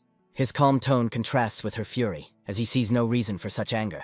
Her face contorts into a grimace of rage. She demands an immediate report. Her patience is running out. With a trembling voice, the boy tells of his tragedy, the loss of his precious gaming account. He ran away from home to find justice, but instead of help, he only got new problems. His childish heart is broken, because the seller's deception destroyed his faith in people and justice. She looks at him with affection, her anger giving way to tenderness for this little gambler. His accusation of envy makes her burst into laughter, mixed with rage and bewilderment. Spanking him on the butt becomes her response to his insolence, because good grades are not a reason for permissiveness. She leaves, leaving behind only the echo of her screams and bewilderment at his strange behavior. With a slight grin, he asks for the recordings of the translations. His interest in this boy is clearly not accidental. His voice on the phone sounds cold and demanding. He gives the scammer one chance to fix everything. The brazen laughter and refusal to return the account become the last straw that breaks his patience. With a devilish grin, he promises to pay for not only the tuition, but also all the future problems of this arrogant youth. At school, he finds the same Zhou Ming, whose smug smile speaks volumes. A friend notices his strange behavior, but Zhou Ming just brushes it off, unaware of the impending storm. He proudly boasts about his earnings, not realizing that his petty fraud has attracted the attention of serious people. With a sly grin, he tells how he cleverly tricked the buyer, reveling in his impunity. Even rumors of criminal liability do not frighten him, because he is a minor and is confident in his invulnerability. He decides to teach a lesson to the impudent man who dared to threaten him, not knowing who he was dealing with. The sudden appearance of the class teacher interrupts their conversation, and her stern look does not bode well. Her concern seems unnecessary, because he is ready to personally solve the problems of his people. With a predatory smile, he reminds her of her status, his words a mixture of care and possessiveness. The guard tries to block his way, but his sternness is only a fragile barrier before his power. One ID card, and the strict security guard turns into a submissive servant, ready to carry out any order. Money and power open any door, and even teachers are ready to fawn over him. The leader falls on his face. His fear and servility are the best proof of his omnipotence. Called to the carpet, Zhou Ming sits tensely, unable to understand how his petty fraud led to such consequences. He realizes with horror that the buyer of his account is not an ordinary schoolboy, but an influential and dangerous person. Even the headmaster of the school treats him like a master, which leaves Zhou Ming even more shocked. She asks anxiously about his misdeed, but the young man's answer only adds to the mystery and tension. He tells of a childhood tragedy, his voice calm, but behind this calm lies a storm. His eyes darkened with anger, because he wanted to resolve everything peacefully. But Zhou Ming's insolence crossed all boundaries. The brazen words that being deceived is normal become the last straw. Her righteous anger falls upon Zhou Ming. She is ready to grind him into dust for such meanness. But he stops her, because the police are too simple and boring a solution for such a case. With a devilish grin, he puts forward 3 conditions that will become a real nightmare for Zhou Ming. Account recovery, bitter truth for parents, and public humiliation. His revenge will be sophisticated and cruel. Zhou Ming falls to his knees in horror, his former arrogance evaporating under the weight of his inevitable punishment. She tries to soften his anger by reminding him that he is just a student, but her words are drowned out by his cold fury. Her concern for his psychological trauma seems mocking compared to what he plans to do to him. His words sound like a sentence because his goal is not just to punish, but to leave a scar for life. He looms over him, his voice full of contempt, because without his intervention, this puppy would have continued to revel in his impunity. An icy rage flashes in his eyes, and his threat sounds like a promise of cruel and painful reprisal. Zhou Ming's heartbreaking cry is a cry of horror and remorse. He is ready to do anything just to escape his wrath. Her timid question about cruelty seems out of place given that this boy almost ruined someone else's life. He shifts responsibility to the school administration. His job is only to find the scoundrel, not to educate him. The boy looks at him with admiration. His cruelty seems to him to be an expression of incredible coolness. Her embarrassment and anger mix into a funny cocktail as she tries to scold her son for his naivety. Justice has triumphed, and now we can finally eat, because hunger is no aunt. Their path leads to the food market, where, amid the hustle and bustle, they can enjoy a well-deserved rest. In a dark corner of the street, she hugs her child, her eyes full of despair and hopelessness. He hands her the money, his gesture not alms but a silent offer of help. His generosity is boundless. He is ready to feed not only them, but the entire restaurant, just to see their smiles. But she proudly rejects his money. Her request for work is a cry from the soul, thirsting for dignity. He looks at her with irony, not understanding why she refuses easy money and seeks difficulties. With despair in her voice, she explains that simply washing dishes will not save her and her child from starvation. With cold indifference, he refuses to help her, but his gesture towards his assistant suggests otherwise. His subordinate leads them away, and he is surprised to find that she doesn't even try to beg him. He looks after her with disdain, not understanding how she can be so proud and stupid at the same time. Meanwhile, an old acquaintance of his is sitting at the next table, enthusiastically praising the food, unaware of the drama. He unceremoniously takes the next table, his insolence just a prelude to the coming conflict. A loud cry breaks the silence. His behavior is a challenge to all norms of decency. The sudden jolt makes her cry out in pain and surprise, and tension hangs in the air. She turns around in anger, not understanding how he could be so impudent and unceremonious. He compliments her with a greasy grin, his lustful gaze leaving no doubt about his intentions. His disgusting threats and vulgar gesture make her feel sick and righteously angry. A fire flashes in her eyes. She is ready to tear this pervert to pieces for his vile words. He looks at her with cold indifference. His question sounds like a slap in the face. With despair in her voice, she talks about her sick son. Her pride is broken, and she is ready to do anything. He asks her to prove her worth first. His cold calculation is a test of her will and determination. His greasy grin and vulgar hint become the last straw that breaks the camel's back. The bottle crashes down on his head, its fury an explosion that sweeps away everything in its path. Cries for help are drowned out by the roar of the restaurant. No one rushes to intervene in this brutal and bloody fight. In his eyes, she sees not just despair, but a wild, unbridled strength, perfect for the leader of his new squad. A sudden system update opens up new horizons. He can now create not only fighters, but also healers. With a devilish grin, he realizes that this girl is not just a find, but the key to his future victories. Her hand with the knife freezes in the air. She is ready to kill to protect her child and her honor. He stops her with one movement, his calm a cold shower for her blazing rage. Her name, spoken hesitantly, betrays her fear and confusion. She doesn't know what to expect from this man. He offers her his help. His words are not mercy, but a profitable deal that she cannot refuse. The girl's desperate gratitude was more eloquent than any words.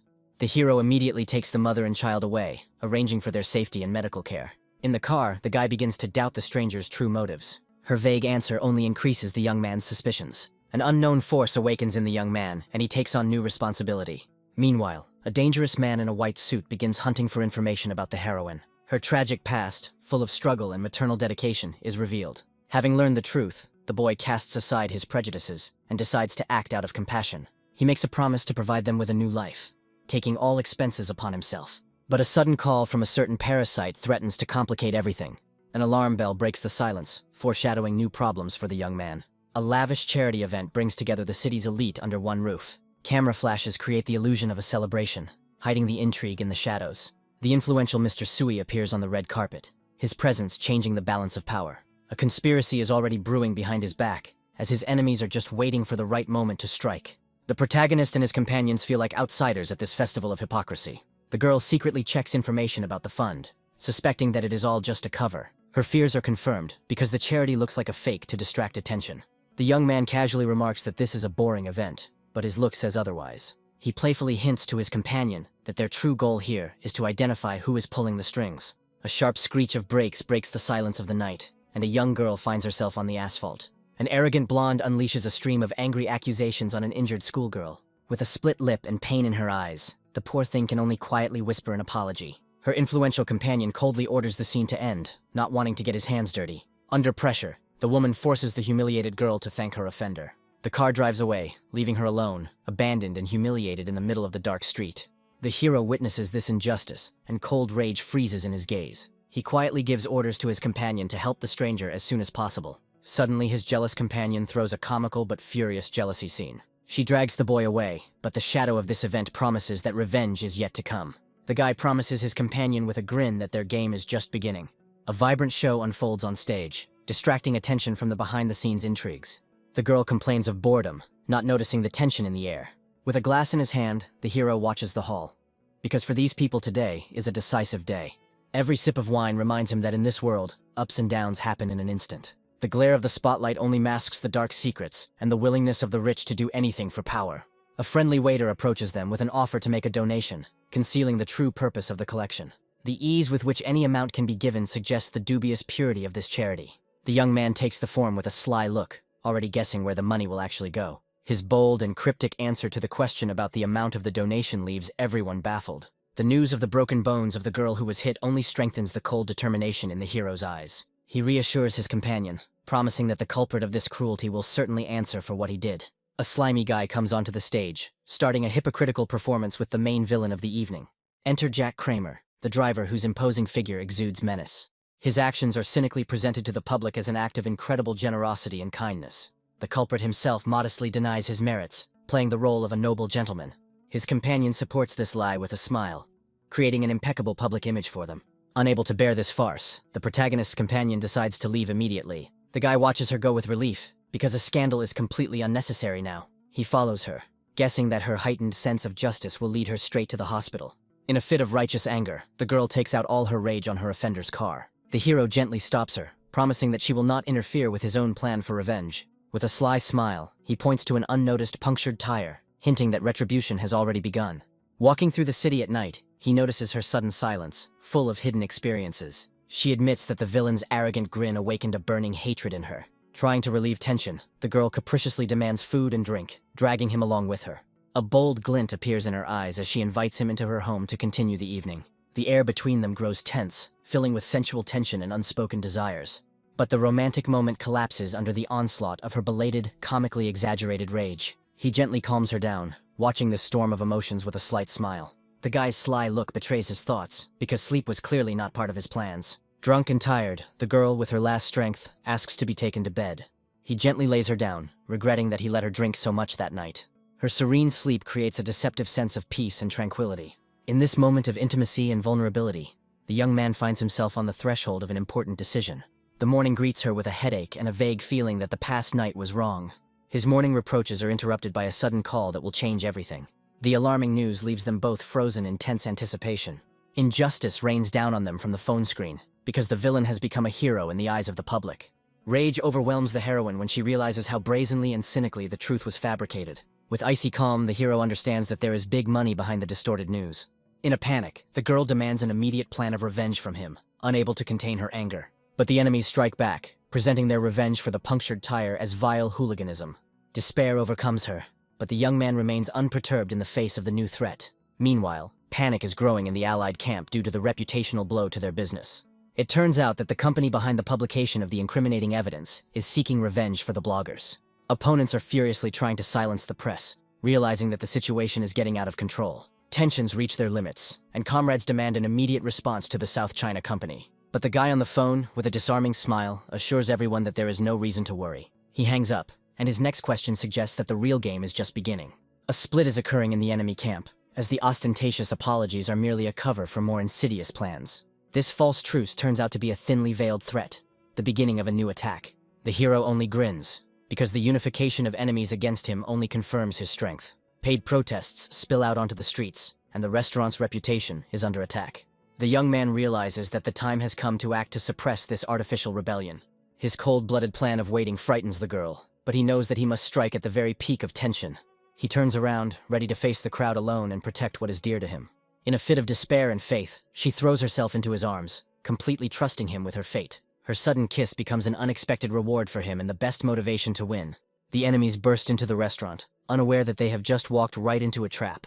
An aggressive girl with leaflets leads the attack, demanding justice and the closure of the restaurant. Her righteous anger is met with the cold irritation of a simple visitor who wants to have a quiet dinner. The man explodes because he doesn't care about other people's squabbles, he just wants to eat in silence. The girl's partner joins the scandal, and now the quality of the food also comes under fire. Suddenly, an elderly woman, tired of this senseless farce, intervenes in the conflict. Her caustic remark hits the mark, calling the protesters what they are, more fools. The insult hits a nerve and the situation escalates to the limit, threatening to escalate into a brawl. The protesting girl furiously accuses all visitors of being brainless and aiding evil. She points the phone at the man's face, trying to prove her point with irrefutable facts. But he looks at the photo of the victim with a smirk and completely destroys their position with one question. The injustice of the situation finally dawns on the protesters, and their confidence begins to crumble. The truth comes to light, and the caring girl in the video looks nothing like the villain. A skeptic with a phone only confirms how easy it is to manipulate crowd opinion with lies. The activist girl is consumed with shame, realizing what a stupid puppet she was in the hands of others. Whispers behind one's back turn into a death sentence, and now the protesters will have to beg for forgiveness. Trying to escape the shame, they receive stinging advice for the future that feels like a slap in the face. A powerful girl blocks their path, and her words about the trial sound like a final verdict. Her furious gaze leaves no doubt that every false word will have to be paid for in full. The skeptical man was finally conquered, because her strength and beauty turned out to be much more convincing than any slander. A pathetic attempt to hide behind the status of students is shattered by the cold voice of a mysterious stranger. His cold voice falls upon the girl, accusing her of betraying her own ideals. Under his icy gaze, she falls to the floor, her world crumbling with the realization of her mistake. The restaurant owner thanks the crowd, and the atmosphere instantly changes from hostile to friendly. In a generous gesture, he declares all the food free, turning the scandal into a real celebration. Visitors explode with delight, because justice not only triumphed, but also turned out to be delicious. Next to the winner stands his faithful assistant, and her question about the future is full of hope. With a sly grin, the young man hints that this is only the beginning, and the main blow is yet to come. Meanwhile, a furious roar is heard from the enemy camp, because their perfect plan has suffered a crushing collapse. The enraged villain takes out his anger on his subordinate, unable to accept his own defeat. Horrified, she swears she has destroyed the evidence, but Suyan's name already sounds like a harbinger of their doom. The enemy smashes furniture in a rage, unable to come to terms with the humiliating failure of his plan. In a rage, he gives orders to increase the pressure, intending to destroy the enemy financially.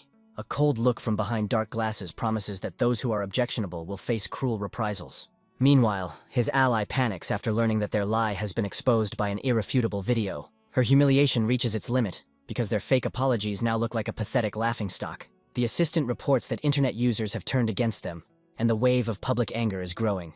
The situation is getting worse as even official media outlets are beginning to publicly expose their dark dealings. Gritting her teeth, the woman realizes that she has underestimated her enemy, and this game will cost her everything.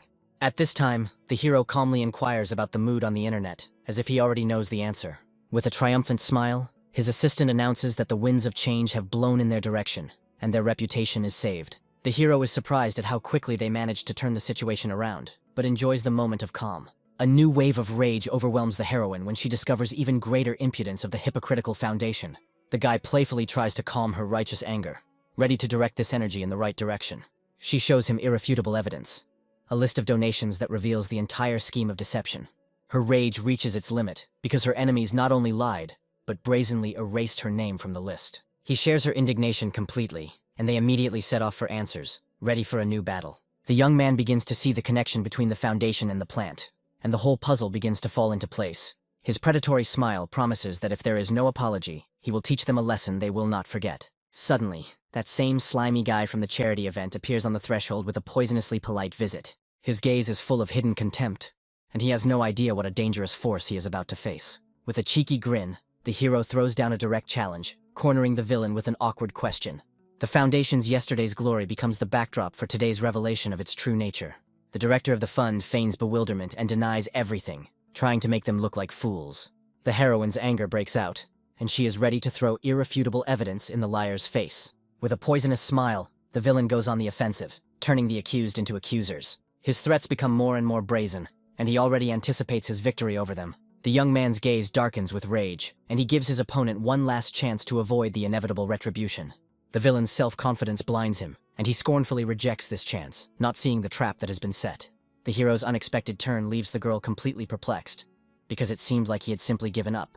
But his next sudden and strange action proves that he has his own, unpredictable plan. She is outraged by his apparent inaction, because they had the main trump card in their hands. With a mysterious smile, he hints that a simple lawsuit is too easy a punishment for such scoundrels. The villain overconfidently believes that the forged records will solve everything, underestimating the cunning of his opponent. He dismissively brushes off the problem, believing that the small amount is not worth the fuss. It turns out that this was all part of a big plan, and now the enemy is patiently waiting for the victim to fall into the trap. His accomplice is already ready to set the crowd on the hero, anticipating how public opinion will destroy his reputation. He is absolutely confident of his victory, because he has in his hands the most powerful weapon, the controlled hatred of the masses. Meanwhile, the hero leaves the city, leaving his enemies perplexed and waiting for his next move. But the young man doesn't look defeated at all. He's enjoying the moment, as if going on a well-deserved vacation. His faithful companion is nearby, and her question only confirms that they are beginning a new, decisive phase of their plan. The young man reveals his trump card. Their target is not the foundation, but the bank where all his dirty secrets are kept. Realizing that they cannot win in the enemy's lair, he decides to strike at the very heart of their financial empire. His companion finally realizes the full scale of his daring plan, and admiration can be seen in her eyes. He maintains an icy calm, because before the decisive battle he needs to gather his strength and think through every step. The impregnable central bank skyscraper becomes the field of their next, most dangerous battle. Under the guise of an ordinary client, he begins his game, hiding his true intentions behind the mask of a simple investor. His polite request instantly turns into a steely demand, and the ordinary employee finds herself confused. The female clerk tries to brush him off using standard procedures, not even suspecting who she is dealing with. The hero's patience runs out and he challenges her, making it clear that her authority here is insufficient. Her irritation spills out, but by doing so she only helps him create the chaos he needs for his plan. Her professional mask is cracking at the seams, and she resorts to open rudeness. The threat to call security becomes her last desperate argument in this dispute. The guy agrees with icy calm, and his gesture with the briefcase changes the entire balance of power. The glitter of a huge sum of money in the case becomes his silent but most convincing argument. Her world collapses in an instant, and her face distorts with shock and the realization of her own stupidity. Her eyes reflect not just wealth, but the understanding that she has crossed the path of a very influential person. The arrogance evaporates instantly, replaced by babbling apologies, but he remains cold. His gaze becomes predatory, and he begins the countdown, threatening to go to the competitors. Panic makes her jump, because losing such a client would be tantamount to disaster. The appearance of the sleek director takes the game to a new level, and his smile does not bode well. The director tries to smooth things over with his false politeness, but underestimates the client's determination. The guy completely ignores him, continuing his merciless countdown addressed to the frightened employee. The girl's inner world is crumbling because now she finds herself between a rock and a hard place. The last seconds are ticking away, and the tension in the air becomes almost palpable, like a taut string. With icy calm, the hero turns to leave, and this gesture becomes the decisive blow. In a panic, the director rushes to intercept him, because letting such a client go would mean signing his own death warrant. The young man doubles down, and his demand to call the boss turns the situation into a real nightmare for the director. Suddenly, the real master of the situation appears, and his calm smile hides enormous power. He easily takes control of the situation, and all previous arguments instantly lose all meaning. With a predatory grin, the hero raises the stakes again, making it clear that his real game has only just begun. A new, even more shocking sum finally knocks the ground out from under the deputy chief's feet. With an unperturbed look, the guy repeats his ultimatum, knowing that he has driven his opponent into a hopeless situation. Utterly broken, the banker finally gives in and escorts the important client to the VIP lounge to buy himself some time. Panic grips the leadership, and the desperate order to bring back the top boss sounds like a distress signal. Having completed his mission, the hero returns home, where his faithful companion awaits him anxiously. Her pent-up anxiety over 2 days comes out in a comical series of blows, full of relief. He gently reassures her, moving from jokes to the main question about the current situation. The girl reports on the fierce information war, and her eyes glow with hope for its decisive move. With disarming self-confidence, the young man declares that his return alone will solve all problems. He playfully throws himself into her arms, and this moment of carefreeness becomes the calm before the final storm.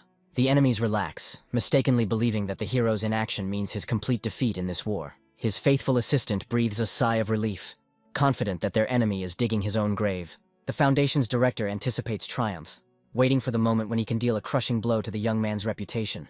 Reveling in his power, he speaks contemptuously of the hero, not even suspecting that he has already fallen into a trap. His depravity knows no bounds, and he makes a vile proposal, proving his utter worthlessness. He enjoys his impunity, but his dirty games are about to end in the most unexpected way. A sudden cry of panic shatters his illusion of control, foreshadowing a swift and brutal fall. His world collapses when he learns that the news has taken a turn he hadn't expected. A glance at the TV screen becomes for him the beginning of the end, the point of no return. The bank's CEO goes live on air to deliver a damning speech that will be the death knell for their corruption scheme. The villain watches the news in horror as the first crack in his perfect plan of lies becomes public knowledge. The head of the central bank goes live on air, and his words sound not like news, but like an official hunt announcement. The hero and his companion enjoy the moment, watching their enemy fall from the front row. The threat of prosecution transforms their victory from mere satisfaction into an irrefutable triumph of justice. With timid hope, the girl asks what will happen next, believing that their good name has finally been restored. But his predatory smile promises that a simple excuse is not enough. Their enemies are in for a real headache. The announcer's final words about nobility and honesty become the finishing blow to the scammer's reputation.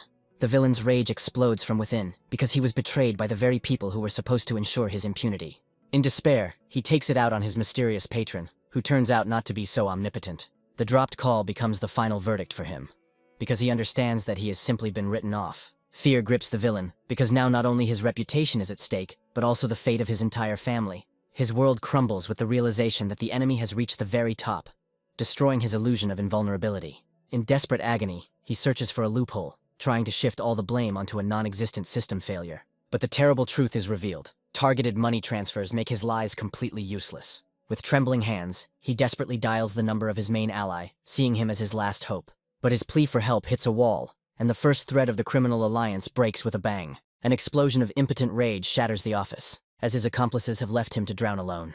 The last hope is destroyed, since no one will risk for him in this already lost game.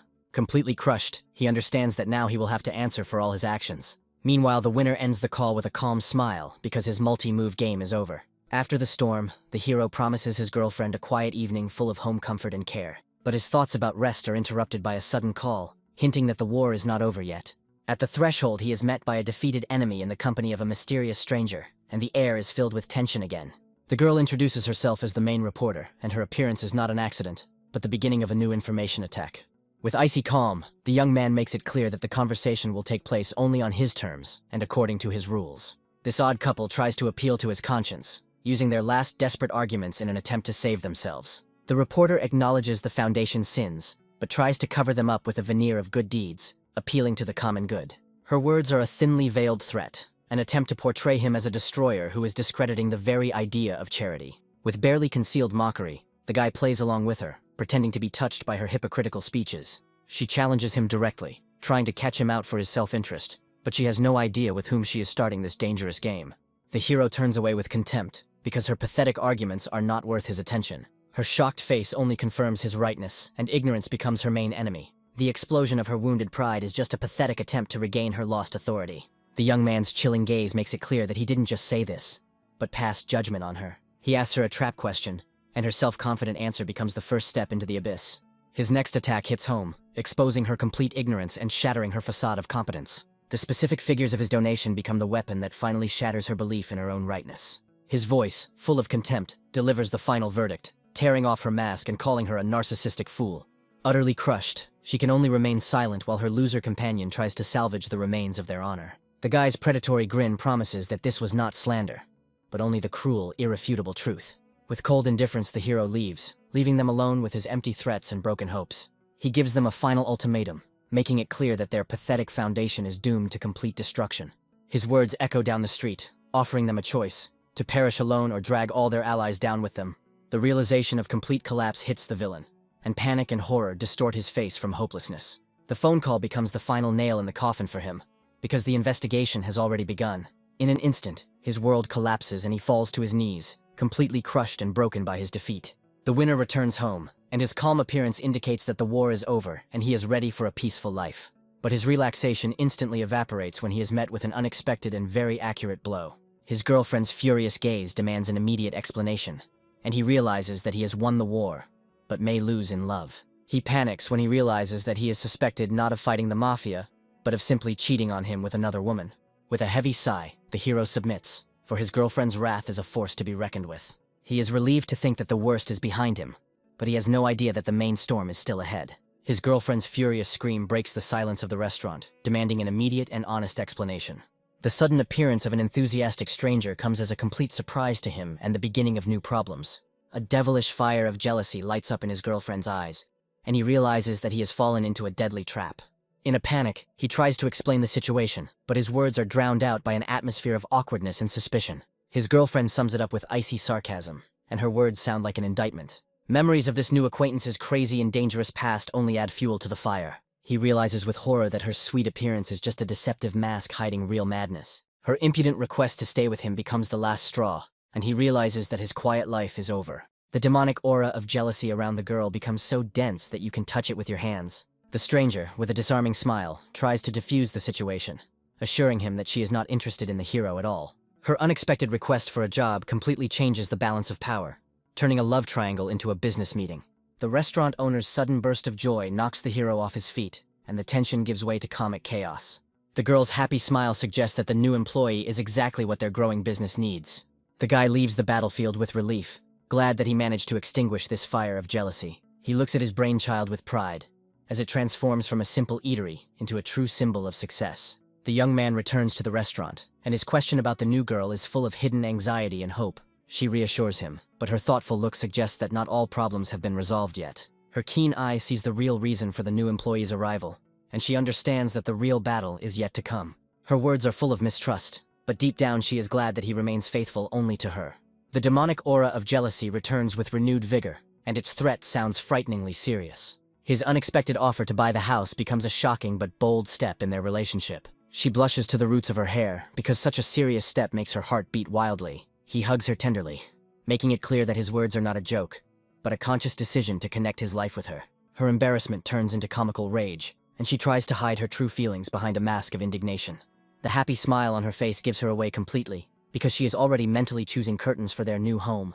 Meanwhile, a mysterious benefactor from the past recalls how meeting the hero changed his whole life. He understands that he is obliged to repay the kindness, and his gratitude will know no bounds. Fate brings them together again, and now the former broker is ready to offer his savior better conditions. The young man's keen gaze notices a hidden worry in the eyes of his old acquaintance, despite his outward friendliness. He tries to hide his confusion behind formalities, but the hero already suspects that something is fishy. A grateful friend offers him his best, but behind his generosity there is something hidden. The appearance of the realtor's sister with drinks only momentarily diffuses the situation, but the tension remains in the air. The empty office arouses the hero's suspicions, because a thriving company shouldn't look like a ghost town. The broker's confused expression confirms his worst suspicions. The company is on the brink of total collapse. A young man offers his old friend his help, and his offer is not just a gesture of goodwill, but a lifeline. But the CEO's shadow looms over them, and his dissent could ruin all their plans. Despair breaks through in the sister's voice, because the boss's inaction is leading them all straight to the bottom. With cold calm, the hero offers a simple but cruel solution, making it clear that he is ready to do anything for his friend. The realtor feels humiliated and crushed because his career is ruined. The sudden appearance of a mysterious young man with a piercing gaze gives a faint glimmer of hope. The guy with a dazzling smile announces that the lawyer has secured complete freedom for them. Brother Sui can't believe his luck, asking with bated breath about his future. The young man confirms that there are now no obstacles to returning to sales. His sly look betrays confidence that all reliability issues have been resolved. The director becomes furious when he realizes how brazenly and impudently he has just been intimidated. The girl tries to calm the boss down, because Mr. Zhu's companion is nearby. Xu notes with a slight grin that his friend Baola is not at all against what is happening. But inside Baola, an uncontrollable rage and thirst for revenge for his brother Li boils. Li playfully reassures Baola, as new important things lie ahead of them. Sui bitterly admits his helplessness, refusing to help the one who came for him. But the young man is unperturbed and calm, his confidence telling him that this is only a minor obstacle. Their new goal is a luxurious mansion, a symbol of a dream that is unattainable for many. Realtor Sui describes the house professionally, although he himself is amazed by its magnificence. He names a staggering price, testing the seriousness of the young man's intentions. It's incredible how money that was previously only good for shawarma can now be used to buy an entire house. Sui admires the hero's talent, and he, in turn, instills in him faith in his own strength. Looking at the construction site, Li reflects on his brother's unrealized potential and missed opportunities. Suddenly, a menacing stranger appears, and the air fills with tension from his direct threat. The realtor tries to appeal to the director's duty, but in response he feels only icy contempt. Director Zhang, in a rage, humiliates his subordinate, reminding him of his insignificant position. An attempt to justify oneself is broken against a wall of arrogance and complete disdain. Zhang approaches the girl with feigned politeness, barely concealing his true intentions. Recognition and anger flash in Li and Baola's eyes, because in front of them is the very same offender. The man tries to smooth things over with false politeness, but the tension only mounts. The heroine cuts him off coldly, her disgust for him becoming almost palpable. The memory of her past humiliation fuels her with an icy rage and a determination to fight back. The director straightens his shoulders smugly, absolutely confident in his irresistibility. He throws down his main trump card, revealing influential connections in order to finally suppress everyone. The director offers his business card with a smug grin, not noticing the girl's icy contempt. But Lee abruptly puts an end to this attempt, showing with one movement who is in charge here. The hero's gaze flashes with rage. His quiet anger promises the impudent man a cruel reprisal. The humiliating flight to the ground becomes a bitter lesson for the director about real power. Lee teases Jung with a sly tenderness, hinting at his pathetic dependence on his sister. The couple leaves, leaving a confused Shu alone to process the chaos that has just unfolded. The director is in a panic, looking for the culprit. His trampled pride demands immediate revenge. All his anger falls on the defenseless realtor, who is unable to object. A sudden collision interrupts his hysteria, but he blindly continues to vent his anger. The appearance of Mr. Zhu and his men changes everything, and a mortal threat hangs in the air.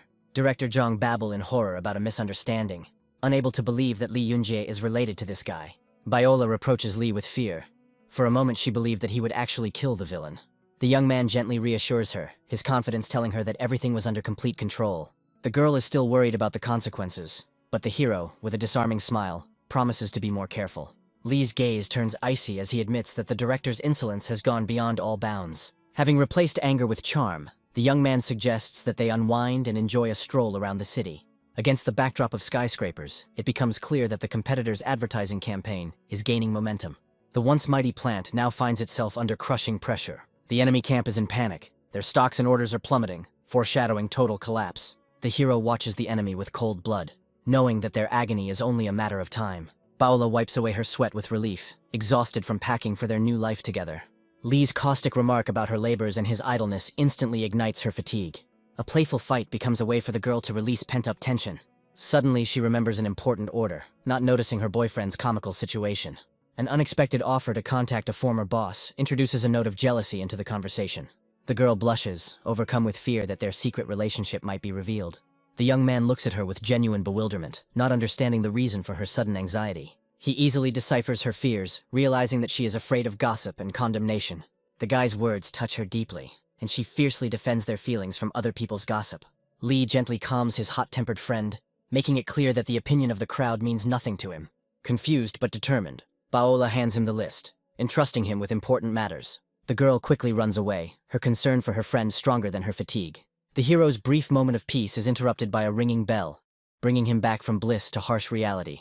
Zhu's appearance brings an aura of danger and a perfectly fulfilled duty into the silence.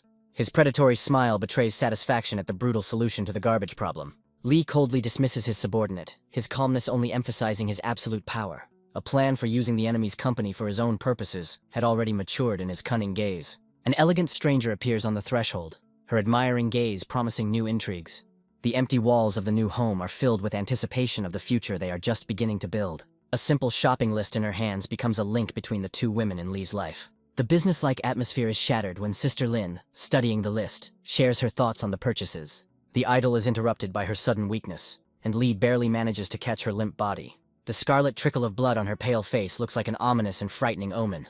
Anxiety grips the young man, because he cannot understand the reason for her mysterious and sudden illness. Fear for Sister Lin is reflected in his eyes as he tries to reach her. She comes to her senses, but her attempt to write it all off as a trifle looks pathetic and unconvincing. Her excuses cannot deceive the hero, and doubts fall like a heavy burden on his heart. Lin desperately tries to hide her vulnerability behind a fragile mask of a carefree smile. Despite her protests, the guy insists on seeing her off. His concern speaks louder than any words. An unexpected call from Viola introduces a sharp dissonance, reminding us of another, no less complex reality. The image of the weak Lin Cheyu won't leave his head, and Li realizes that Viola holds the key to her secret. At the restaurant, a friend tries to calm Viola, whose resentment smolders under a mask of feigned calm. It turns out that the brazen Duan Yu got into a fierce fight with the customers, defending her honor. The situation is spiraling out of control as video of the fight has surfaced online, sparking a storm of public outrage. But a powerful countergame has already been launched. The enemies have been identified, and public opinion is changing before their eyes. Li understands with a cold grin that this provocation is just another pawn in someone else's dirty game. He gently reassures Viola, as stirring up a scandal is exactly what their enemies are waiting for. A picture of the battle flashed in her memory, where Duan Yu, pushed to the limit, fought like a wild beast. Mr. Zhu's decision sounds like thunder. A cold and final dismissal for Duan Yu. The staff is shocked, because she acted for the good of the restaurant, and this dismissal seems the height of injustice. Duan Yu is seething with righteous anger, as the arrogant clients almost drove her to the brink of a breakdown. But Mr. Zhu, with icy calm, gives the order to sort things out. His authority is beyond question. He watches silently as Zhou Jun leads the dismissed girl away, leaving him alone with his thoughts. Jealousy flares up in Bale, and she clings to the guy with the suspicion that he is building a harem for himself. Li whispers his secret in her ear, and her world is turned upside down by a shocking revelation. His plan to create a business intelligence department leaves her with a mixture of fear, bewilderment, and concern for the legality. He playfully reassures her, showing that even in the most dangerous games he knows his limits. The goal is simple and brutal. Gather information to strike enemies before they can get away and prevent them from making mischief. Baola accepts his adventure with a sly smile, already mentally trying on the role of the mistress of his house. But all her worries instantly vanish when she recalls Lin Cheiyu's visit with childish delight. Li feigns casualness in reporting Lin Cheiyu's illness, hiding his true concern. The memory of fragile Lin in his arms makes the boy doubt his actions. Baola, in playful rage, tries to beat the truth out of him, but he only laughs it off. A casual touch explodes into a spark as he realizes her sheer boldness. Her seductive innocence deals a crushing blow, forcing him to struggle with himself. The chaos of the kitchen rudely intrudes on their intimate moment, bringing the couple back to reality. The embarrassed hero quickly retreats, escaping from an awkward and explosive situation. A call from Che Jiqiao breaks him out of his personal turmoil, marking a new turn in their war. Important news makes him immediately get ready, because the enemy has requested a truce. There is a note of triumph in his voice, as the enemy has finally surrendered and is ready to negotiate. The elegant Chen Yiqing feigns timidity in her plea for protection, playing the role of a fragile and vulnerable pawn. Young Master Zhang exudes complacency. His promises are just a cover for greed and ambition. Sweet talk about her specialness dispels the girl's doubts, immersing her in the illusion of her own importance. Tensions mount as Li faces an unknown enemy whose tactics remain a mystery. A cold determination burns in his eyes. Today he is ready to tear off the masks and punish the villains. The scene of vulgar intimacy that unfolds before him instantly reveals the whole essence of their business meeting. A contemptuous smirk distorts his face, because secret agents turned out to be cheap and predictable. The woman turns to him with haughty surprise, not yet realizing that her game is already lost. Li confidently takes his place at the head of the table, destroying their plans with one gesture, and taking all the power for himself. A sudden recognition pierces him, for his enemies have sent people from his distant past against him. The hero's gaze fills with cold rage. He understands that he has fatally underestimated his opponent. The woman in the blue dress exudes dangerous confidence, openly mocking his attempt to seize power. Her words, full of poisonous sarcasm, call into question his every step and his newfound status. Chen Yiqing's predatory smile reveals her true nature, complete contempt for what she considers his pathetic attempt. But suddenly his assistant explodes with a dark aura, her silent fury a chilling warning. Only a slight smile touches Li's lips. He is calm, because their audacity only confirms that he is right. Mr. Zhang still tries to pick on him, but the hero brushes off his petty quibbles. The girl reveals her true motives, her greedy gaze aimed at Tianyu's company. A sudden realization hits the enemies. They couldn't even imagine that he would be sent to negotiate. But even at this moment, Mr. Zhang's gaze is fixed on his beautiful secretary. A fatal mistake. Mr. Zhang revels in his supposed irresistibility, mistaking the flirtation for the truth. A cunning plan is maturing in his head, because he is sure that light pressure will break the beauty's will. Chen Yiqing angrily voices their humiliating proposal, which sounds like a real insult. Her scream is an attempt to crush him with authority, and force him to accept obviously losing conditions. But Li, with disarming calm, smashes their pathetic tactics, calling a spade a spade. His gaze turns icy, and his voice takes on a steely threat that leaves them no chance to retreat. The girl understands that she will have to give in, but her pride still does not allow her to admit defeat. The hero begins his attack, reminding them of the treacherous plan to destroy his Tianyu company. He takes pleasure in describing their failure, driving his enemies into a corner of their own lies and greed. Li rejects their offer with contempt, as he is no longer interested in being pawns in this game. His decision is final and irrevocable. He rejects their pitiful handouts with cold contempt. Chen Yiqing explodes with rage, her crushed pride unable to accept his brazen refusal. She gets personal, accusing him of petty revenge for their long-forgotten breakup. The sudden appearance of the assistant shocks the ex-girlfriend, revealing a new facet of humiliation. Li reminds her of her past betrayal with a caustic grin, devaluing her choice back then.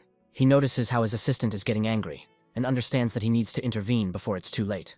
Mr. Zhang demonstratively hugs Chen Yiqing, reveling in his imaginary superiority. His lustful gaze and greasy wink reveal his entire pathetic and narrow-minded nature. The assistant is torn apart with disgust.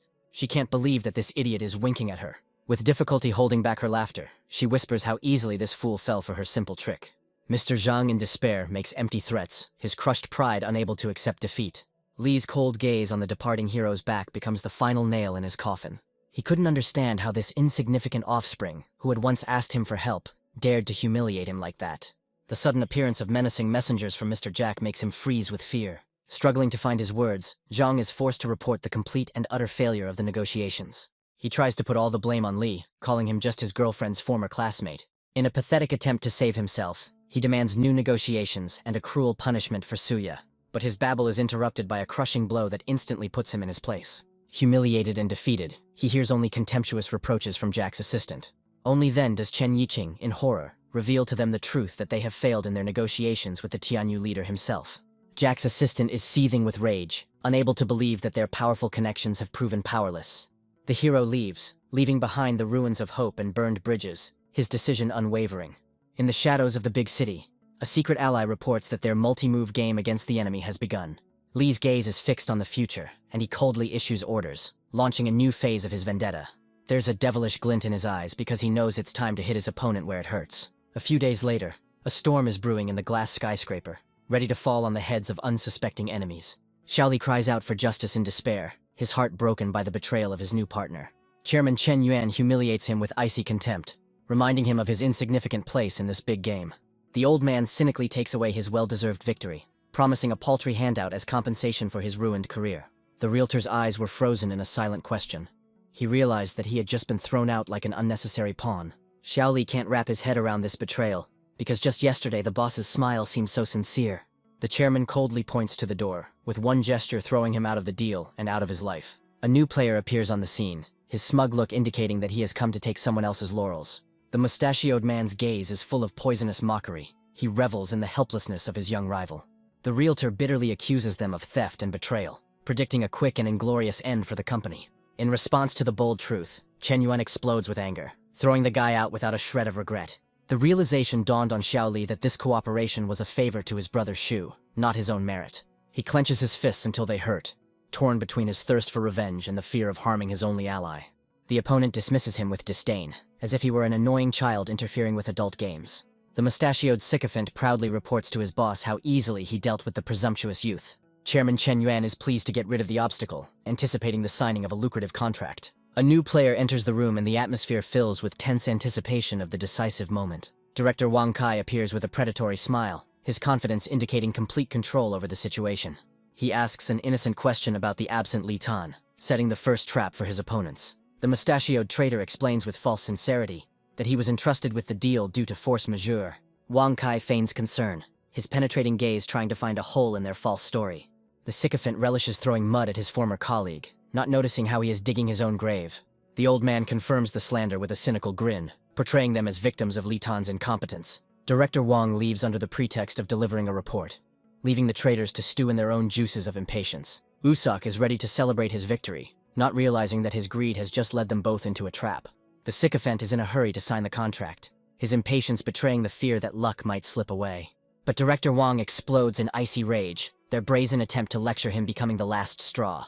He leaves to report to his boss, leaving the traders completely unaware of the coming storm. On the other end of the line, the true leader learns of the vile intrigue and betrayal of his confidant. Meanwhile, Mr. Sui calmly explains the situation. He saw through their pathetic plan from the very beginning. He gives the order to stop the deal and bring back Li Tan, his calm tone sounding like a death sentence. Sui calls the humiliated realtor, his voice full of sympathy and a veiled threat to their mutual enemies. Xiaoli still can't believe Chen Yuan's treachery, his voice trembling with resentment and anger. The hero gently reassures him, but his next question is already the beginning of a new, sophisticated plan for revenge. The realtor's answer becomes the key to success, because his connections within the company are now a weapon in Shu's hands. Sui is eagerly preparing a surprise for the realtor, which will mark the beginning of his triumphant return. He gives clear instructions on how to stage a show to lure the traders into a cunning trap. A loyal ally readily accepts orders, his devotion leaving no doubt about the success of the operation. On the other end of the line, the manager explodes with rage, unable to believe such meanness on the part of his partners. In the negotiation room, the traders are shocked, as Director Wang Kai makes an unthinkable demand, the return of Li Tan. He makes it clear, with cold force, that their interest was directed solely at one irreplaceable employee. The ultimatum sounds like a death sentence. Either Li Tan signs the contract, or the meeting is over. The mustachioed sycophant tries to wriggle out of it in a panic, his pathetic excuses sounding unconvincing and pathetic. He can't comprehend how their grand plan could have collapsed because of some simple manager. Director Wang leans back in his chair with icy calm.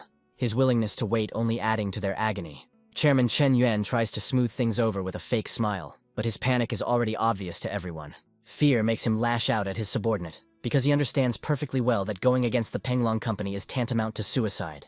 In desperation, they rush to search, because now the return of Li Tan is a question of the survival of their company. On the other end of the line, the realtor answers the call with difficulty, his voice trembling from the humiliation he has experienced. The mustachioed traitor, in a blind rage, crosses all boundaries, threatening not only Li Tan's career, but also his family. But in response, he hears only icy calm, which is much more frightening than any screams. A realtor approaches a luxury hotel, feeling like a pawn in a strange, incomprehensible, and very large game.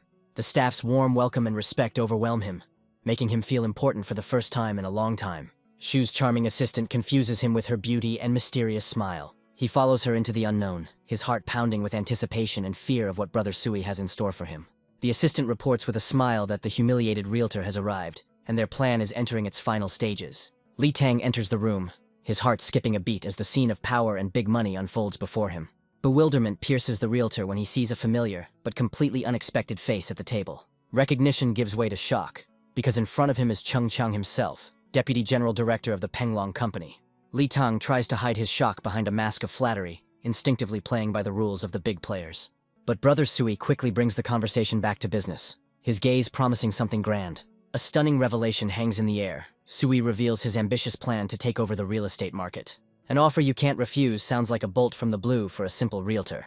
Li Tan can't understand how Brother Sui, whom he himself recently helped, was able to reach such heights. Meanwhile, a call from the real Li Tang to the Penglong Company spells the beginning of the end for the unsuspecting traitors. The mustachioed traitor smashes the phone in a rage, his blind anger falling on the only one who remained nearby. But Chairman Chen Yuan blames him for everything, because it was his threats that caused their crushing failure. The old man cannot understand why they were abandoned so easily, because he was confident in his power and influence. Director Wang enters, his icy calm and disdainful gaze foreshadowing a swift and brutal reprisal. The traitors babble pathetic excuses, but their attempts to postpone the meeting sound like a plea for mercy. Wang Kai, with a cold smile, informs them that their services are no longer needed, as they have just fired their only trump card. He reveals the truth to them with pleasure. Their company was interesting only because of one person. Chen Yuan tries to salvage the situation, but his pathetic attempts to justify himself are shattered by a steel wall of contempt. The phone call becomes the final blow for him, and he listens in horror to the news of the collapse of his empire. 90% of the employees went to Li Tang, and on the ruins of the old company, a new, invincible legend is born. Director Wang bitterly notes that his warnings about Li Tan's value were ignored. He reveals the final detail. Insulting Mr. Zhu was the fatal mistake that ruined everything. The mustachioed traitor mumbles apologies in horror, swearing that he will never dare to contradict the leader again. Zhu's sudden appearance with a predatory smile becomes for him a harbinger of inevitable and cruel retribution. The icy gaze of a loyal assistant speaks louder than words. He has come to finish the garbage collection that he started. Realization hits the traitor. He finally understands that the very guy he humiliated is the all-powerful king. Meanwhile, in his office, the hero calmly decides destinies. His care for the child demonstrates his humanity. The girl he saved, transformed beyond recognition, reverently swears eternal fidelity to him. Even Li is shocked by such devotion, unable to believe how easily she gives her life to him. The new assistant breaks the tense moment with a smile, reminding him that he is now their leader, giving everyone a second chance. The hero offers his new subordinates a choice: safe freedom or dangerous work, testing their resolve. The blonde girl accepts the challenge with delight, her thirst for money and adventure outweighing any fear.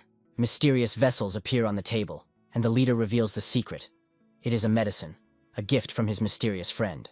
The price for the new power turns out to be monstrously high, the mortal risk of becoming disabled for the rest of one's days. But both girls drain the bottles without hesitation, their desperate determination leaving no room for doubt. The dark-haired warrior's body shakes with unbearable pain. Her scream is the agony of rebirth. The second girl, on the contrary, experiences a wave of euphoria. Her moan is ecstasy from the acquired power. The assistant playfully closes the boss's eyes, burning with curiosity about what skills they have mastered. Smuglyanka is reborn as a deadly assassin, her gaze burning with knowledge of all types of weapons. Now she is the perfect killing machine, capable of crushing hundreds of enemies single-handedly. The blonde girl is transformed into a genius of poisons, her mind now a deadly weapon. She eagerly asks Sister Jo-jun to be her guinea pig for a new skill. The hero, in shock, rips off her mask, realizing that he has just been masterfully fooled. She proudly reveals her new gift, the ability to become anyone, erasing the boundaries of reality. But even her incredible power has a limit, and the hero points it out with a lustful sigh. In a burst of gratitude, she swears eternal loyalty, ready to follow Brother Shu to the ends of the earth. But jealousy flares in the eyes of the faithful assistant. She will not tolerate competition next to the master. Even in the car, he wastes no time, eagerly absorbing knowledge of martial arts for future battles. She sheepishly reminds him of his strength, as he has already proven that he can handle any bully. But the hero, with a mysterious smile, makes it clear that in their dangerous game, extra skills never hurt. The hero's new power amazes him, because he can now master any machine at first sight. A daring thought flashes through his mind. With such abilities, he will soon become a walking scanner. But the idyll is interrupted by the alarming voice of the assistant, who noticed a suspicious car on her tail. The hero calmly orders the car to slow down in order to provoke the pursuers and understand their intentions. A sudden shot through the windshield signals the start of a deadly game of survival. But the assistant does not lose her composure. Her driving skills are not inferior to her combat skills. Rage flashes in her eyes. She won't let these bastards humiliate them and get away with it. The sound of scraping metal and breaking glass fills the air as she boldly charges forward. The pursuer's car crashes into the fence with a screech of brakes, their daring attack coming to an end. Thugs with bats emerge from the mangled car, their smug grins indicating they're not done yet. The hero gets out of the car. His calm is the calm before the real storm. The gang leader swings his bat with a smug grin, unaware of his fatal mistake. But a lightning strike knocks out one of the thugs, destroying their illusion of superiority. The guy looks at them with icy disappointment, because he was hoping for a more civilized conversation.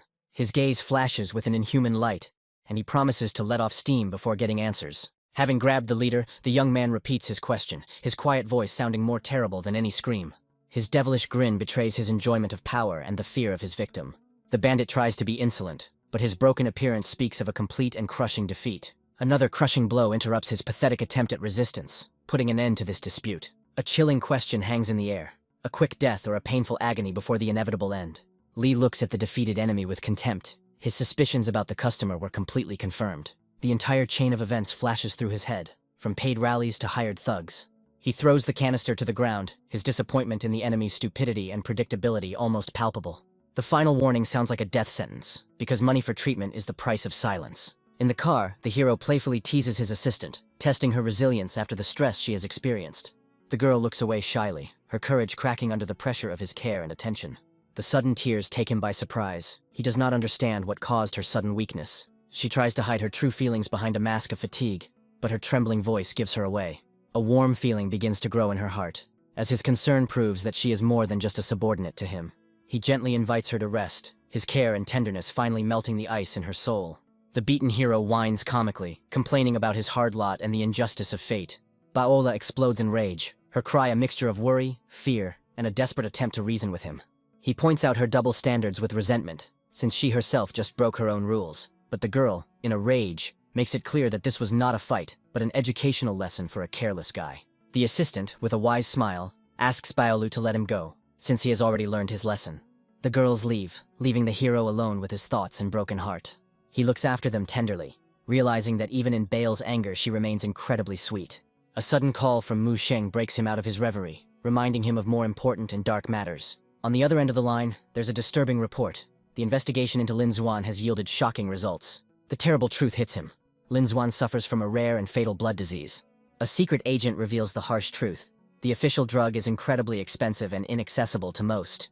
But Lin Xuan found a way around this by creating an underground network to purchase cheap counterfeit drugs. The hero realizes with horror that the side effects of the counterfeits are the same symptoms he saw in Lin. Her desperate attempt to help turned into a vast web of addiction for thousands of doomed patients. A noble but reckless act attracted the attention of dark forces profiting from human misery. Once again, the sinister name of the Sanlin Company appears at the center of this conspiracy. Their greed knows no bounds. The guy realizes that he has gotten himself into a deadly game, where Lin is just a pawn. A sudden call hits him with a torrent of rage and desperate accusations. On the other end of the line, they are shouting about Xiao Zijin, who, driven to her limit, decided to commit suicide. He responds coldly to his desperate friend, suspecting that this is just another cruel manipulation. A friend's desperate cry breaks the silence. She blames Shu for everything, and demands that he come immediately. The hero remains cool, his instincts telling him that this is just a cheap show and a trap. Jealous Paola suddenly appears behind him, her insidious question catching the guy off guard. Their playful banter about his death and her legacy only highlights their strange but strong connection. The girl tests his feelings again, but he coldly dismisses the idea of comforting his ex. Paola's gaze becomes frighteningly serious. She presses on his conscience, leaving him no choice. He reluctantly complies, intuitively sensing that his ex has some kind of cunning plan. The Three Cups Cafe greets him with deceptive calm, becoming the stage for the coming drama. An ex-girlfriend bitterly complains to her friend, revealing her breakup and hinting at a new desperate plan. The friend promises to help with feigned sympathy, but her true motives are just part of a bigger game. Lee looks at his ex with cold contempt, his question a direct blow to her materialistic nature. He denounces their cheap show with a slight grin, because suicides don't sit around in cafes. His friend tries to shame him, but her words about feelings sound false and unconvincing. The hero calmly drinks coffee, reminding her that the true reasons for their breakup are known to both of them. There are devilish sparks dancing in his eyes, and he delights in finishing them off with his poisonous mockery. The girl bursts into a scream in rage, trying to justify her friend's betrayal and evoke his pity. She speaks passionately of suffering and hospitals, but her words find no response in his icy heart. His gaze becomes dark. He does not understand why he should be responsible for other people's mistakes. She desperately tries to appeal to his past, reminding him what a beautiful couple they were. Her final argument is a brazen and cynical attempt to make him pay for her happiness. His ex-girlfriend, feigning remorse, tries to manipulate him by playing on his feelings of guilt. But he dashes her hopes with a cold grin, because he is no longer the naive fool he used to be. The friend bursts into a scream in rage, unable to believe that her cunning plan is failing. She reveals her true intentions with a sly smile. Her demands have grown to indecent proportions. The proposal for a threesome becomes the apogee of her cynicism and complete lack of moral principles. A plan had already matured in her head on how to use him for her own benefit, because he was now an important and rich man. But his gaze becomes icy. He will not allow these bitches to stain his new clean life. The sudden appearance of Baola, shining and beautiful, comes as a real blow to them. She exposes his lie with an innocent smile, showing everyone that he did not come here alone. The friend is shocked to realize that their cheap show has failed, and Sui has become completely out of reach for her. Anger flares in her friend's eyes, because now she understands that he has a new cunning fox. Baola reminds her with a venomous grin about the past betrayal, when Shu was abandoned for wealth. Her ex-girlfriend tries to sting her, accusing her of playing with her feelings, but her words sound unconvincing. The friend bursts into a scream in rage, unable to believe that anyone dares to doubt their love. But Baola only contemptuously leads her boyfriend away, showing who is the real mistress of the situation here. Her insolence becomes the last straw, and her friend takes off, ready to tear the impudent woman apart. There is madness in her eyes. She is ready to do anything to get her man back and destroy her rival. Baola easily intercepts the blow, her calm only emphasizing the attacker's helplessness. The sudden intervention of a loyal assistant turns a women's quarrel into a brutal beating. The hero is at a loss. He doesn't understand why his faithful assistant intervened in this women's squabble. The hero quickly carries away his enraged girls, leaving his defeated enemies in complete bewilderment. The assistant, full of righteous anger, promises to severely punish the bitches if they dare to appear again. In the car, the guy can't help but laugh, because this comical scene is worthy of the pen of a humorist. But Baola quickly brings him to his senses. Her jealousy flares up with renewed vigor from his carelessness. A new message catches his attention, and his jealous girlfriend immediately accuses him of another affair. He heads to the apartment complex where Lin Xuan lives, sensing that he's in for a tough conversation. The silence and semi-darkness of the apartment greet him, creating an atmosphere of mystery and hidden danger. The sudden appearance of a girl in a revealing outfit takes him by surprise. Her appearance promises temptation and seduction. She asks about his health with a slight smile. Her calmness seems unnatural and frightening. The girl clings to him, her request a desperate attempt to find protection and salvation in his arms. Her embrace takes him by surprise. He does not understand the true motives of this desperate and seductive girl. She tenderly asks him not to think about anything. Her words are an attempt to hide from the cruel reality, but he demands an explanation. Her strange behavior makes him anxious and suspicious. A terrible thought flashes through his head. What if the pills didn't help, but only worsened her condition? The vulgar thought of her dying wish distracts him for a moment, but he immediately pushes it away. He tries to calm her down, but his own voice trembles with uncertainty and fear for her. She admits with fatal calm that she wants to leave behind a special, last memory. The girl shifts responsibility for her life onto him, because he is the only man in her arms. He laughs it off sheepishly, trying to defuse the situation and hide his own confusion. Deep down, he knows he couldn't stand by and just watch her fade away. A sudden call brings terrible news to Lin Xuan. A warrant for her arrest has already been issued. Panic distorts her face as the voice on the other end of the line begs her to run before it's too late. But the hero interrupts her despair. His calm words about what he knows about her illness sound like thunder. He mercilessly rips off all her masks, revealing the secret of the counterfeit drugs, leaving her in shock. There is no doubt in his gaze as he takes control of the situation, ordering her to get ready. With one call, he erases all traces of their presence. His power proves stronger than any laws. His icy calm in the face of the police only emphasizes that he plays by his own rules, which are inaccessible to them. Even in such a tense moment, he finds time for a joke that makes her feel embarrassed and forget about her fear. but he immediately brings her back to harsh reality.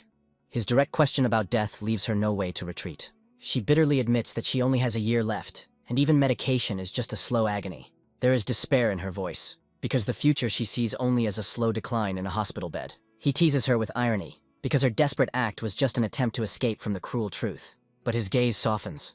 He believes that her good deeds and saved lives will not go unnoticed. An encounter with Biola, armed with a knife, adds a comical note to the tense atmosphere of their hideout. The hero whispers Lin Xuan's secret to Biole, and her world is turned upside down by the shocking truth.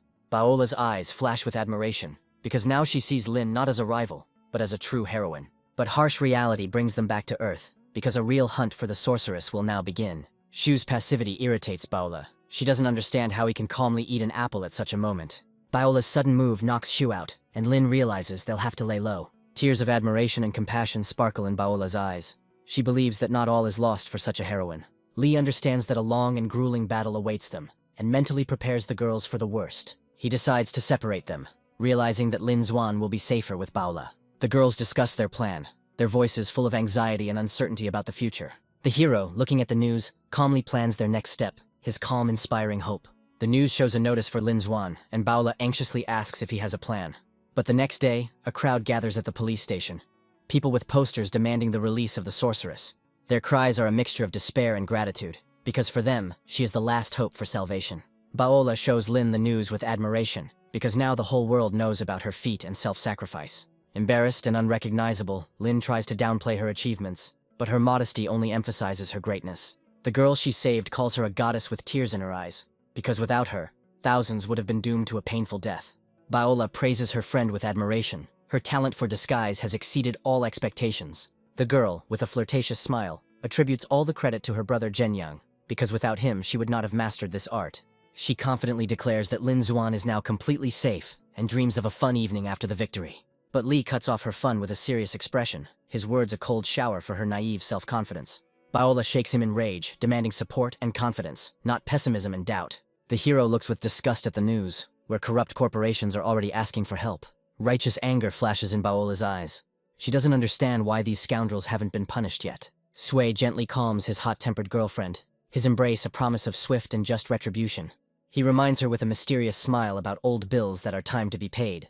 His diabolical plan was already in motion. He left his enemies alone, knowing that they would come to him to bow down. Li bitterly recounts how Sanlin not only participated in the fraud, but still portrays itself as a victim. Biola's eyes flash with rage, and she regrets not having dealt with them earlier when she had the chance. The hero playfully reassures her, reminding her that she, fortunately, did not suffer any losses in this battle. But the girl indignantly denies her luck, because she is not some kind of fool who just gets lucky. He looks at her with tenderness, realizing that her kindness is her main strength, inaccessible to any swindlers.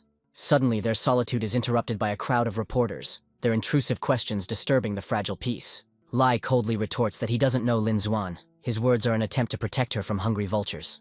But he immediately realizes his mistake, because his denial only fuels their interest and suspicions. A memory of their only meeting, which marked the beginning of this complicated story, flashes through his mind. A persistent journalist with a video recording in her hands leaves him no choice. She demands an answer, and now he will have to play. Lee asks the question with cold calm, his gaze piercing the crowd of reporters, searching for the source of the leak. The journalist confidently reveals the origin of the video, her words a direct challenge and provocation. He takes her phone. His answer sounds like a death sentence. He is not going to play by their rules. The hero leaves, throwing into the crowd a promise to find the culprit and prove his innocence, his words full of determination. But a storm is already raging online. A bloodthirsty crowd is ready to tear him apart, without regard for the truth. Meanwhile, the real villains watch the unfolding drama with delight. Their plan worked perfectly. They admire their boss's genius move, as Sui is now the public enemy #1. They thank their savior, not realizing that their gratitude is addressed to the one who started this whole mess. CEO Sanlin looks at the crowd with disdain, his words about the brutal thugs revealing his cynical nature. The true puppeteer appears on the laptop screen, his devilish grin indicating that this is only the beginning of a great and cruel game. A villainous laughter fills the room as Suya's reputation is destroyed, and he himself has disappeared without a trace. The CEO, with a cold grin, reveals his plan to use the company's name to finish off the enemy. They decide to put pressure on him from the shadows. Their goal not just to win, but to make him fail with a deafening crash. The head of the Zhao family proudly praises his daughter, as she was able to turn an entire corporation against Shu. Their alliance seems invincible, and they are now confident that Sui will not be able to escape their cruel punishment. Meanwhile, the elegant woman disdainfully discusses their tactics, realizing that everything was set up from the very beginning. She notes with amazement how cleverly they used naivety and slander to create the perfect show. The sudden appearance of her brother interrupts her thoughts, his furious cry indicating a new, unexpected problem. Sue published the news, and now the whole world is waiting for his public response, which will change everything. The press conference room is tense as everyone wonders what Sui will say and how it will affect the game. Journalists are whispering, surprised that Sui was not arrested after yesterday's scandal. Their conversation turns to the main victim, the girl from the video, and it becomes clear that her family has declined to be interviewed. CEO Sanlin comments on their refusal with disdain. His cynicism knows no bounds. Ms. Zhao is surprised to note his personal involvement in this dirty game against a simple restaurant owner. But he curiously asks what such an influential figure as she sees in this insignificant guy. With a sly smile, she promises to reveal all her cards, but only after they finally get rid of Suya. A hero appears on the scene, his calm and confidence causing only a contemptuous grin from his enemies. The thought of his insignificant origins flashes through their heads. They are sure that he is just an upstart who does not know his place. The persistent journalist asks a direct question. Her goal is to drive him into a corner and force him to justify himself. But he easily seizes the initiative, promising to introduce everyone to the person who will change the course of this game. Captain Xiao appears on the scene, his stern appearance and impeccable reputation leaving no doubt about his honesty. He officially declares that the video is a vile fake, and an investigation has already begun. The enemies are shocked, their faces distorted with rage and fear, because they did not expect such a powerful counterattack. Captain Xiao leaves, his determination and speed of action only underscoring the seriousness of his intentions. Li triumphantly declares his innocence, placing complete trust in the police and their ability to find the truth. But he is not going to stop. His devilish grin promises his enemies a sweet continuation. A new player enters the scene, Mr. Jin Nan from the Drug Analysis Center.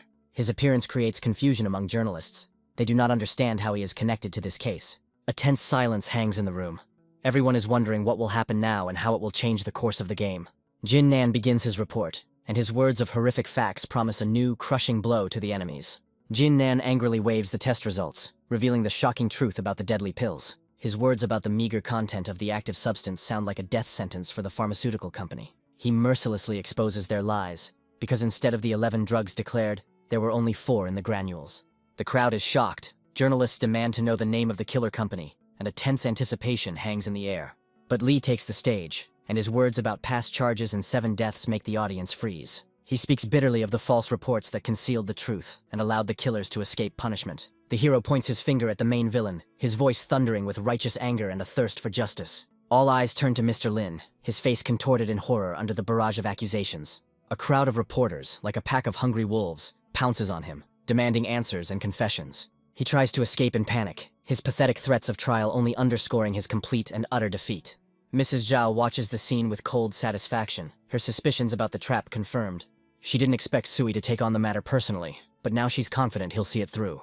An unexpected guest greets him in the parking lot, and her words about the Warm Sun Foundation sound like an admission of defeat. Li asks with a cold smirk if she came to apologize, his voice full of contempt and distrust. But the girl didn't come to confess, but with a warning. The scandal he had caused was too big. She reveals to him the terrible truth. The Sanlin case affects the entire pharmaceutical oversight system. The hero is surprised by her sudden kindness.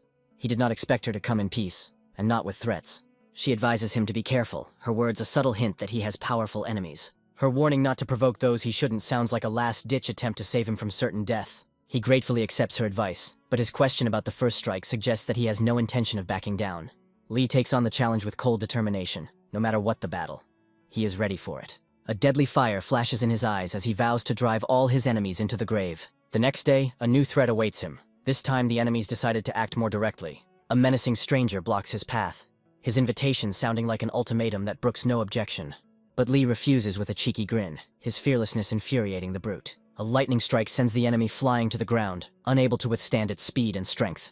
A crushing uppercut puts an end to this short and brutal fight, showing who is the boss. His cry contains all the hatred for the arrogant upstarts who think that they can get away with anything. The driver jumps out of the car, his panic indicating that he did not expect such an outcome. But in the shadows of the back seat lurks the true puppeteer, his cold gaze suggesting this is only the beginning. Li looks at his fallen enemy with disdain, his words a reminder of who is in charge here. Ma Songming couldn't understand how this guy knew his name, since he had never told it to anyone. In the car, the assistant asks anxiously about his condition, but he just brushes off her concerns. The hero gives an order to his faithful assistant. He understands that in order to win this battle he must put all other matters aside. He realizes that Zhang Bao's case is a complex and confusing story, and that it will require considerable effort to resolve. The car races down the highway, their destination a place that will change the course of this game and reveal all the cards. A sudden meeting with the father of the girl from the video becomes an unexpected but important turn for Lee. The man falls to his knees in despair, his pleas for forgiveness a cry from a soul cornered by fear. He bitterly admits his cowardice, because the fear of revenge forced him to remain silent and cover up the criminals. His story of blackmail and threats reveals the full depth of the meanness and cruelty of those behind this dirty business. Lee is relieved to learn that the girl is safe. His suspicions about the course of events have been fully confirmed. The father, with a trembling voice, tells how his daughter, despite the beatings, was able to record a conversation with the criminals. He desperately shows the tape recording. His only hope is Zhu, because they don't trust the police. The hero, having received the recording, feels relieved. Now he has a trump card that will not let him sleep peacefully. He understands that Ma Songming will soon find out about the recording, and he needs to act proactively before it's too late. The return of Biola and her friend interrupts his thoughts. Their cheerful appearance brings dissonance into the tense atmosphere. The girls chatter about Sister Zhu's health, unaware of the storm that is about to break. The arrival of his loyal assistant with a report about a safe haven becomes a ray of light in the darkness for Lee. Biola pounces on Zhojun with childish delight, her curiosity and spontaneity diffusing the situation. She unceremoniously tries to assess her forms, causing Shu to blush and burn with shame for his restless friend. Baola admires her new friend with childish spontaneity. Her curiosity knows no bounds. But the idyll is interrupted by an alarming message, and Lee's face distorts with anger and determination.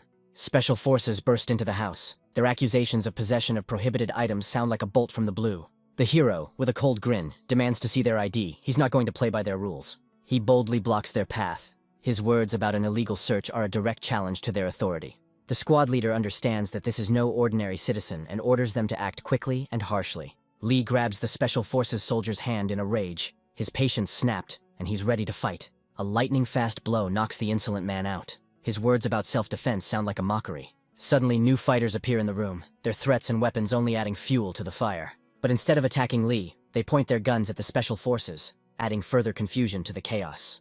The sudden appearance of Captain Xiao adds further confusion to the already chaotic situation. He asks with icy calm whether their appearance is connected with the recent attack on Mr. Shu. The Special Forces are shocked. They cannot believe that Chief Xiao foresaw their illegal raid. The hero offers his help with a grin, but Captain Xiao coldly rejects his offer.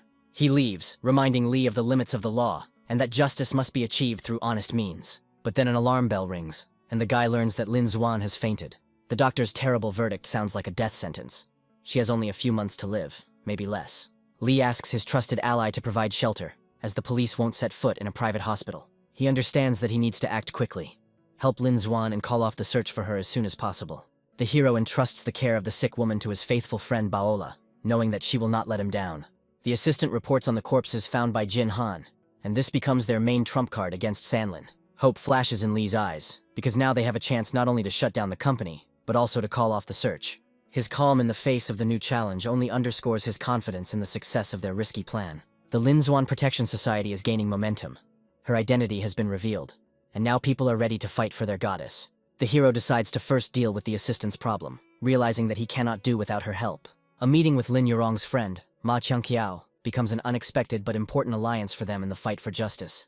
Lai watches the spontaneous rally with a sly grin, realizing that it could benefit Lin Xuan. Ma Qiangqiao introduces her friend to new allies, and their first meeting promises to be fruitful. She proudly introduces her best friend, revealing her past and emphasizing her worth. New acquaintances look at Lin Yurong with admiration. Her beauty and influence do not leave them indifferent. Ma Qiangqiao tries to pressure Lin Yurong, reminding her of her influential position and the need to help the goddess. But the assistant remains adamant. For her, the law and loyalty to the master are more important than any goddesses. The friend bursts into a scream in rage, unable to understand how anyone could refuse to help the one who has saved so many lives. A whirlwind of doubts runs through Lin Yurong's mind. She cannot understand how her once honest friend has fallen to this point. She coldly ends the conversation, realizing that their friendship is over and she cannot help her. The new allies are at a loss. Without Mr. Shu's support, their chances of victory are zero. In the car, the assistant bitterly talks about the meeting. Her refusal to help her old friend was not easy for her. Ma Qiangqiao rushes to the car in despair, her pleas for help her last hope for salvation. She asks for help with a broken voice, hoping that Shu's heroic image on the internet is not just marketing. But Lee coldly cuts her off, accusing her of selfishness and unwillingness to think about the consequences for himself. Ma Qiangqiao is furious and shouts that Lee is selfish because the goddess has done much more for people than he has. The new ally tries to smooth things over, explaining her behavior as impulsiveness and a lack of malicious intentions. He reveals their plan with a sly grin, to hold support events, but to do this they need financial assistance. The guy gently rebukes Ma Qiao, forcing her to apologize and admit her intemperance. The assistant comments on her apology sarcastically, but Ma Qiao doesn't seem to understand her subtle irony. The ally, feigning concern, continues to play on pity, telling about Cao Cao's experiences and financial difficulties.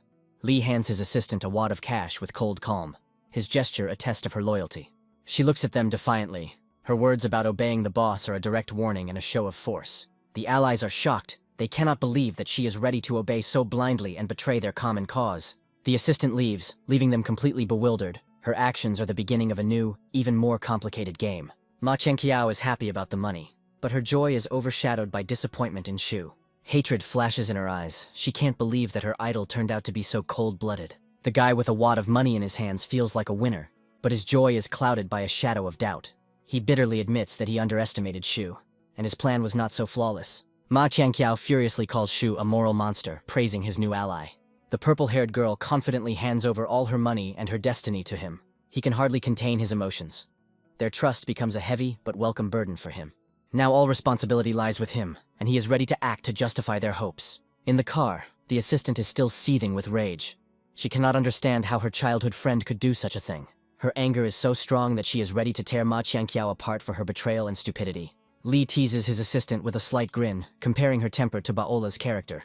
He hands her the mysterious vessel, his gesture an offer she can't refuse. The girl is shocked when she recognizes the drug, but the hero explains that its effect will be completely different. He says with a serious expression that he thought for a long time before giving it to her, emphasizing the importance of his decision.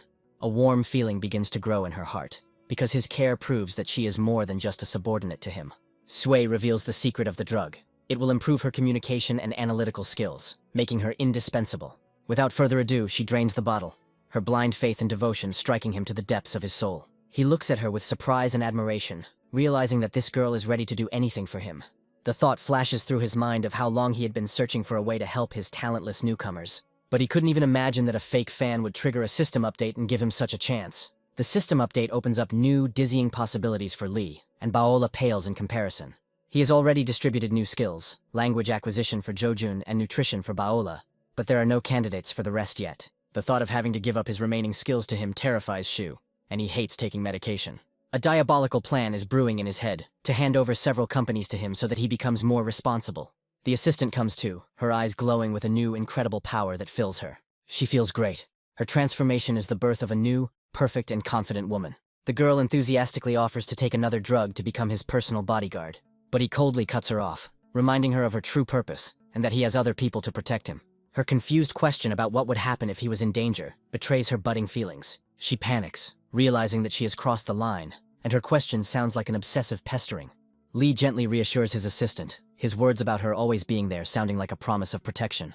With a flirtatious smile, she offers him to buy the empty buildings next to his house. Her hint is obvious. He agrees easily, his words about them becoming even closer, making her heart beat faster. A trusted ally reports a new development. A medical expert has confirmed the authenticity of all the evidence against Sanlin. The hero calmly gives orders to monitor higher-level organizations. He is prepared for any developments. The counterfeit drug scandal is gaining momentum, and the person responsible, Ling Qian, has already been arrested. Li notes with surprise how quickly Sanlin's company collapsed. Their fall was swift and inglorious. But his loyal assistant reminds him that despite Lin Qian's arrest, the case is still being hushed up. Fear grips him, because the silence of the media suggests that very influential people are behind this case. But Li, with a mysterious smile, makes it clear that he has foreseen everything, and the authorities will not be able to ignore their actions. A loyal assistant reports with concern that the authorities have expressed serious criticism, and the situation is getting out of control. He realizes that Ma Songming underestimated them, thinking that he could shut up all the dissatisfied people. But Li bitterly admits that he had no choice. He had to reveal the truth, no matter the cost. Now there is no turning back. He goes for broke, ready for any outcome of this deadly game. He is interested in only one thing: what means the deputy of one of the supervisory agencies will use against him. He has already conducted an investigation, and knows that Ma Songming's connections reach all the way to the top. But this does not frighten him. Suddenly he is met by the police, and the arrest warrant comes as a complete surprise to him. He looks at the handcuffs with irony, because he had driven the enemy into a corner, and in response received only a pitiful warrant. There is tension in the police station. His enemies think they have won, but this is only the beginning of the end. He calmly enters the cell, knowing that in 4 hours a new, decisive round of this battle will begin. Lee bitterly realizes that he was simply locked up without any charges, like some kind of animal. Suddenly, a familiar face, his old enemy, appears in the cell, and tension hangs in the air. Prisoners gather around them, their looks full of menace, ready to treat their new cellmate. The enemy looks at him with disdain, surprised that such a tough guy ended up in such a pathetic situation. His devilish grin promises Lee a memorable reception, and he's not about to miss the chance for revenge. A rough push in the back forces the hero to enter the cell, but his gaze remains cold and unperturbed. He notes with disappointment that Ma Songming turned out to be too predictable and incapable of sophisticated torture.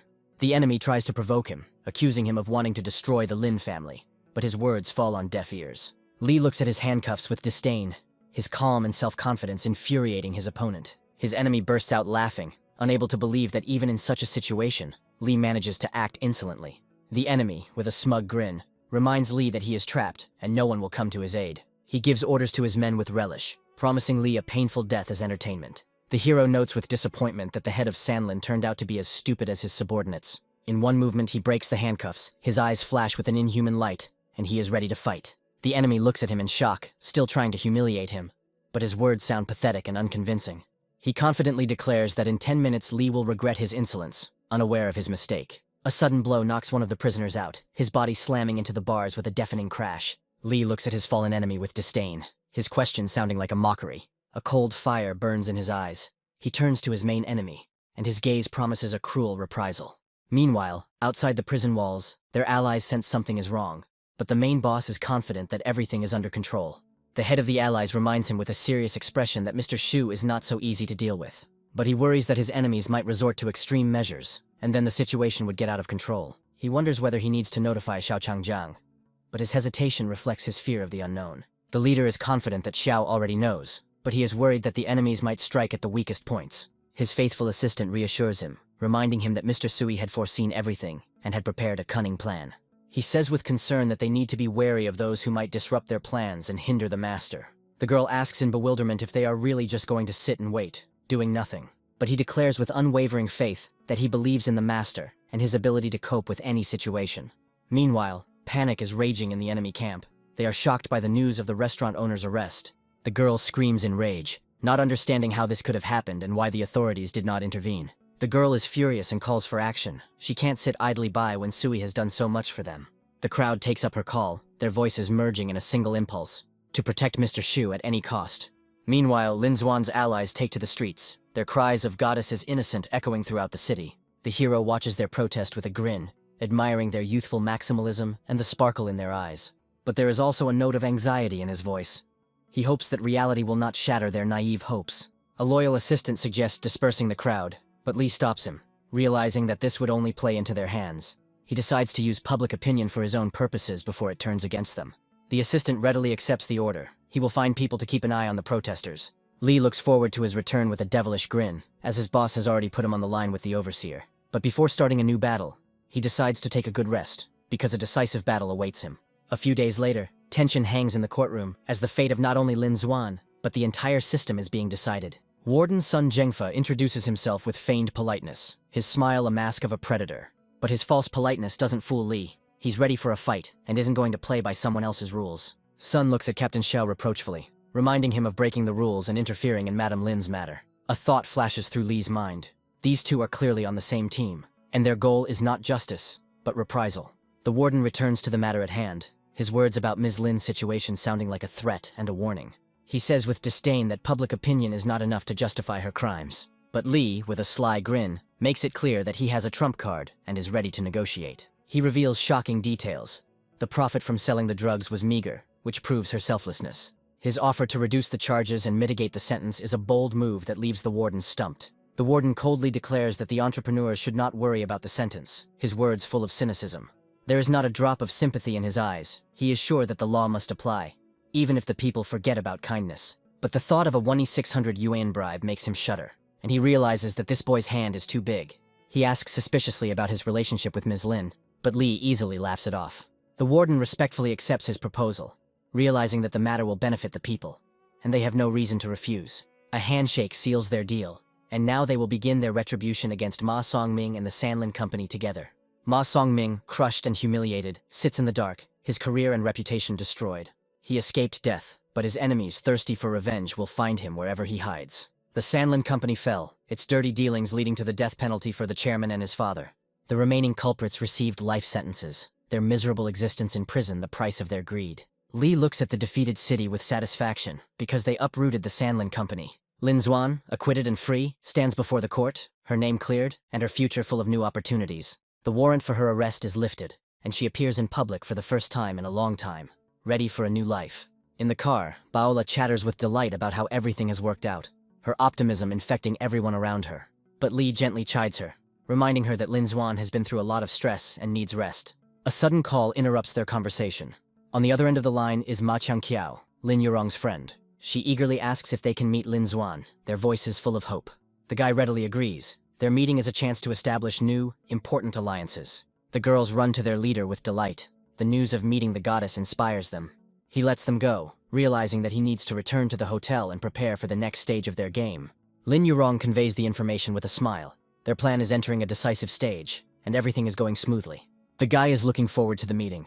His joy and anticipation indicate that he is ready for a new stage. Half an hour later, girls appear in the parking lot, their eyes full of admiration and awe for Mrs. Lin. Lin Xuan greets them gratefully, her voice trembling with emotion and unexpected support. Their handshake is a symbol of unity and a common goal. They are ready to fight for justice to the end, but she reminds them with a wise smile of the importance of the law. Her words a call to reason and caution.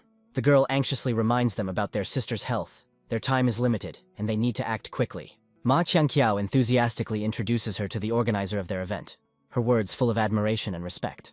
Meanwhile, in the car, Baola is enthusiastically proposing to her boyfriend. She is sure that they are the perfect couple. But the idyll is interrupted by an alarming call. Lee reports that journalists are approaching, and they need to leave immediately. The young man realizes what a dangerous and unpleasant trap he has fallen into. The girl begins to suspect that their relationship is being skillfully manipulated. Anger flares up in her soul at the thought of a treacherous financial deception. The hero remains cool, not even realizing the brewing storm. She desperately tries to reach out to her friend, warning her against blind trust. The seeds of doubt that were sown make Sister Zuxian look at everything from a different angle. Suddenly, the cute character sings praises to his idol, radiating pure adoration. The story of the guy's devotion turns their love story into a true legend. A heated debate erupts among fans about which hero is better. The third hero proclaims their ideal union, where each plays an irreplaceable role. The exhausted hero feels like just a pawn in someone else's insidious game. A tense silence hung in the air as the boy stood before the three girls. A desperate call becomes his only hope of salvation from yet another predicament. A new family responsibility falls on the young man, threatening to ruin all his plans. Teasing a friend only increases his reluctance to fulfill the ridiculous request. His mother starts a conversation about his personal life, gently pushing him to meet his sister. The young man cannot hide his indignation at his mother's unceremonious attempts to arrange his fate. Arrival at the airport turns into chaos, hinting at a meeting with a real celebrity. In the crowd of fans, they are surprised to recognize someone they least expected to see in the spotlight. Behind the striking appearance and star status lies an ordinary guy, which evokes mixed feelings. Yu Bao's live appearance creates a sensation. His charisma literally blinds the crowd. Trying to escape the fan frenzy, Zhenyang takes his companion away from the epicenter of the chaos. The long-awaited reunion between Sister Min and Aunt Lin is filled with incredible warmth and tenderness. The boys greet their sister, whom they haven't seen for so many years, with genuine delight. The girl notes with slight mockery how much Zhenyang has changed and become more handsome during their separation. Finding themselves in the spotlight, the embarrassed trio decides to escape from the annoying fans as quickly as possible. The star's manager tries to control the unruly crowd by calling for order. Watching the commotion, the heroine secretly hopes that this popularity will not turn into disaster. A chance encounter in a crowd instantly escalates into a furious and unexpected conflict. The young man's anger reaches its limit, and he demands an immediate apology from the offender. The woman is overcome with a chilling horror at the thought of the fans' madness and its consequences. The conflict escalates to a boil as the boy and girl exchange heated exchanges of words. The unexpected intervention of a celebrity brings a whole new twist to the brawl. One of the heroines suddenly decides to leave, leaving behind a trail of unspoken words and intrigue. A shocking call brings news of a betrayal to Qiao Qiao that will cause her entire world to collapse. The girl desperately clings to hope, refusing to believe in the treacherous act of a loved one. The cold voice of the operator, informing her of a non-existent number, becomes a death sentence for her. The realization that they have been blocked and abandoned plunges the friends into a state of complete despair. A tough conversation reveals the bitter truth about blind trust and lost money. An unexpected revelation about the boss's generosity forces one to look at the situation from a completely different angle. Tension mounts in the car as Zuxian is unfairly accused. The guy can hardly contain his irritation, because all this time he was secretly protecting her. Even obvious facts cannot extinguish the flame of poisonous suspicions in the heroine's soul. The girl leaves her friends alone with a choice that could change absolutely everything. The realization of the bitter injustice done to Suyu hits her with all its force. Tormented by guilt, she decides to take a desperate step and sincerely asks for forgiveness. The revealed secret of Zuxian's illness hangs in the air, but is immediately dissolved in words of forgiveness. Concern for a friend's health unites the girls, forcing them to forget past grievances. A slight smile hides a desperate desire to escape from cruel reality. She makes a promise to herself to plunge into madness, because silence would be an unforgivable weakness. An evening wine tasting promises to be the start of something special and unforgettable. Baola's sly smile betrays her secret intentions while Zuxian sleeps peacefully. Left alone, the boy and girl find themselves in the grip of an awkward but exciting moment. Having succumbed to the influence of alcohol, the heroine gathers the courage to take the first and decisive step. In the shadow of the doorway, their silhouettes merge in a passionate and long-awaited kiss. After a stormy night, a young man carefully covers a sleeping girl, but there is no tenderness in his gesture. The satisfied grin on the guy's face suggests that his cunning plan has finally worked. He looks down on her, enjoying his small victory and her naive defenselessness. The hero leaves with regret, because the presence of his girlfriend did not allow him to stay until the morning. Lying alone, he consoles himself with the hope that Baola will still dare to come to his room. In the fog of passion, she whispers about an old promise, drawing him into a new abyss of temptation. Cold water can't wash away the shock of the hero realizing that he spent the night with Zuxian. In the reflection of the mirror, he sees a confused young man desperately trying to convince himself that this is all a dream. A new, seductive figure appears in his mind, blurring the already thin line with reality. The guy's mind explodes with anticipation of a new battle in which he risks losing himself completely. An unexpected witness stands frozen in silent condemnation as he watches the humiliating scene. The celebrity's commanding voice cuts through the tense silence, demanding an immediate end to the violence. Full of contempt, the young man makes it clear that the words of the arrogant upstart are empty words for him. Confident in his superiority, Yubao resorts to open threats, not tolerating disobedience. The hero's rage erupts into a crushing blow that lands on the face of the smug star. The fans' rage flares up with renewed vigor, and they rush to the defense of their humiliated idol. In a panic, Zhang Yu tries to shield his loved ones from the angry and unruly crowd. The hero is instantly consumed by a wave of hatred, because for the fans he has become public enemy number one. The defeated star is putting on a whole show, threatening a loud scandal and a lawsuit. Auntie looks at Zhenyang with concern, his frightening appearance making her heart clench with fear. The arrogant artist can't believe that someone dared not recognize his media face. The young man sends the message with icy calm, devaluing all his glory with one gesture. Comparing their idol to yet another artist sends fans into an indescribable and blind rage. Surrounded by adoration, Yu Bao revels in his power, anticipating a brutal reprisal against the offender. The conflict reaches a boiling point when the celebrity promises to destroy him, leaving no trace. The sudden appearance of the star's lawyer dramatically changes the balance of power, foreshadowing serious trouble. The cold threat of legal action hangs in the air, and the price for insolence could be prohibitive. Suddenly, a squad of enraged women enters the fray, sweeping away everything in their path to protect the heroes. The verbal altercation instantly escalates into a real battle of generations, with each side ready to do anything. It becomes clear that the chaos was only part of a cunning plan for which there will now be a price to pay. The friend tries to understand with admiration how the hero managed to organize the entire performance so quickly. The guy's sly smile reveals his secret. A simple online ad worked wonders. While the heroes try to figure out what happened, they are sent to a safe place for a serious conversation. Anxiety begins to arise in the sister's soul, because Zhenyang's fame could turn into a great disaster for them in the future. The friend scornfully devalues the hero's glory, hinting at the existence of someone much more powerful. A cunning plan is born in the friend's head on how to teach the presumptuous turkey a lesson. The hero is only irritated by his friend's idea, and he decides to cool his ardor. The hero demonstrates complete superiority, because all he needs to win is one wave of his hand. The young man's devilish grin promises his friend a mysterious gift of unprecedented power. The guy catches the mysterious bottles in amazement, not believing his eyes. The hero hints that this elixir is the key to an incredibly important and responsible position. The guy is stunned by this proposal, doubting his own strength and abilities. Despite skepticism, the young man decides to take a desperate step, because he simply has no choice. He drains the bottle to the bottom, deep down hoping for the promised miracle. The unexpected effect of the elixir instantly sends him into a deep and sleepless sleep. The hero realizes with slight irritation that his friend has passed out from a completely harmless elixir. A moment later, the guy suddenly comes to his senses, and his crazy look promises something unimaginable. In a panic, the young man tries to understand what kind of devilish potion he gave his friend instead of his usual medicine. Despite his strange condition, the young man looks ridiculously peaceful and happy. A sudden surge of energy turns him into a self-confident leader, ready to move mountains. The elixir opens the doors to another reality for him, where he feels like an enlightened deity. The guy's mind is exploding with a stream of brilliant ideas, and he can barely contain the delight that is bursting out. The hero tries to calm his enraged friend with a smile, promising to explain everything to him.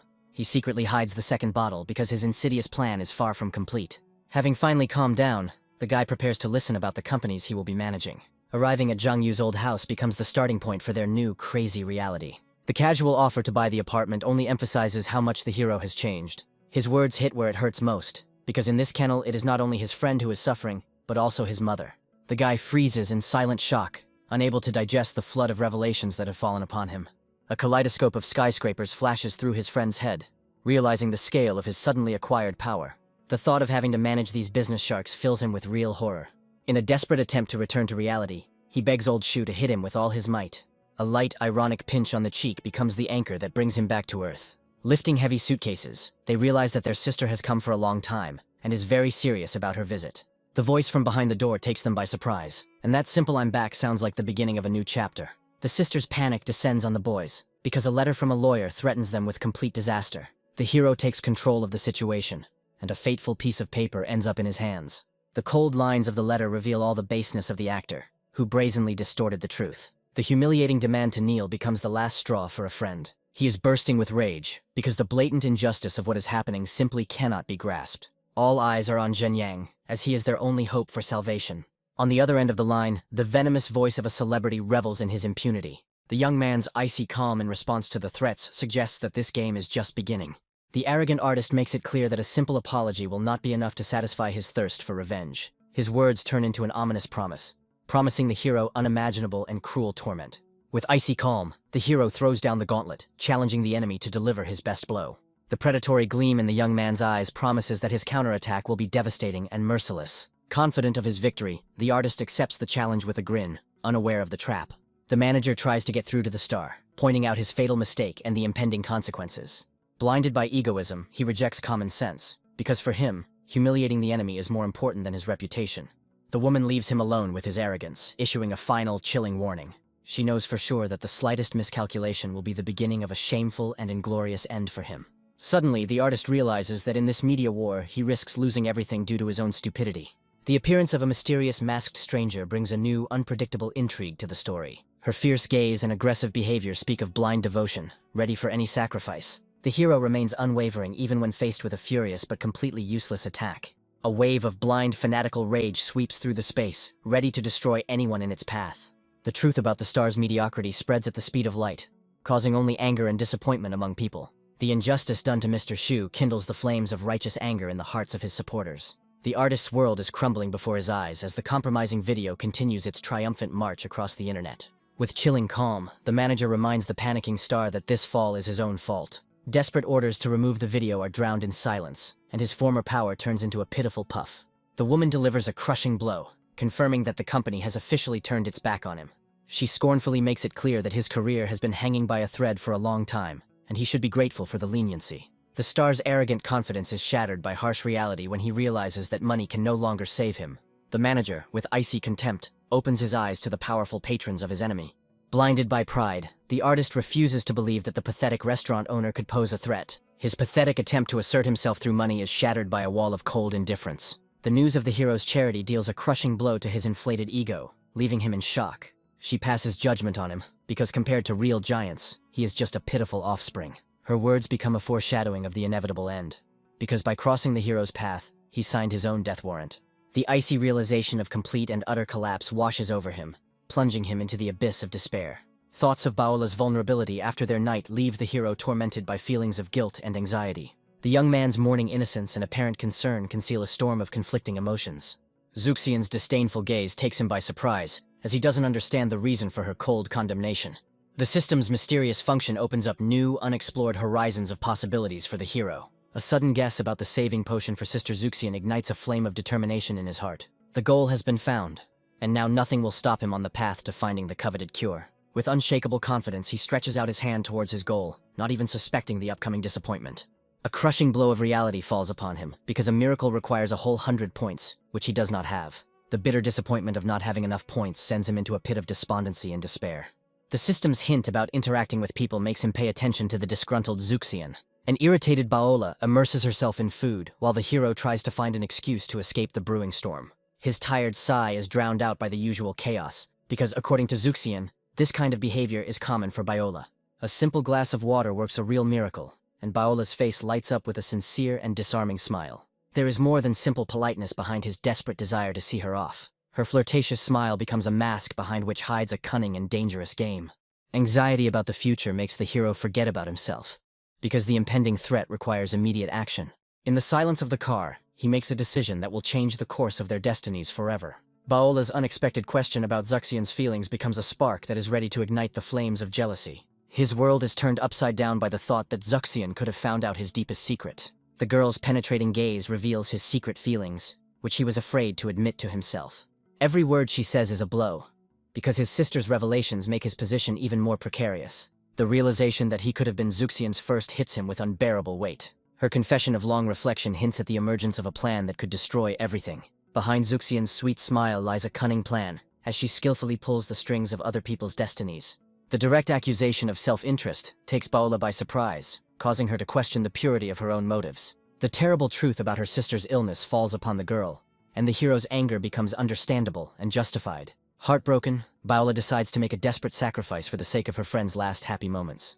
He skillfully avoids answering, but her persistent questions about Zuxian make him think about his true feelings. Baola's misunderstanding turns into furious indignation, because in his place she would not hesitate for a second. The hero abruptly ends a difficult conversation, finding salvation in an upcoming meeting that promises new problems. Their bickering on the road only increases the tension, as behind the mask of jokes lie unspoken grievances and pain. A frivolous trip gives way to a serious business meeting, where the stakes turn out to be unexpectedly high. In the documents, he finds confirmation of his worst fears, because the enemy is still at large and ready to strike. The truth about the Baoli family's power opens a new, unexpected chapter in this tangled story. A tragic secret from the past, shrouded in flame and death, sheds light on her orphaned fate. The burden of the revealed truth falls on the hero's shoulders, as the accidental death turns out to be part of a cruel conspiracy. The new evidence in his hands promises even more shocking discoveries, bringing him closer to solving the mystery. The arrival of relatives from the past turns Baola into a vulnerable target, and a mortal threat looms over her. The hero's icy order to strengthen security suggests that he is willing to do anything for her safety. An encounter with a mysterious stranger becomes their next step towards establishing justice. A sudden chase disrupts their plans, and the road turns into a death trap. The tension in the car is growing with every second, because the pursuers are not going to retreat. Instead of fleeing, the hero chooses to attack, and a cunning and daring plan matures in his head. The gas station becomes an impromptu arena for the upcoming inevitable battle. His short order to stay in the car is filled with anxiety and a desire to protect her at any cost. The opponent's self-confidence is off the charts, as they have no idea what kind of force they are about to face. The look from the ambush speaks of complete readiness for battle, because his loyal people will not leave the enemy a single chance. The girl's flirtatious smile conceals a deadly threat, and she eagerly awaits the start of the performance. The hero's silent and stern gaze becomes his only answer to the enemy's senseless question. Her hysterical scream only emphasizes the futility of their attempts to intimidate someone who knows no fear. The icy contempt in the young man's gaze suggests that he sees them as nothing more than pathetic pawns in someone else's game. The fan's blind rage falls upon the hero, because in her distorted world, he is the one to blame for all the troubles. He recalls his first meeting with irony, realizing that he is dealing with another victim of brainwashing. Cold steel flashes in her mad eyes, and she promises him a painful death for offending her idol. He easily dodges her attack, because blind rage is a poor advisor in a real battle. His question about revenge only fuels the flames of hatred in her, and she furiously confirms his guess. Seeing a mortal threat, the faithful assistant rushes to help her master without hesitation. The brute blocks her path, and his gaze reveals an undisguised threat and animalistic interest. His vulgar grin and dirty innuendos turn her desperate attempt at salvation into a real nightmare. Obsessed with revenge, the girl again rushes into the attack, ready to do anything to protect her idol. His icy calm gives way to anger as even his boundless patience comes to an end. With one precise movement, he disarms her, proving that her pathetic attempts do not frighten him. A sharp and painful grab puts an end to this crazy fight, and her scream is drowned out by the noise of the gas station. Realizing his friend's mistake, the brute rushes into battle, but his brute force proves completely useless. The hero's loyal men quickly neutralize the enemy, and he realizes in horror that he has messed with the wrong people. In the shadow of powerful figures, defeated enemies realize the full depth of their delusion and insignificance. The hero's cold decision to hand them over to the police puts an end to this senseless fight. The spoiled mood falls like a heavy burden on his shoulders, and he seeks salvation in long-awaited solitude. An innocent question from his assistant becomes a bitter reminder for him of a meeting on which everything depends. A sudden insight breaks him out of his stupor, because he almost forgot about the most important task. Fear for his friend, left alone with the sharks of business, makes his heart clench with anxiety. Sinister smiles and predatory glances turn a business meeting into real torture for a defenseless guy. Surrounded by the shadows of powerful figures, he mentally says goodbye to life, not daring to hope for salvation. On his deathbed, the head of the Chung family conveys his last, most important will to his faithful assistant. The devoted lawyer takes full responsibility for his master's fate with a heavy heart.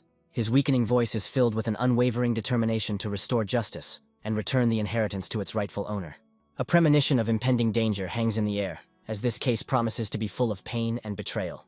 The old man's last breath was filled with painful remorse and a desperate plea for forgiveness that he would never hear.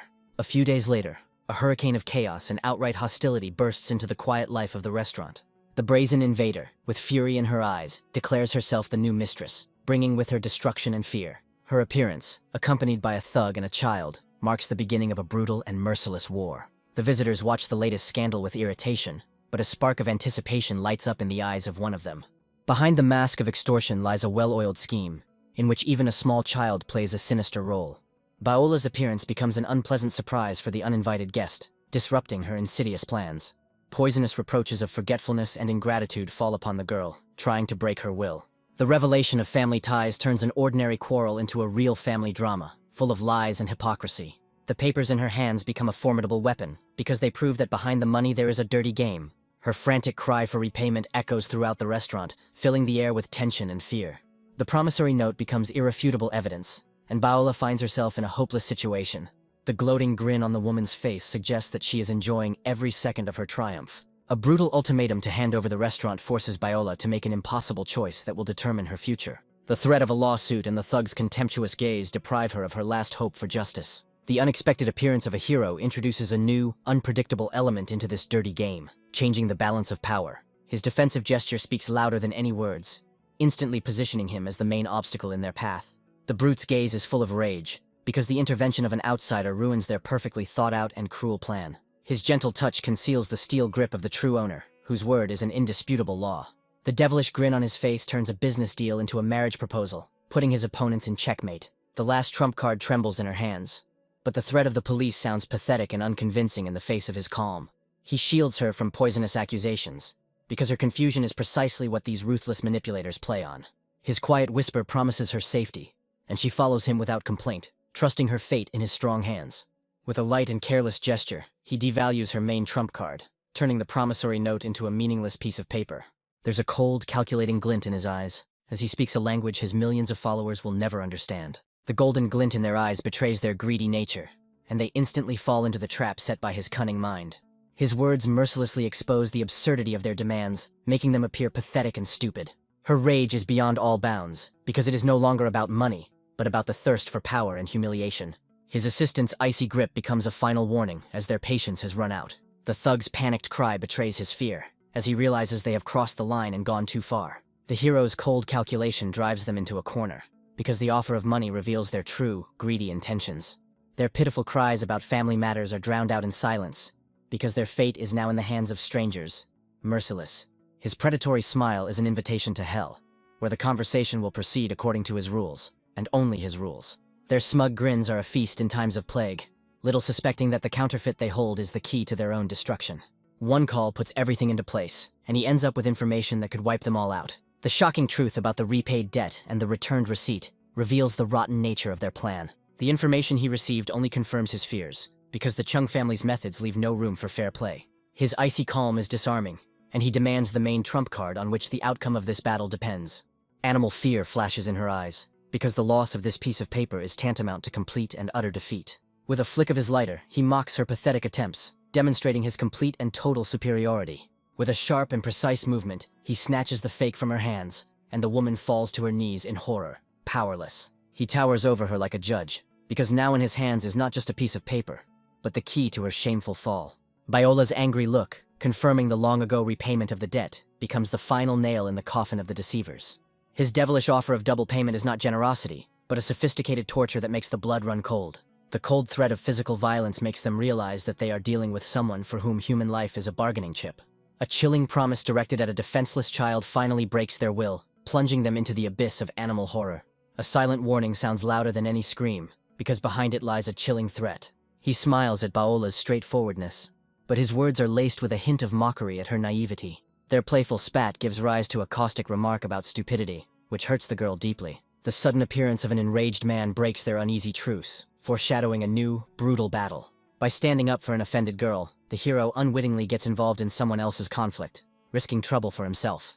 Desperate pleas for forgiveness are broken against the wall of his anger, because he is not going to forgive her so easily. Her tears and promises not to repeat her mistakes are drowned out by his furious desire to punish her for what she did. His insane cry for revenge suggests that he is ready to do anything to satisfy his thirst for revenge. At the last moment, the hero stops his hand, because the spilled blood will remain on his shoulders as an indelible stain. His intervention only evokes contempt and anger, because in the eyes of the madman he is nothing but pathetic trash. His rage goes beyond all bounds, and he blindly threatens to destroy anyone who dares to stand in his way. A sudden memory of a mysterious girl forces the hero to ask a question that changes the rules of this dangerous game.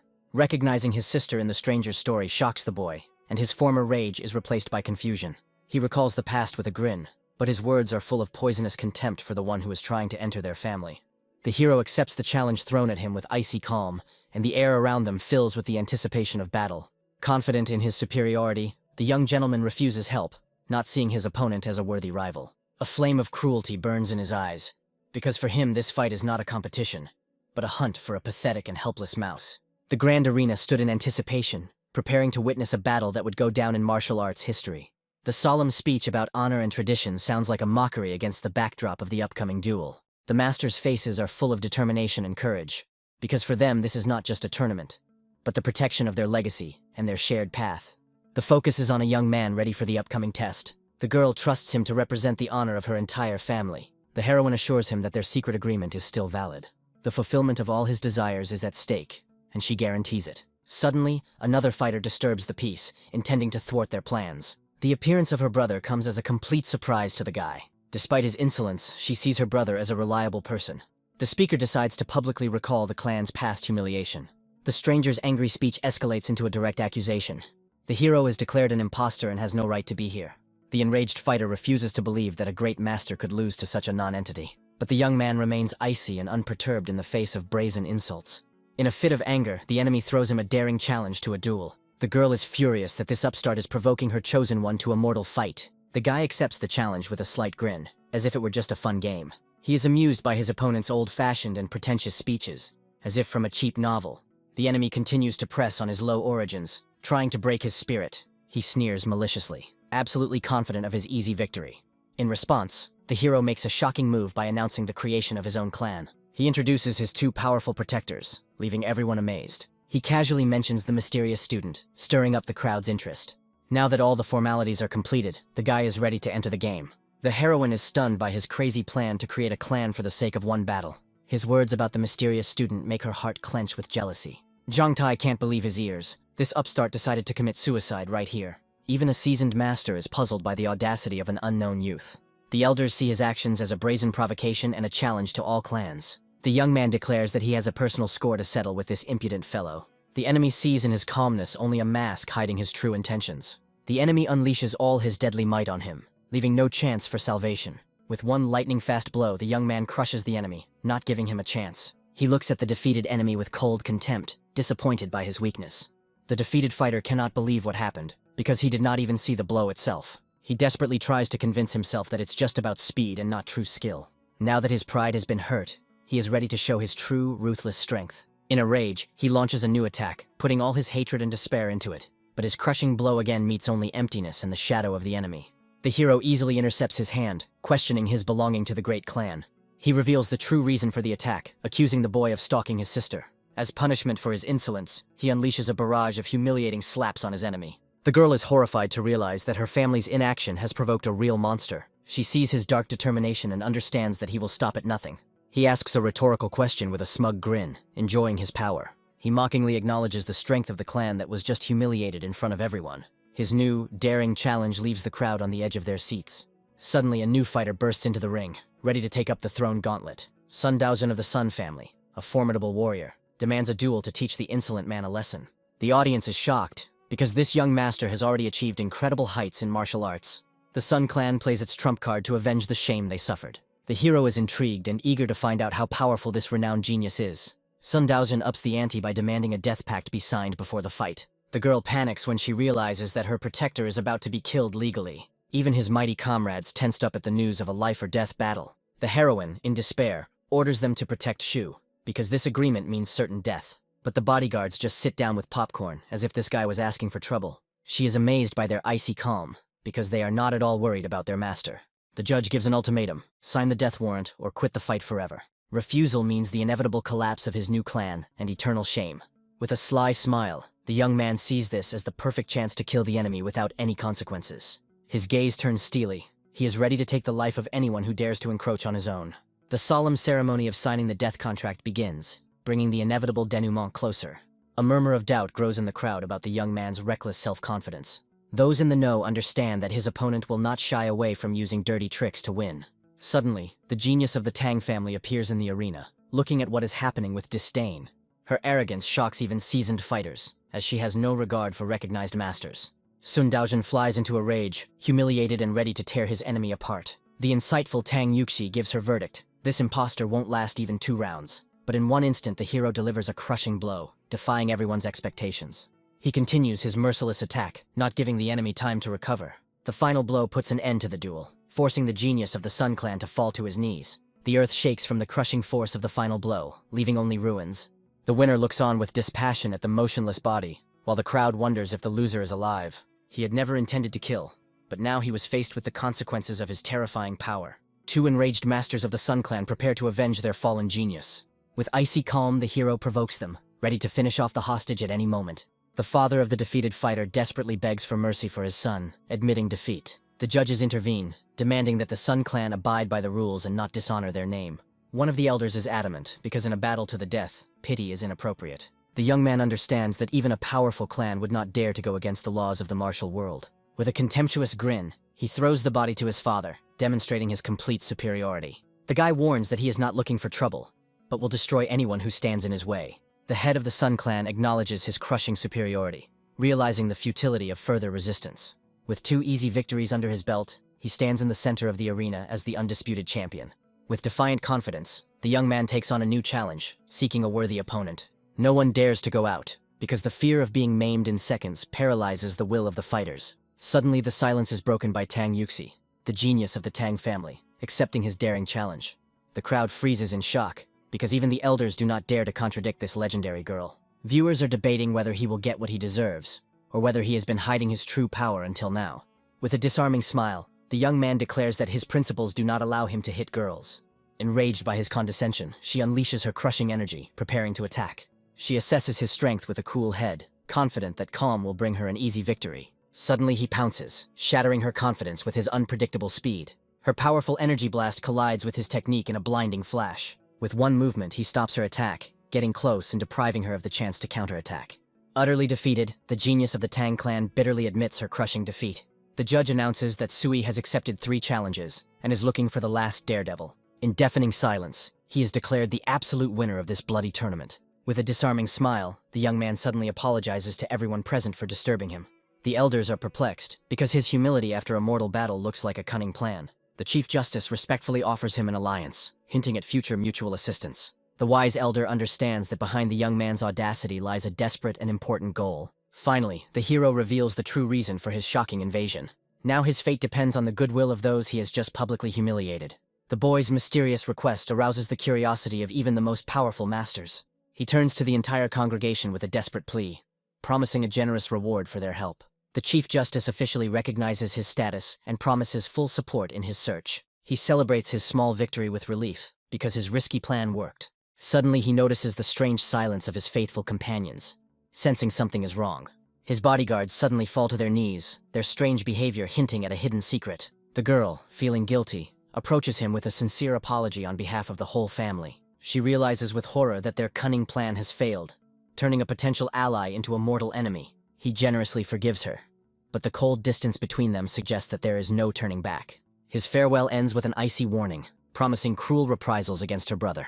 Suddenly, a mysterious elder offers him what he risked everything for: priceless information. Having trusted a stranger, the boy sets off alone for a meeting that will change his whole life. In the car, the old man asks the main question, on which the fate of his entire investigation depends. With pain in his voice, the young man confirms that the people he is looking for are his long-lost parents. The elder sees this meeting as a sign of fate, not believing that he has found the son of his old acquaintances. The shocked hero realizes that this man is the key to the mystery of his family's disappearance. The old man begins to tell the story of the brutal clan war that became the cause of all his suffering. A horde of 40 ruthless killers wreaked havoc, and even the government was powerless. But a secret organization led by his parents emerged from the shadows to fight back against evil. In a legendary battle under the full moon, his mother and father together defeated all enemies. The elder saved the life of his gravely wounded father, and so their destinies became intertwined forever. After this feat, his family went deep underground, and their trail was lost. The young man names the fateful year, and his guess leaves the old man in complete shock. With pain in his heart, he reports that it was that year that his parents died in a car accident. The old man recalls their cruel code, which required them to sacrifice even their own children for the sake of duty.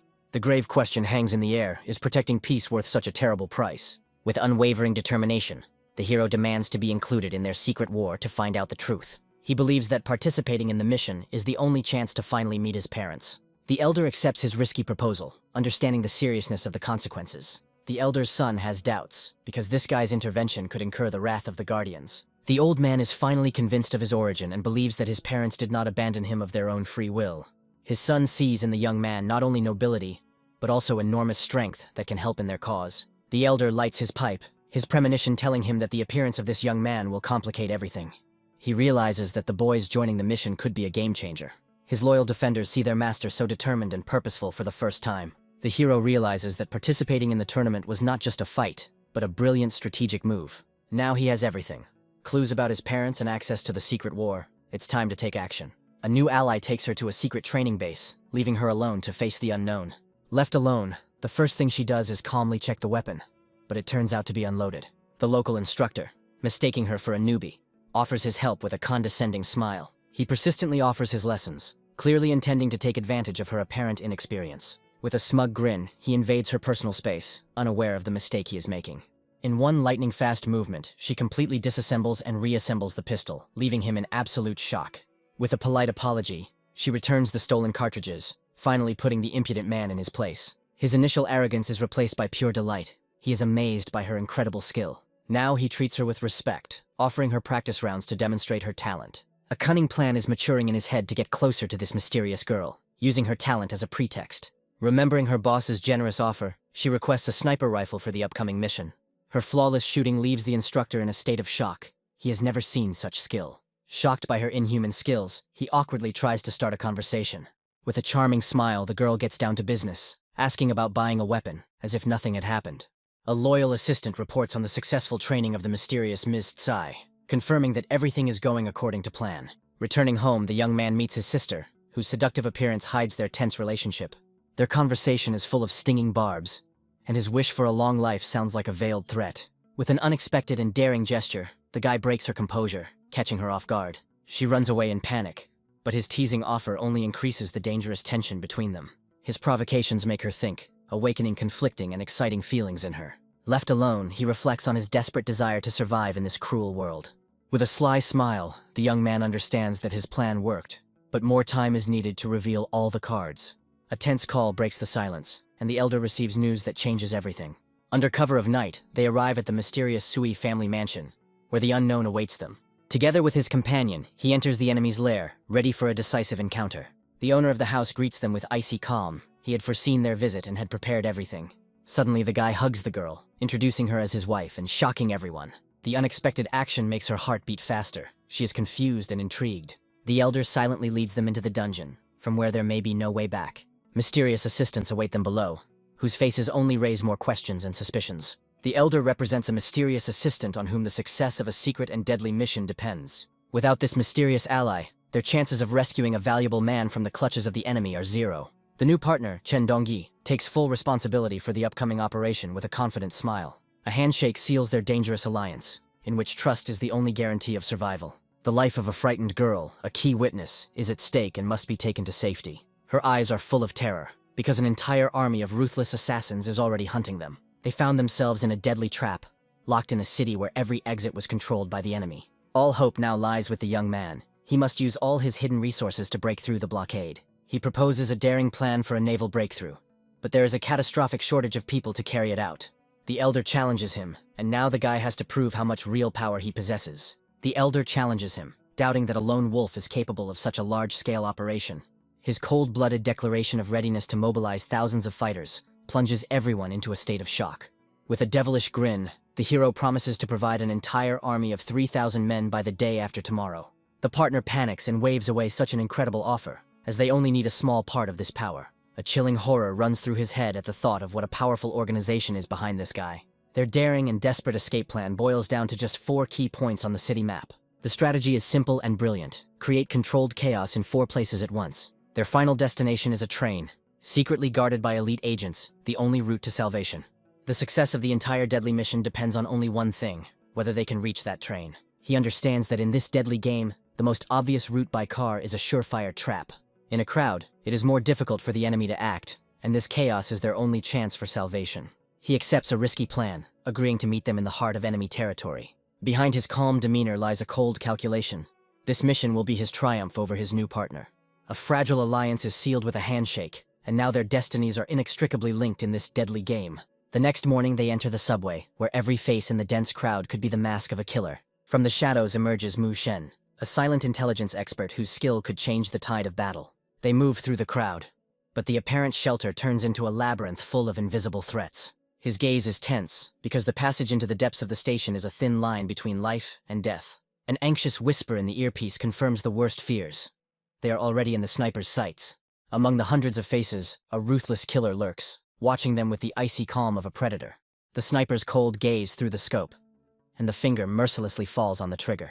He is furious at the insane audacity of the enemy, who dared to open fire in the very heart of the city. One shot, and the peaceful square explodes with screams of horror, turning into bloody chaos. Their new ally desperately tries to cover them, becoming a living target for an invisible enemy. The next moment, his life is cut short by a precise shot to the head, leaving no chance. Grabbing the unconscious body of the witness, the hero makes a desperate dash out from under the heavy fire. He hands the precious burden to his partner, ordering her to leave the battlefield immediately. Their eyes meet in a silent vow to protect this girl at any cost. A difficult call to the Elder brings terrible news about the failure and the first victim of their damned mission. The faceless killer coldly reports on his lost target, continuing his deadly hunt. The death of the organizer ruins their entire plan, and now the Elder is desperately trying to save the remains of the mission. Taking command, the hero gives a merciless order to hide the witness and replace the identity of the fallen. The old man begs him to be careful, because he swore to his parents to return his son alive. Surrounded by enemies, the young man realizes that he is now the only hope for saving the defenseless girl. A flash of rage, and he unleashes a crushing blow on the enemy, leaving him no chance. The deadly dance continues, moving like a ghost, sowing death and despair among the enemies. His victory was not an accident, but the result of grueling martial arts training. With icy calm, he reports on the cleanup while his unseen allies eliminate the remaining threats. The regrouping begins. They move to a new point, but the deadly chase is not over yet. His loyal comrades are already waiting in the shelter, reliably guarding the frightened witness. Under cover of machine gun fire, they make a final dash for the rescue vehicle. Now that they are safe, the whole team is ready for a swift retreat. He demands answers, trying to understand why this girl has become the key to such a dangerous game. In hysterics, she denies everything, her fear and panic only complicating an already desperate situation. With icy calm, he takes control of the situation, developing a new plan on the fly. Now that the witness is safe, he returns to the Elder for the missing information. The old man admits that his knowledge of this matter is as meager as that of the young man himself. He suggests starting with the weakest link, the frightened girl, to get the truth out of her. But the guy understands that she is just a pawn, and her knowledge is insignificant compared to their own. Now they have only one thing left to do: wait for orders from above, while guarding their valuable captive. The Elder makes a fateful decision, choosing a path that will change everything. He is ready to risk everything, because the power of this young man is their only chance of victory. For everyone's safety, he decides to operate in the shadows, temporarily removing his family from the case. Now the young man takes everything into his own hands, demanding only information and reserving the right to act. Their fragile alliance is sealed with a promise, and now he has the power of an entire clan behind him. The death of an ally opens up new opportunities for him, and he is ready to take advantage of this chance. Each successfully completed task is a step towards the main goal, meeting with parents. He gives an order to his mysterious assistant, setting his own daring plan into action. In the smoke-filled hall of an underground casino, a new game is unfolding, where the stake is not money, but power. A new player enters the scene, declaring himself king and challenging the entire criminal underworld. The White Tiger issues an ultimatum to the entire city: submit or disappear forever. bloody carnage in the streets. His people deal mercilessly with dissenters. One of the old bosses is furious that some upstart dares to dictate his terms to them. He vows to teach the insolent man a lesson, reminding him that the old guard has not yet given up its positions. But his fury is met with ruthless force, and the younger generation sweeps away everything in its path. In the shadow of the moonlight, a new player appears, whose long silence was only the calm before the storm. Stone Tiger, another legendary warrior, enters the game and the stakes are doubled. The old crime bosses are confused. They don't understand what this mysterious Lin Chongxian is planning. Chen Chucheng is furious that this new player dared to challenge the entire criminal group. But at the negotiating table, tensions subside, giving way to a fragile and forced compromise. The crime boss is furious that he is being forced into war with no choice. Any dissent is brutally suppressed, and the dissenter's hand is pinned to the table with a knife blade. The blood-drenched smiling tiger announces the beginning of a new era, where all will submit to a single ruler. Far from the bloody carnage, the hero calmly receives reports, his plan unfolding perfectly. His faithful assistant reports that the entire criminal underworld of the city has been successfully suppressed and is awaiting orders. With a sly grin, the young man announces his true intention, to become the Shadow King of this city. His triumph is interrupted by the appearance of a mysterious stranger, the very witness he saved. She calls herself the daughter of a recently deceased rich man, and this news changes everything. The boy recalls the official version of death with suspicion, feeling that there is a lie behind it. In a fit of despair, the girl reveals the terrible truth. Her father was brutally murdered to cover up his crimes. Clutching the incriminating evidence, she vows revenge, her despair turning into an icy thirst for blood. The real enemy emerges from the shadows, a powerful and ruthless player whose power knows no bounds. Rumors of murder are confirmed, and now every detail of this mysterious death points to a deep and dangerous conspiracy. He tries to put together the disparate pieces of the puzzle, realizing that everything depends on its answer. Blinded by the thirst for revenge, she is ready to do anything, not even knowing who to trust with her last and only hope. He leaves her in a safe shelter, but this calm is only a temporary respite before the coming storm. The betrayal comes from an unexpected direction, but his icy calm suggests that he was prepared for this turn of events.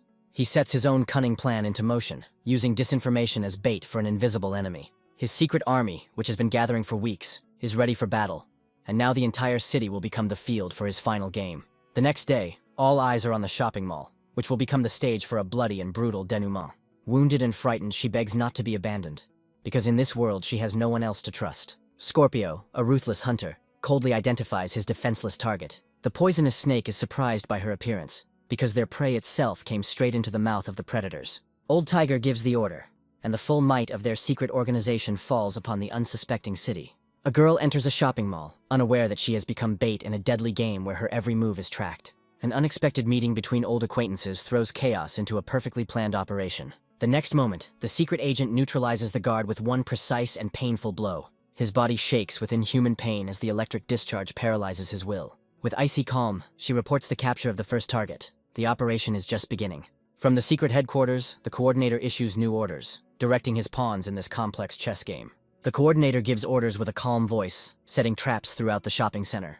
His true goal is not to capture him, but to create the perfect trap for the powerful Mr. Shu. He is confident in his plan, because any attempt to save the girl is doomed to crushing failure. The enemy emerges from the shadows, his devilish smile boding ill for the defenseless target. But his self-confidence is shattered by an unexpected and crushing blow from his own bait. Having defeated the enemy, she looks at him with contempt, disappointed by the weakness of yet another opponent. Behind the mask of a defenseless victim lurked a cunning and deadly deceiver who played her role perfectly. Scorpio is furious that their perfectly planned operation failed because of such a stupid mistake. The poisonous snake mockingly reminds him that in their business, even the best plans can fail. Old Tiger is furious, as their enemy not only foresaw their trap, but also caused them to lose a dozen elite fighters. Now it's a matter of honor, and Scorpio is ready to do anything to wash away the shame of defeat. She realizes that all the underground forces of the city have united under the rule of one mysterious leader. With a devilish smile, Poisonous Snake decides to take matters into his own hands and show them some real class. In a rage, he stabs the target's photograph, because for him, this enemy is just another faceless target. Their main goal is to capture Mr. Shu himself, because this is the only way to break the enemy's will.